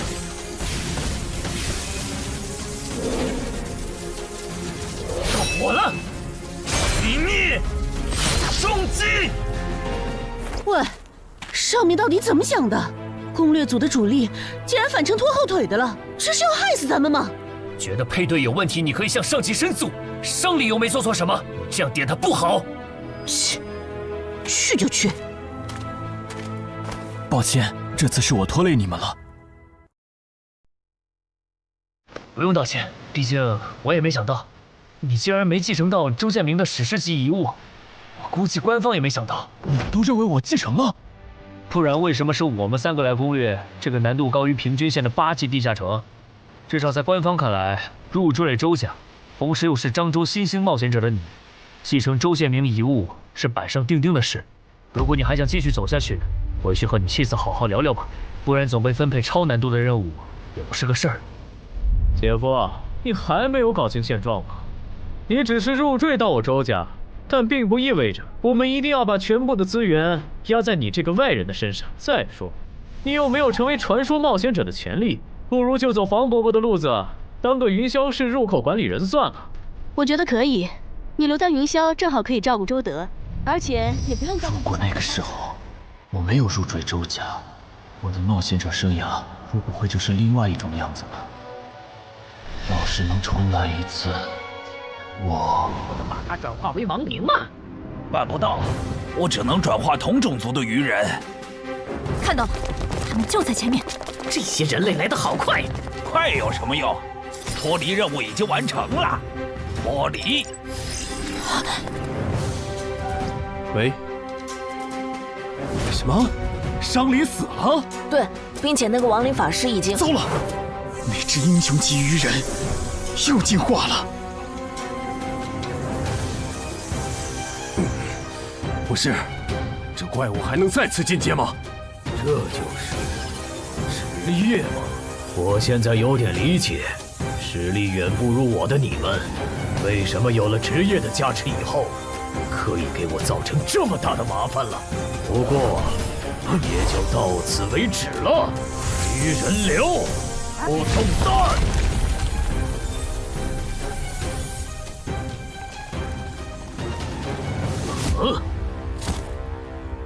移形换位，欠你条命。这种时候就不要说什么欠不欠的了。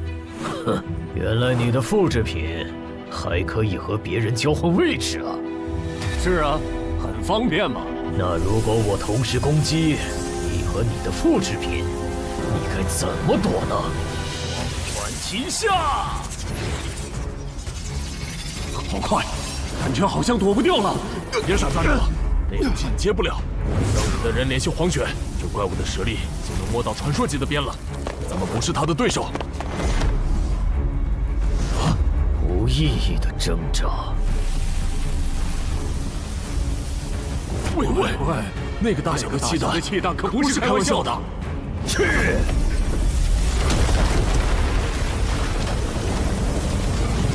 记住了，疏散市民吧。郑哥和他找来的帮手败了，那个鱼人 BOSS 身上一点伤都没有。在黄玄大佬赶过来以前，无论对方打算做什么，我们都无法阻止了。你真的很厉害，但我还是要给你一个忠告：不要对平民动手，不然无论付出多大的代价，我们都会报复回来。被同伴抛下的你，哪来的底气说这种话？报复？呵呵，等我吃了你，我会变得更强。要报复，你们尽管来就是。好的，我知道了。陈海，能请你担任东山市临时负责人，帮助疏散市民吗？我拒绝，这个你可以自己来了。不一样，我和陈化工在这个翻转地下城上犯了致命错误，现在的我没有资格当这个临时负责人。而且，总得有人站出来拖住 BOSS， 为大家争取时间吧。你赶紧逃命去吧，我尽量多为你们争取点时间。地下城失控，大家都有责任，你没必要把命搭上。不，我是官方冒险者，我不能犯了错以后还当逃兵。陈海，以后就麻烦你帮我照顾好小林他们了，东山市就靠你们了。这组织没白假。我申请，让我去挑战那个英雄级鱼人。别冲动，我知道有个能帮你越级挑战的隐藏职业。我也知道你在坟场和高成勇那里得到了强力的装备和奇物，但那可是连郑仁君和安冉都束手无策的半只脚踏入传奇的怪物。现在的你不可能是他的对手。你先听我说完。我这个称号可以自动检索附近最强的鱼人种，使我获得与对方相同的力、名、感。就算你们的基础数值完全相同，你和他仍有着无法弥补的战力差。这不是……那如果再加上这件能提供战斗意志和经验的史诗奇物——传奇亡灵库罗德的头盔，以及那边的史诗装备——黑骑士之剑，2件史诗级。哎呀，安教练，你这次可真是看走眼了。还有我的职业。死亡行者，我靠他先后和2位传奇级 BOSS 交过手，就算是19级的上位传奇，我也有自信在他的手下撑过3分钟。很抱歉，对你们隐瞒至今，但现在我想作为东山市民、东山市冒险者、东山市官方冒险者协会的一员，尽我的一份力，请不要拒绝我。你都这么说了，我还怎么拒绝？那就说定了，等下我当主坦，你从旁牵制。徐茂，你呢？来不来？我就算了。等我吃了你，就去抓那个跑了的人类，到时候我就能和你们的传奇一战。如果我能侥幸击败你们的传奇，除非太阳打西边出来。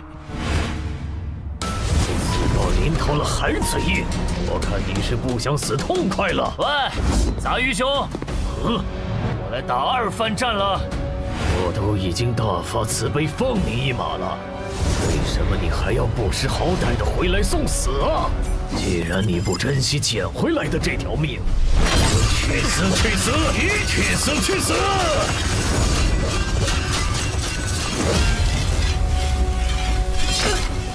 糟糕，死！异形换位！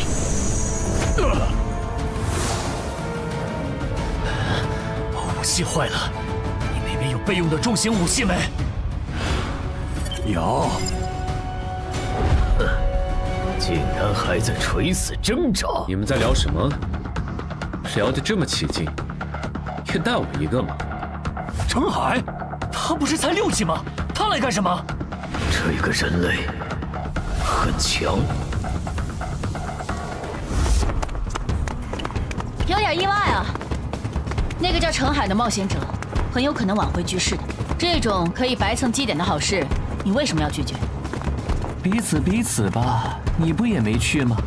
攻略团的攻城魔女，我不是说了，随便找2只鱼人杀了交差就可以撤了吗？怎么还没走？算了，不重要了，赶紧跟我走。这个反转地下城失控了，东山市已经不安全了。凭借气功师带来的高级感知，曼哈努斯敏锐地察觉到，这位不速之客的实力和自己非常接近。这个人类很强，但诡异的是，天赋却告诉曼哈努斯，吃掉眼前之人并不能升级。显然，他和自己一样，也是族群中的特殊个体。人类，你现在多少级？我6级啊，怎么了？把我当傻子吗？就算你也有王者资质，也不可能6级就和我实力相当。想知道原因吗？那是因为……够了！我不管你是装腔作势，还是打心理战，接下来我会全力击溃你。求之不得！弱，时间猛，那我也……又是这招！位置互换，郑哥你做的，你还好意思问？要不是郑哥出手，你现在已经死了。那个能召唤分身的家伙真是太麻烦了，得优先处理他。郑哥，你就信我一次，如果没把握和那个鱼人一战，我是不会来的。你确定？他的黎明坎可都在20以上，就算你之前通关的都是高位地下城，也都拿到了 A 或者 S 评级。我确定。行，那你主攻，我辅助。不是，他上下嘴皮子一动你就信了啊？他才6级啊！先杀一个！光顾着说话把他给漏了。异形换位！郑哥小心，他的目标是你！外星的家伙，给我死！来不及放出回音再置换了，得手了！不是说好了要全力击溃我吗？对我的同伴出手是什么意思？程海有2件史诗级装备。不止如此，他的主职业也很特殊，而且他能靠着称号的效果，让自己的基础属性跟那只 BOSS 一样。我觉得加上你，就算杀不掉那只英雄级鱼人，也足够拖到黄选和五虎救场了。这次还要使用移形换位？混蛋！同样的招数都用2次了，你们以为这次我还会中招吗？竟然没有换位！用过2次的战术，当然不会继续用了。赢了！还早呢。这只英雄级鱼人的体应该在20以上，刚才那一下还不够致命。不过还真是惊人呢，明明是第1次合作，程海却能在不用我提示的情况下，完美适配我的战术。我记得他好像是写小说的，现在的小说家都是怪物吗？可恶，这小子得手后就退了，完全不给我出招的机会。体也在20以上，有点难搞啊。亏了，这两人搭配起来比没用技能的我强太多了。奇怪，这个鱼人 BOSS 难道打算撤了，还是说留着后招呢？本来想着不用技能杀掉那2个14级的晋升15级，然后再挑战这里的传奇。现在看，这已经不现实了，只能走一步看一步了。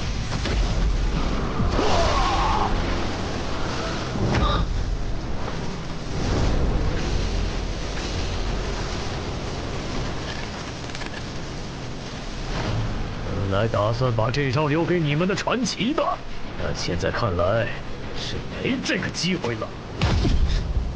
志哥，快跑！这鱼人的速度又提升了，这次我不一定能拦住他。至少在走之前，让我提升到15级吧。很好，他的一条胳膊废了，接下来应该很难再。上海，趁现在！收到。以为这样就能限制住我的行动，别太想当然了。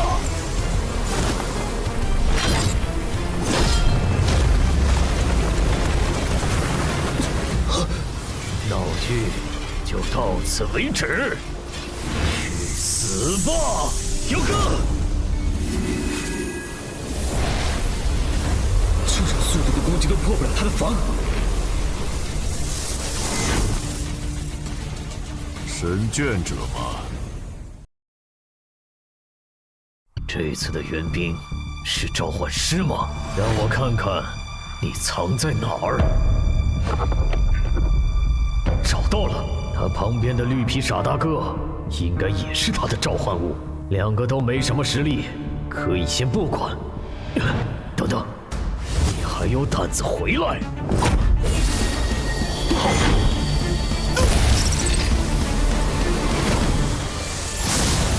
给我死！还能打吗？有点难。这是回解药剂，你和郑哥省着点喝。在增援赶到以前，咱们只能靠他撑时间了。我明白了，不杀掉你，我就不能对其他人出手。是这个意思吧？可以这么理解。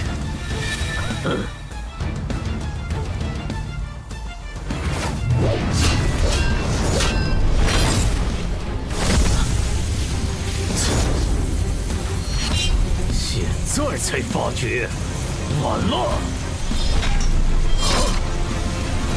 好奇怪的兵器，竟然能突然变化刺向我眼睛，得多加防范。还好他没和长莲对战过，不然刚才就只能硬接他的气功波了。但这么高强度对攻下去，他迟早会适应的。得换个打法了。用这个吧。啊，别喝太多，你一小口就能结痂了。这么客气吗？3A 级教练就配备了回血药水，我还以为至少要馆主级才有。是程海借给咱们用的。我估计他自己都没意识到，在6级这个阶段，搞到这种级别的装备起物有多难。我警告你别打他的主意啊！不管这个翻转地下城最终结果如何，程海都会成为我民省官方冒险者协会全力培养的超新星。我不会这么不识趣的。我能在民省淘到一个徐茂，已经是大功一件了，没必要为了不适合我的东西和你们交恶。不过说真的，都到这份上了，针对热武器的禁令，你还要遵守吗？我靠，这回血药水的味道怎么这么怪呀？里面加了芥末吗？用追逐战来拖延时间，天真！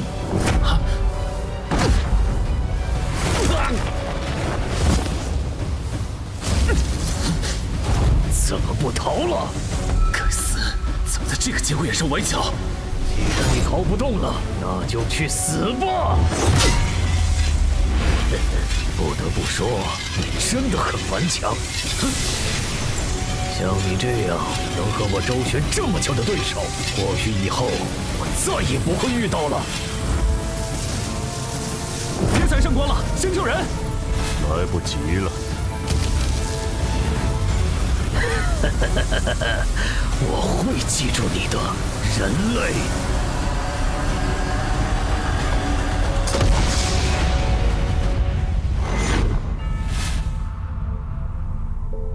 这个叫超限的技能虽然很强，但太耗体力了。还好这个人类的等级不高，不然本大爷说不定真会败在你们手上。你还没赢呢，笑什么？一个手下败将，不会以为简单处理了下伤口就能和我再战了吧？别太异想天开！这是什么武器？竟然能破我铜皮铁骨的防御！安然，好了没？好了。那我这边就不用顾忌了。呀！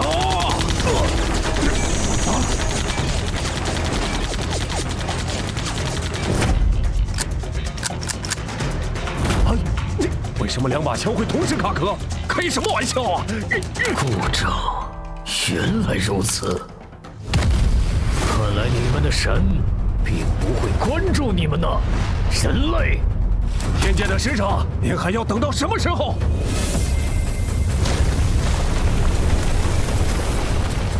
你怎么瞄着呢？我刚才差点被你杀了。不会的，我有分寸。感激不尽，武神。不是，他这都没死。圣系会分尽一切非传奇单位，你明明还不是传奇。那当然是因为海之母在注视我呀！哈哈哈哈！本来想着有限度的使用这武器，尽量控制地下城的失控的影响，但遇到这种打不死的怪物，蝼蚁们继续呀！再加把劲，你们差一点儿就能打过本大爷了。如果你不小心败在你所认为的蝼蚁手上，对你来说一定不亚于最终极的羞辱吧？就凭你痴心妄想！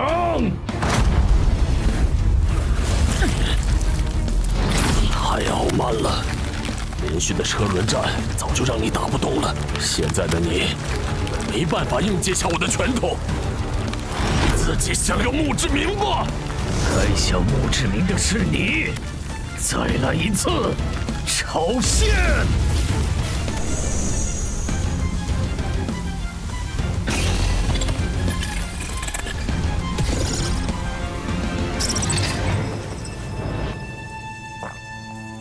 呼吸平稳了。不，好，奇怪，澄海的冒险者面板怎么弹出来了？他都没醒。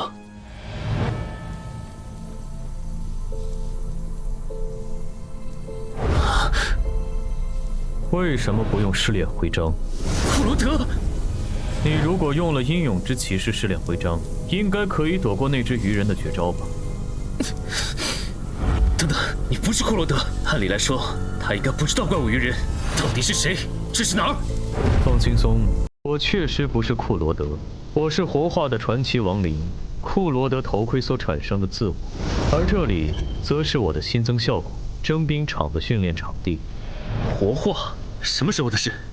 就在刚刚，你们和那只鱼人的战斗引来了2位神明的关注，其中一位神明因为3次干涉地下城进程，引起了另一位神明的不满，我因此被活化。继续刚才的话题，为什么不用试炼徽章规避伤害？是你的话，应该能想到这个解法。我想赌一把，当时想着用奇迹生还者硬扛，再用假死骗那个鱼人，找机会偷袭，尝试一击毙命。但没想到那个元气弹的伤害这么猛，差一点就被杀了。为什么？什么为什么？为什么你要冒这么大的风险来赌？你和他的等级差这么多，能拖这么久，已经算超额完成任务了。就算中途退场，也没人会怪你。可能因为这个地下城之所以失控，其源头在我吧。如果我当初选择上交入口，而非自己攻略，说不定就不会演变成现在这样。万一你上交后，官方也没打通这个地下城呢？而且你成为冒险者后，不是也帮助过很多人吗？2件事，一码归一码。对了，我要怎么做才能离开这里？外面的战斗还需要我？已经不需要了。我不是说了吗？观战的神明开始下场了，这场闹剧很快就会结束。你醒了？不，只是孱弱的身体。打开冒险者面板，称号还可以，有几个能用的。别冲动，人类。我只是借用你同伴的身体，给不守规矩的玩家一点教训。你别做多余的事，最多10分钟，这个地下城就会结束。可是你一声招呼都不打，就占用了程海的身体，你这样要我怎么相信你对我们没有恶意？也是，站在你们的角度，确实可以。这样好了，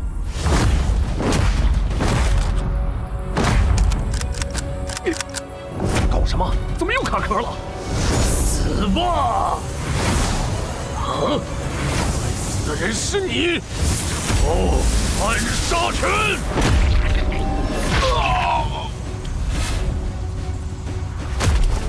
安然！被你们耍了这么多次，就算是傻子，也知道该怎么应对了。谁？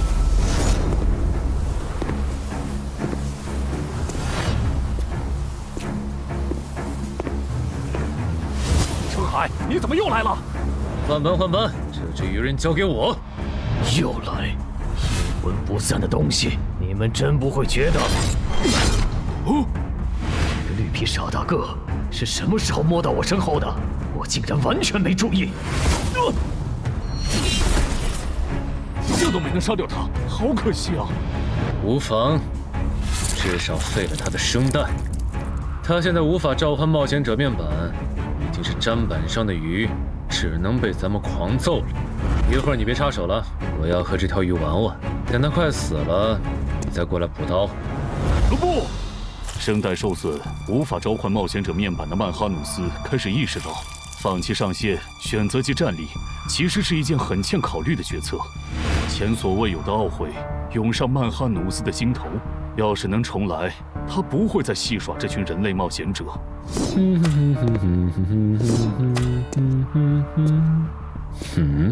同样感到后悔的还有布里伯杜，连续违反 DM 协议的代价让他不得不孤注一掷，提醒曼哈努斯还有一线生机。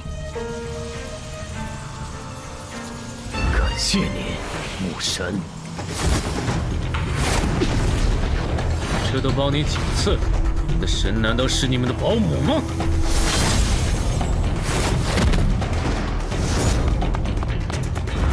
那个方向，我想抢姚文忠手里的回血药剂。冒险者面板，如果真让他治好嗓子脱离了，那么戏耍的我，岂不是要成为诸神口中的笑料？开什么玩笑！这人怎么昏迷了？谁干的？算了，纠结这个没意义，正好省了我一点时间。等我把嗓子治好，就去找你算账。这一次，我不会再给你机会了。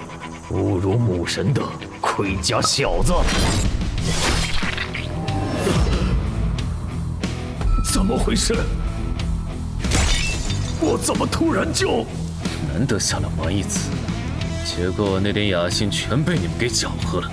哼，不止，我给我使徒准备的无限药水瓶也因为你们损坏。杂鱼，你说你该怎么赔偿我？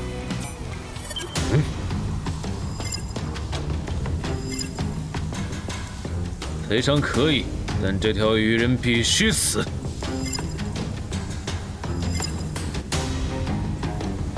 我无所谓，别把我和你这种保姆混为一谈。我的使徒如果不能成长到可以正面战胜传奇的程度，那他就不配做我的使徒。